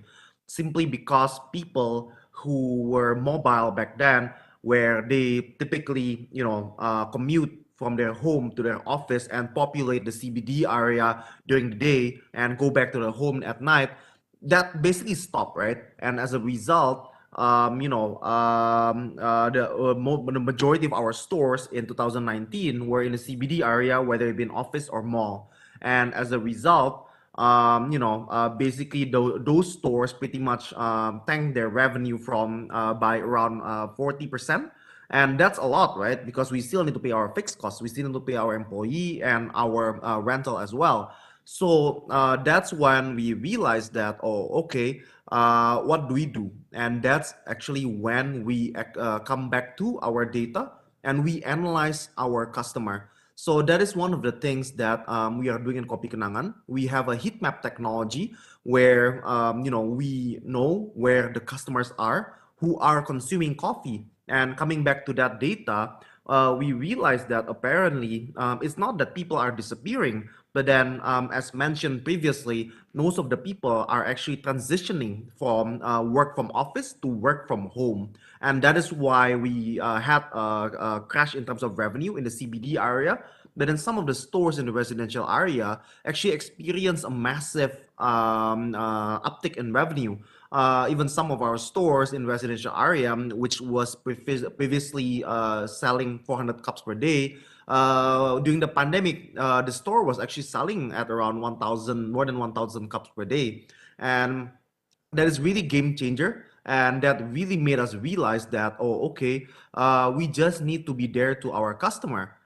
We just need to be able to know where the customers are, because in terms of coffee, and I assume for broader F&B, as well, price and taste are not everything. Convenience is just as important, and that is why as an SME or growing SME, we need to know where our customers are and open an outlet near them, and that is how we can actually use technology to help accelerate our growth and take a retail brand out of the pandemic.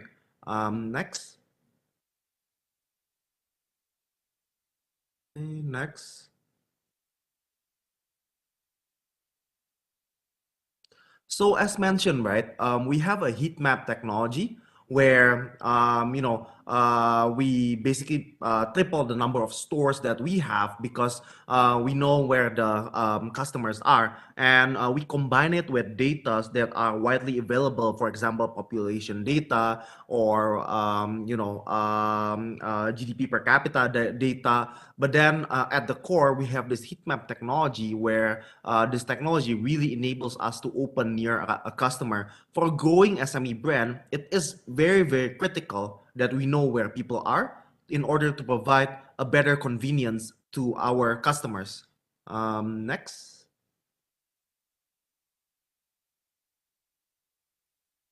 Other than that, actually during the pandemic, we were actually growing our user base into our app even further. In 2019, pretty much the transaction that goes through our own app was virtually almost nothing, right? But then we invested in technology during the pandemic, which is counterintuitive as well, by the way, because most people halt expansion. But then we invest even further into our technology in order to make sure that we can actually connect to our customer, right? And this is exactly what we are doing, where right now, as per today, Kopi Kenangan has 1.8 million user inside our app with around 600,000 monthly active user. And what do we do with this data, right?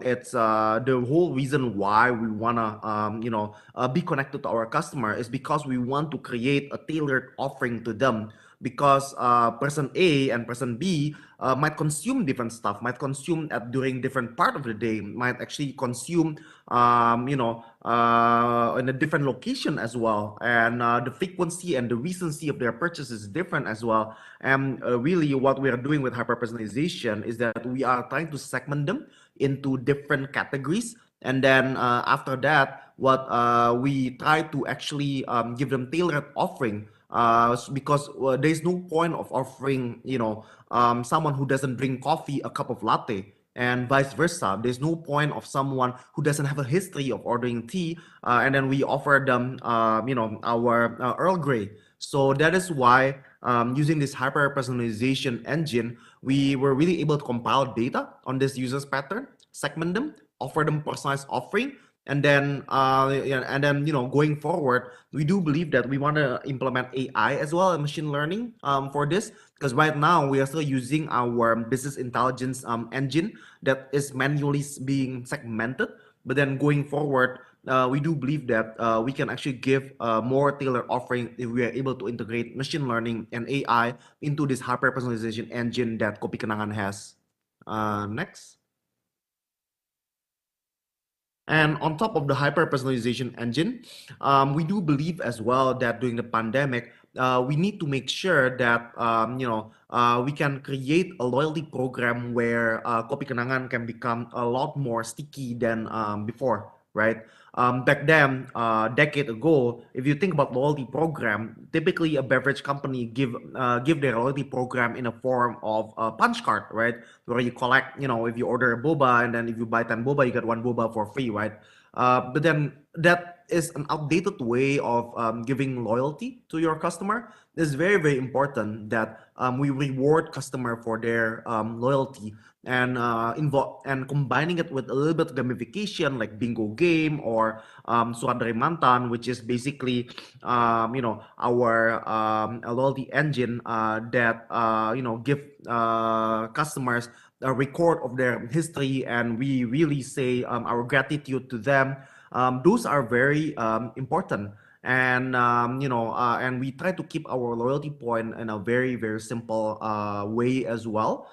How simple is it? Is basically whenever people are transacting, you are able to level up, and then all your previous transactions are being recorded and rewarded.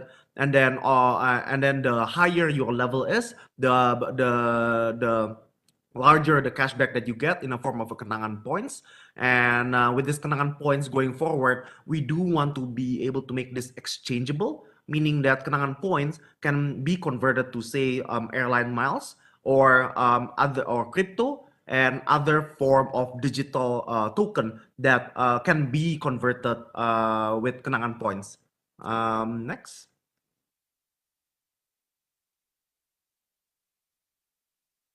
So of course, and other than that, first and foremost, even though we have done a lot of fancy engineering, but at the end of the day, it all comes back down to a good user experience. Back then, in 2019, in the early 2020, we were actually not able to crack down on how to get this Kenangan app going, right? And apparently, upon further FGD, we realized that apparently many of our users don't understand how to use the app. It is very complicated. Because back then what we did, we just basically copy an existing user experience and then replicate it into our own app. But then apparently we could not be more wrong in terms of approach. It is very, very important that we go down, talk to our customers, and then untangle some of the issues that our customers are having that might be confusing to them on some of the basic functions that we have inside our Kopi Kenangan. And of course, on top of the continuous FGD and improvement UI UX that we are doing inside our app, it's just as important that we have a very stable system. That is why our team is working very hard every day. Even though concurrency goes up, sometimes especially during campaign, our app will maintain to be crash-free. And that is why, as per today, we have the highest rating in the Google and Play Store, amounting to 4.9 out of 5 stars, which is highest compared to our competitors, whether it be an existing legacy brand or the upcoming brand as well. Next. So I think that is the end of our presentation. But I would really like to point out that for SME or enterprise, it is very, very important that we use technology that are available out there, or develop your own technology to make sure that, one, we can be connected to our customers, and make sure that with a customer first mindset, we are able to make sure that our customer is satisfied, and it is convenient for your customer to order into one of your omni-channel approach. So thank you so much for the opportunity today. I hope that this case study can actually inspire SME as well, which really, especially for FNB, which really because they just came out of an ongoing very existential crisis, namely COVID-19. And hopefully we can put COVID-19 behind us, and SME in Indonesia can grow through the use of technology. Thank you so much for your time listening to myself today. Appreciate it. Thank you, Pak Edward, for sure. This is very beneficial for our SMEs, especially for the food and beverage producers. So we are now in the question and answer sessions, and I have to inform participants that we have two speakers with us until the end. Pak Edward, terima kasih, and also Bu Zahra. Are you here, Bu Zahra, still? Yes, I'm still here, Pak Cekal. Thank you. So we will have like maybe 1.5 hours of question and answer. So thank you for stay with us. There are actually already like 12 questions from participants. And this is actually for all speakers, the first question, but I think Bu Zahra could answer this, and also Pak Edward, right? So what are interventions needed to improve ongoing incubation programs to make more digital MSEs and startup Indonesia? So what are interventions needed to improve ongoing incubation programs? So maybe Bu Zahra could answer.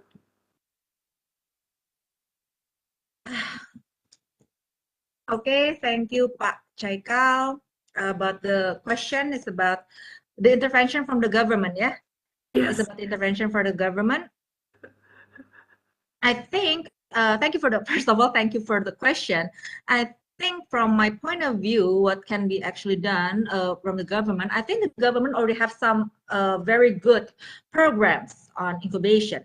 But like what I said earlier in my presentation, it's more about dissemination of the information, whether it actually can reach the wider audience, because the issue is sometimes a lot of people that really want to be part of the incubator program, they don't have the access. And sometimes, like I said, always the same people that gets the becomes the beneficiaries of the programs. So I think that is one thing that should be I don't know, improved by the government, maybe from their I don't know, socialization, that kind of stuff, and dissemination, that they can improve. So thank you. Okay, thank you, Bu Zahra. Pak Edward, because you are the example, the successful example of the MSE, what intervention needed in order to improve this incubation program from the practitioners, for sure? Pak Edward. So basically, maybe first of all, I would like to apologize that I'm not quite familiar with the incubation program. But one thing that I noticed from SME, as mentioned by Bu Zahra as well, especially reflecting back on my journey in the beginning of 2017, I realized that I don't know where to start, right? I think if we can be more approachable and widely available, it will be great, right? Because at the end of the day, I do believe in empowering SME through education. And in order to empower SME through education, we first need to be available, right? One, SME knows where to find where to find these educations. And then second, we need to be able to make sure that this education are being, properly implemented with the right mentors as well. So I think that will be, my take on intervention on how to empower the SMEs. Thank you, Pak Edward. I think the two answers have similar tone, right? So I think there's still asymmetric information, right, where the MSMs could find informations about the government program. So it's, yeah, you have similar concern, I think. So the second question is, I don't know this for all the speakers, maybe this is for Mr. Torbjörn actually. Bu Zahra, is there any different characteristics SMSEs and MSMEs in Indonesia and to other MSMEs in developed countries? Because you have education in developed countries. Do you have any views on this? Is there any different characteristic?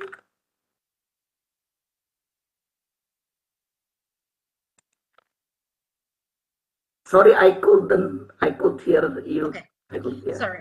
Yeah, sorry, I was muted before. So of course, I think there are several different characteristics, but the main thing I think is from the sense of the digital literacy and also from the financial literacy. Mainly it's actually from the financial literacy, because the SMEs in the more developed nation, they are more literate. So they don't really face the, what do you call it, the same issues like what we're having right now, the challenges that was actually faced by the SMEs in Indonesia.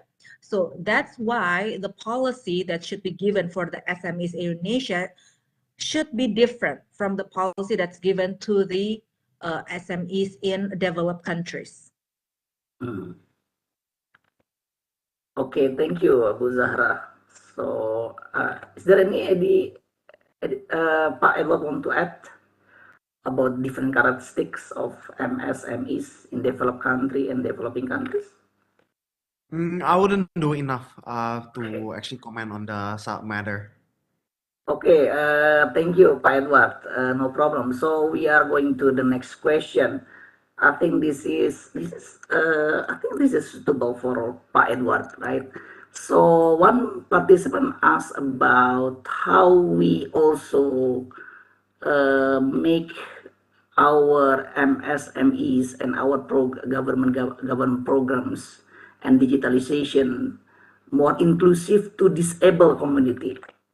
So because you maybe have hyper personalization like that, and we have like marginalized community, and participant pointing out that this is not just for women, but for our disabled communities. Is there any programs, something like that, Pak Edward, in your Kopi Kenangan, or maybe Bu Zahra nanti? Thank you. So in terms of disabled communities, honestly, we have not reached out as much as we should have, right, in here, mainly because I think it's a lack of availability as well on where can we possibly reach out, right? We always try to be more inclusive, and that is why we already started with gender equality, where actually in Kopi Kenangan there's only 3 male C-level, the rest are all female. In fact, our CTO is a female, and then in fact in Kopi Kenangan we have more women than men working inside the company, whether it be on a store level or on the HQ level. And maybe that is why we can be more caring to our customer, because as it is within our DNA to be inclusive and to be to be diversified, right?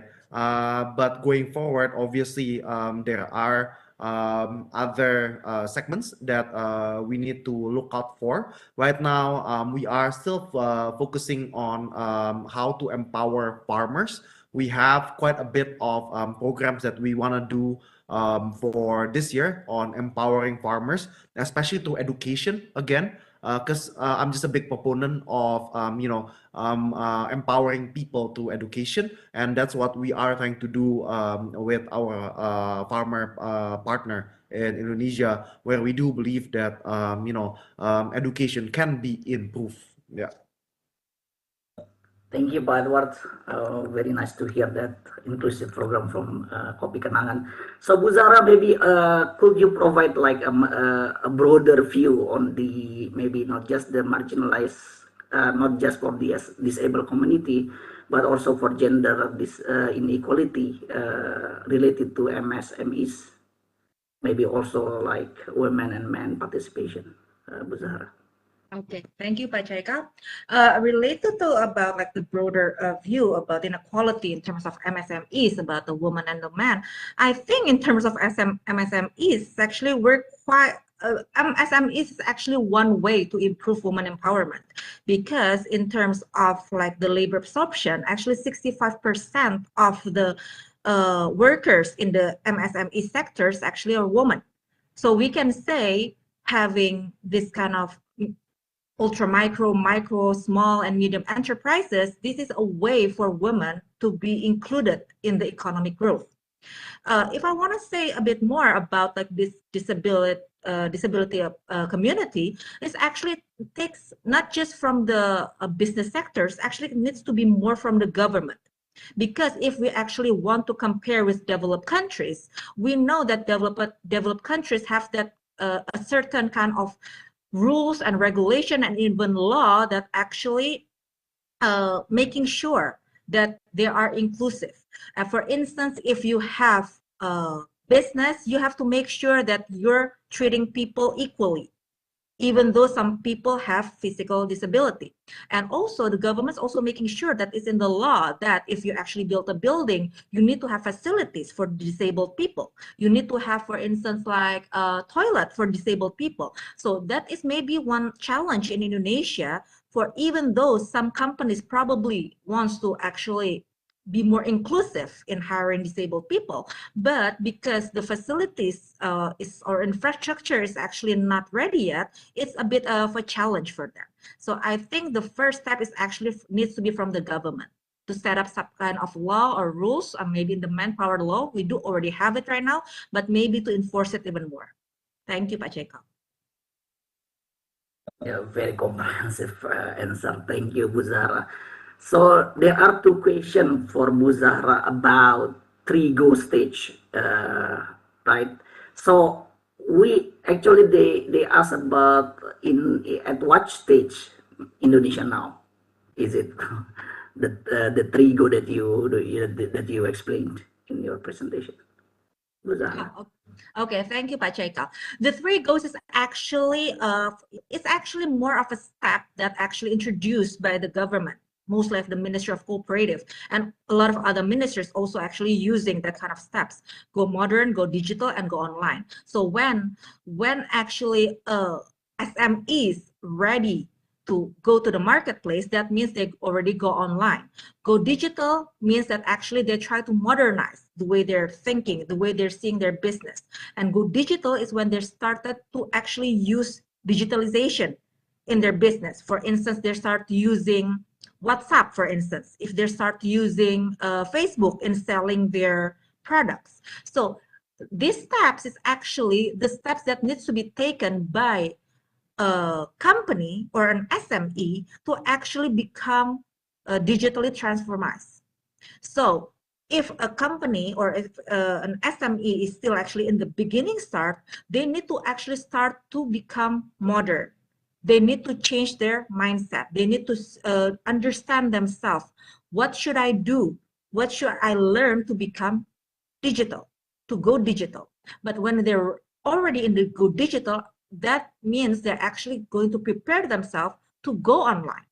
And after they go online, it's actually they can prepare themselves to go global, as in they can start to sell their products in exports. So it's not about the where is in Indonesia right now. We have many companies that's already in go online. They're already like selling products in marketplace. They're already in the go online stage. There are companies that actually already able to sell in Amazon. or they sell in Alibaba, then that means they already go global. What our task, in this case, for instance, the government or the business community or even the academics, is to make sure that the SMEs actually can upscale themselves or scale up, so for them to be able to actually move on to the next stage. If they're still in the go mode, how can we actually help them to go digital?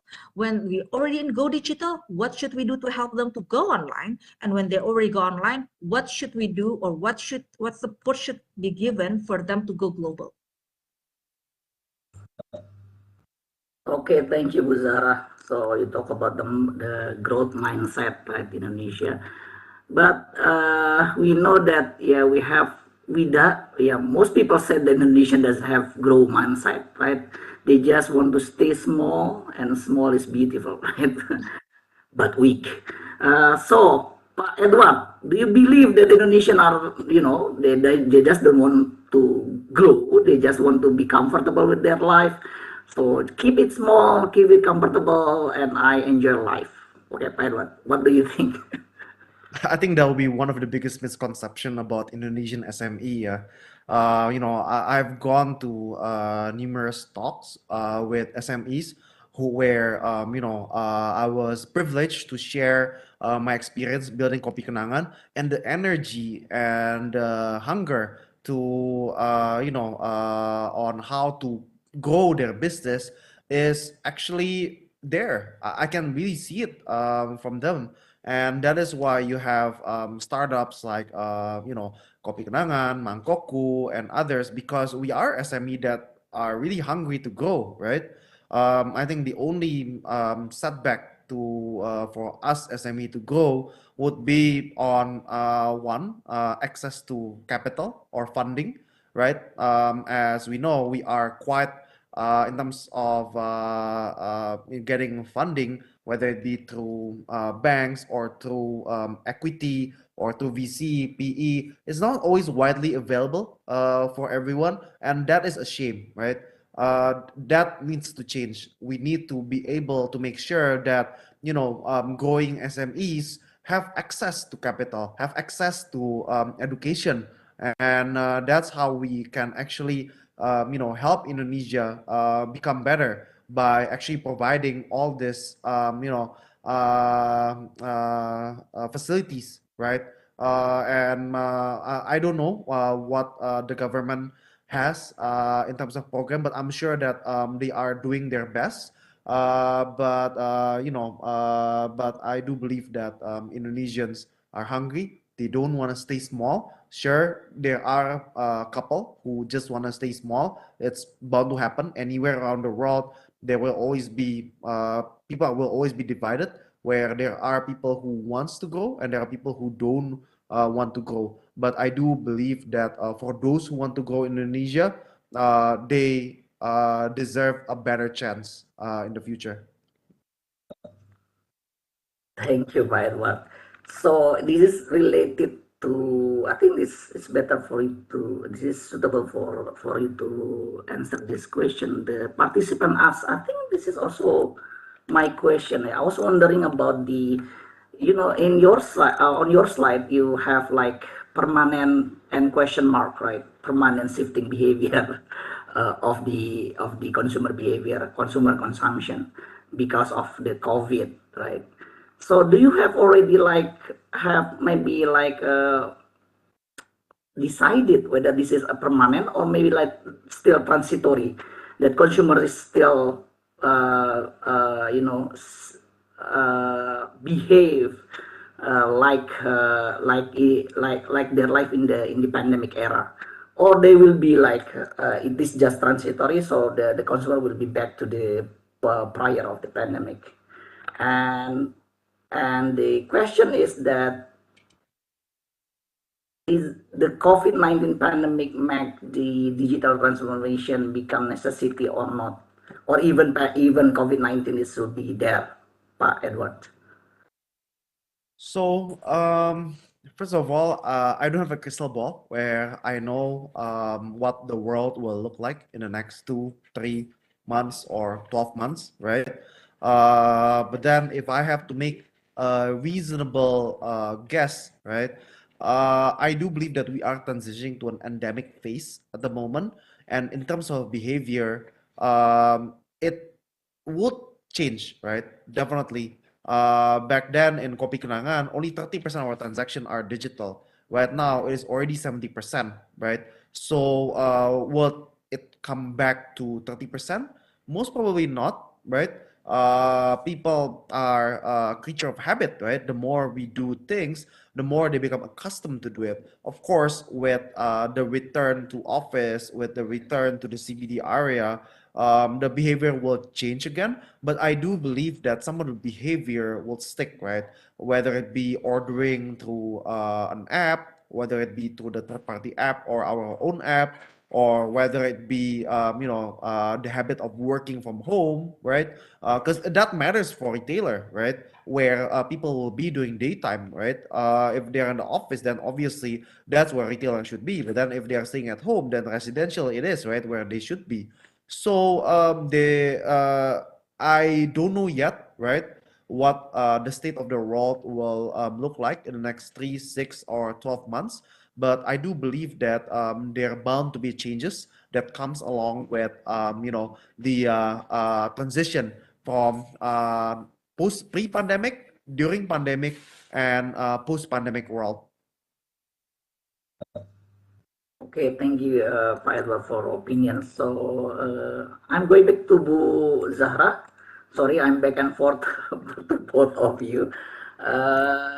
Bu Zahra, the question for you is, in your survey, is there any difference among sectors regarding the practice of digital in the effect of COVID-19? So is there any sectoral differences of digital practice in MSMEs?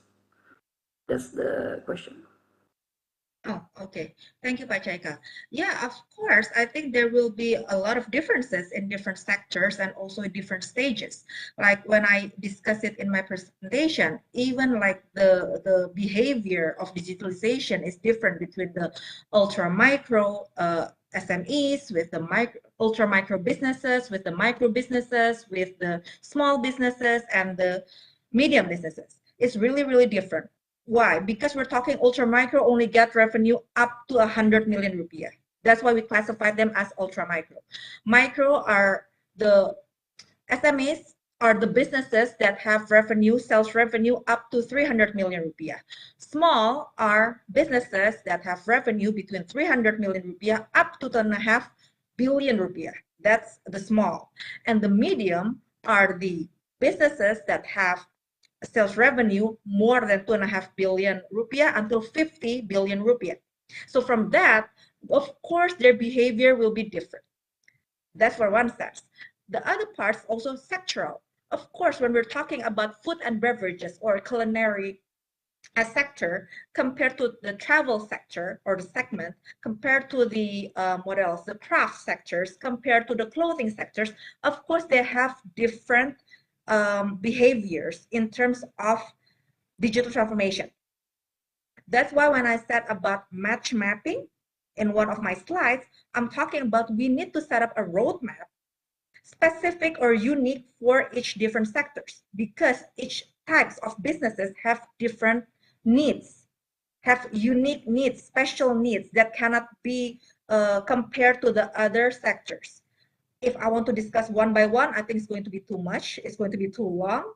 But what we need to make sure that we need to classify the needs of these different sectors and the needs of these different business categories, so we can actually help them scale up more efficiently and more faster compared to what we have right now.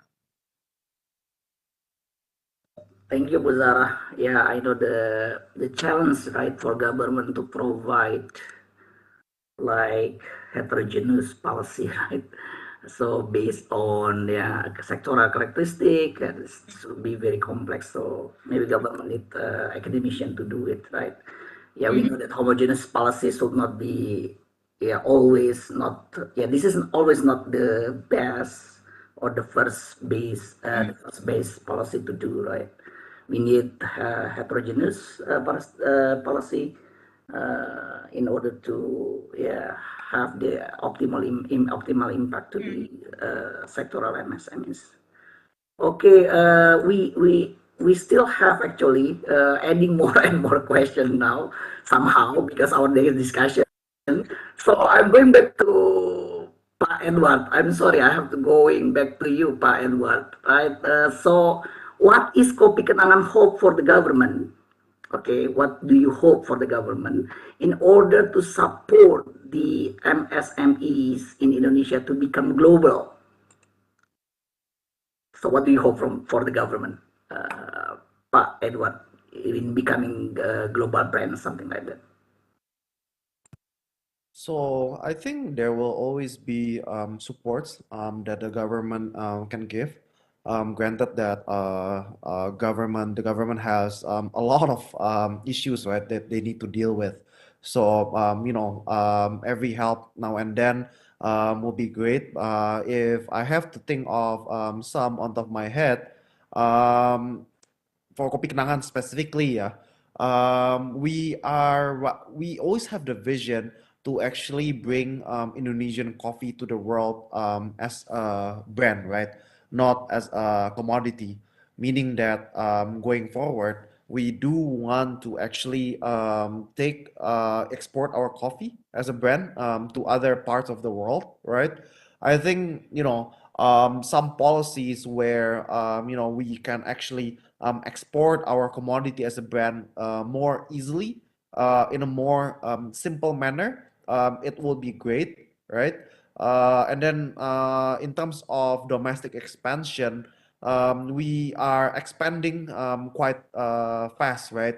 And that is why, I am very, very grateful that the government is implementing the OSS system, right?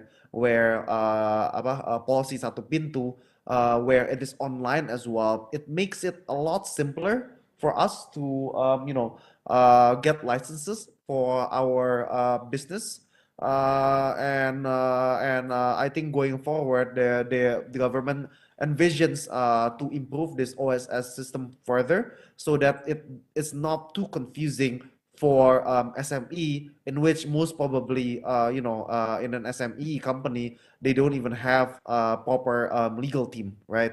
There's only so many lawyers in Indonesia, and most probably they are not in SME. So anything that can be simplified in terms of regulation, it will be very, very helpful to SME like ourselves and others, right?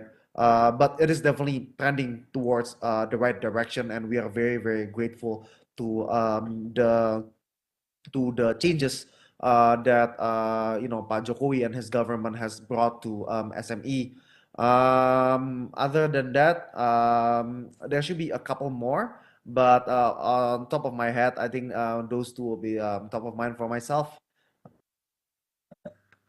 Thank you, Pak Edward. Yeah, I really hope that government take notice on this, right, on your comments and recommendations.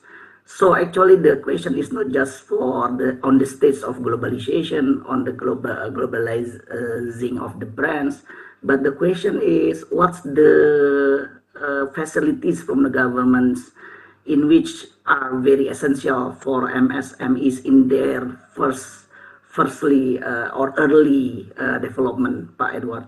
So from your experience, for sure, what the government could have if you have the business that they just only started.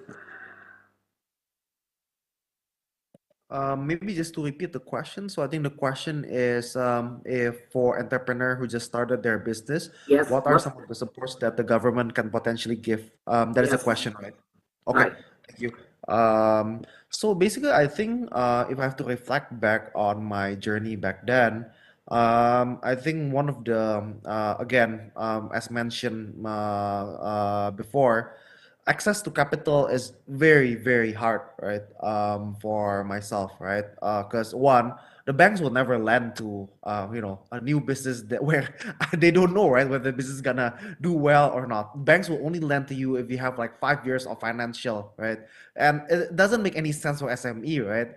SME or entrepreneur by default, they are, taking a gamble and they try to make a business that might or might not work, right? So that's why I think if the government can have, for example, an incubator program or an SME loan, right? I think it would really, really be helpful, right? Back then, we had to scrap money from friends, family here and there to start things up, right? And I do believe that I was quite privileged to actually get those initial funding, right? But then I'm sure that there are a lot of people who have brilliant idea and hunger to actually do something, and they don't have that access to capital. And then obviously it's not just capital as well, right? But for someone who's just about to start their business, many of them actually don't know how to start, where to start, what to do, right? I think if we can have, a lot of program or education program that is widely available and easy to find, I think it would be really, really helpful for first-time entrepreneurs. Thank you, Pak Edward, for your answers. I think we are now at the end of our session already. We still have some question, but I think the organizers said this is already the end of our sessions. And I do learn a lot from Pak Edward and Bu Zahra, and I really hope participants also have broaden their knowledge and broaden their information about how to develop, how to make their business successful. So thank you again, Pak Edward, Bu Zahra, for your expertise and experience. I appreciate it much about that. So I will the session to our organizer. Thank you.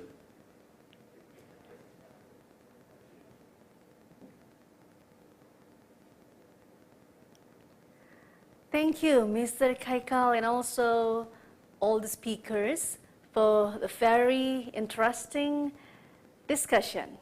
Ladies and gentlemen, now we are pleased to have Head of Trade Analysis and Development Agency, Ministry of Trade, Republic of Indonesia, Dr. Kassan, to deliver the closing statement. Dr. Kassan?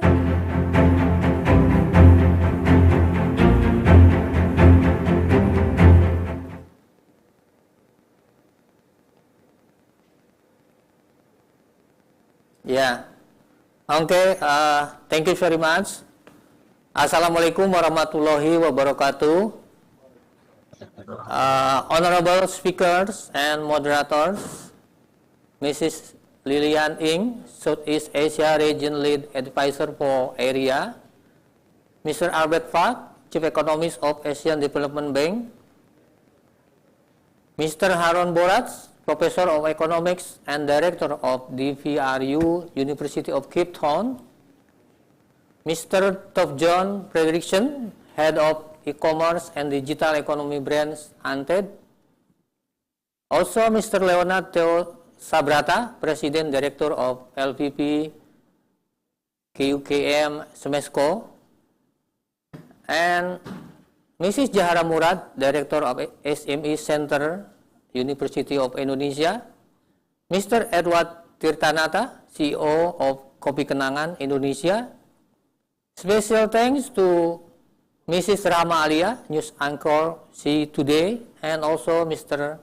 Haikal Nuriyakin, Head of Digital Economics and Behavior Study Group Economics at University of Indonesia.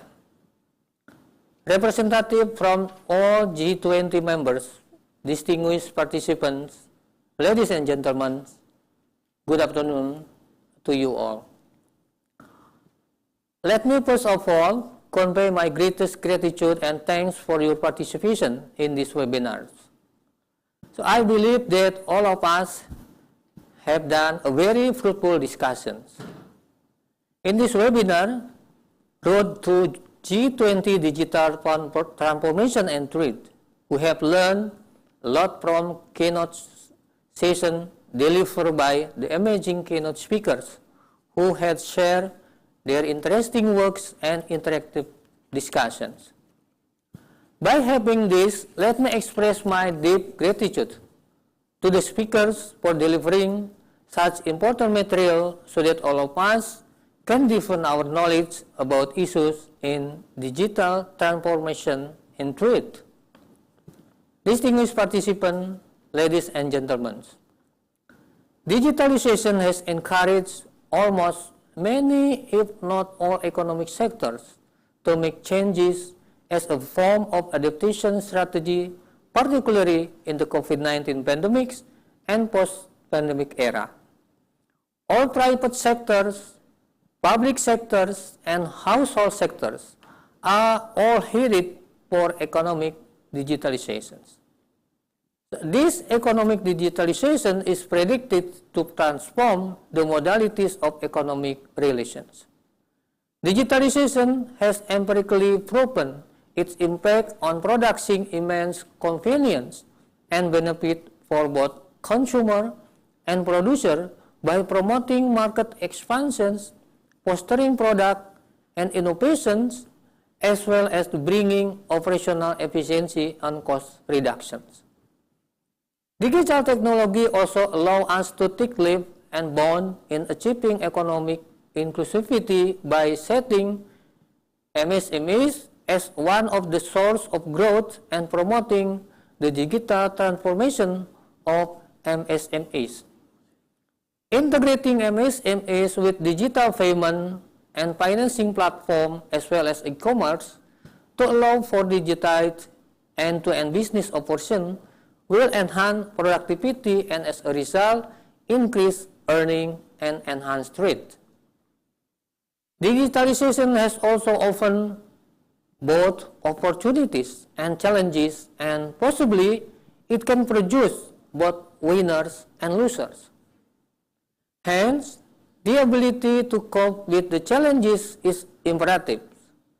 The identification of changes in modalities may cause displacement effect on employment and wages, and that particularly less skilled worker can be replaced by machines. If this is the case, it may also trigger premature deindustrialization and disappearance of manual and routine job work with automation in developing countries. Other primary concerns are also related to privacy, cybersecurity, and competition. Market concentration in digital-intensive sector tend reducing competition and can be hardless for MSEs to be in a fair level playing field. As we have discussed during the day, we have identified 4 areas that require our particular attention regarding digitalization and trade. First is about skills. For digital transition, the successful and inclusive, we need a digitally skilled population and highly skilled digital professionals. By this understanding, it is important for us to work closely with private sector on developing strategies both for digital skill training and for relevant curriculum in education system. Second is about digital infrastructure. First-class connectivity is a must to optimize our digital ability in making the most of data economy. In many developing countries, there is still a need to ensure better access to affordable and reliable ICT infrastructure and services. Government policies can make significant effect in this area. For example, by fostering open and transparent telecom market that is believed it support on attracting investment into IT infrastructure. Other area of action that can also help strengthening ICT environment include infrastructure sharing, effective spectrum management, and reduced duties on import of ICT equipment. The third is about the digital transformation of business. We want to create environment that allow innovative startups to grow. Parallelly, we also need the rest of the economy to come along, including SMEs, which we know form the backbone of our economy. Last but certainly not least, the digitalization of the public sector, where streamlining custom procedure and competition issues, consumer protection and data privacy can play an important role to enhance trade. Distinguished participants, ladies and gentlemen, by hosting the G20 presidency in 2022, Indonesia has the opportunity to encourage G20 countries to support digital transformation and trade. It is expected that the collective action in digital transformation will be an important driver of inclusive growth so that no one is left behind. Distinguished participants, ladies and gentlemen, before ending my closing remarks, I would like to extend my appreciation to ERIA and ITEP IPB University for their support to this webinar. I would like also to convey a special thanks to moderators who have led wonderfully the session today. Finally, my deepest appreciation to all others contributors for their invaluable contribution and for running smooth event. Thank you very much and have a fun after we discuss in one day in Indonesia, and also our speaker from many countries and also from the international institution. Again, thanks for your support and thanks for your contribution in this webinar as part of G20 presidency Indonesia in this year. Thank you.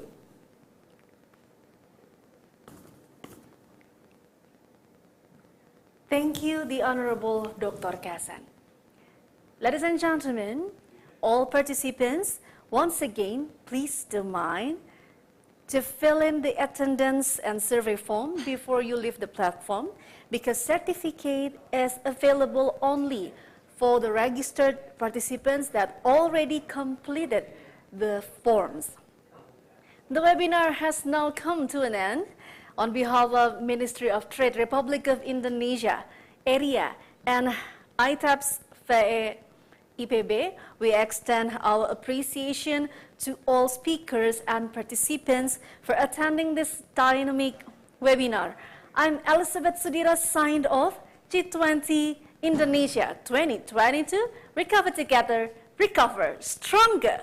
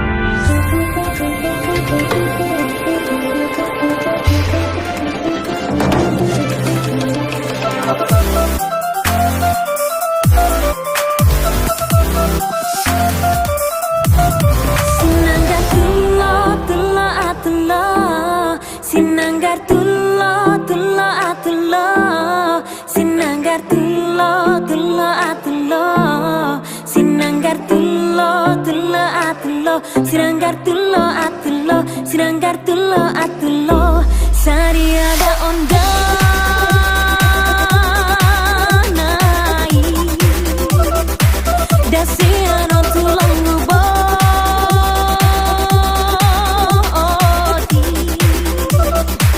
saya sedia melengah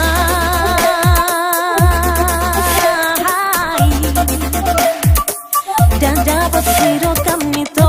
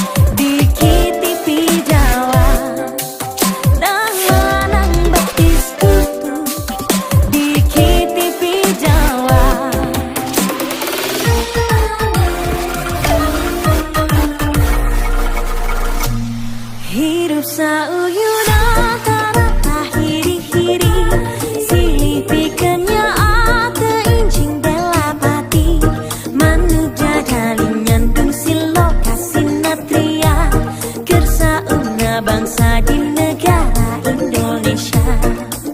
Manu dadali, manu panggagahna, bela bangsa di Indonesia jaya.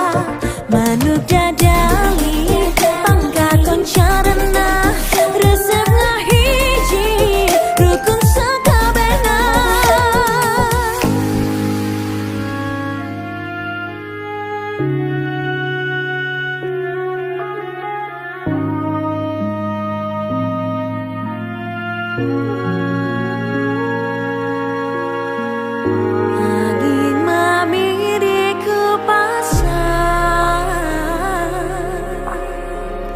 Ditujui tongkongan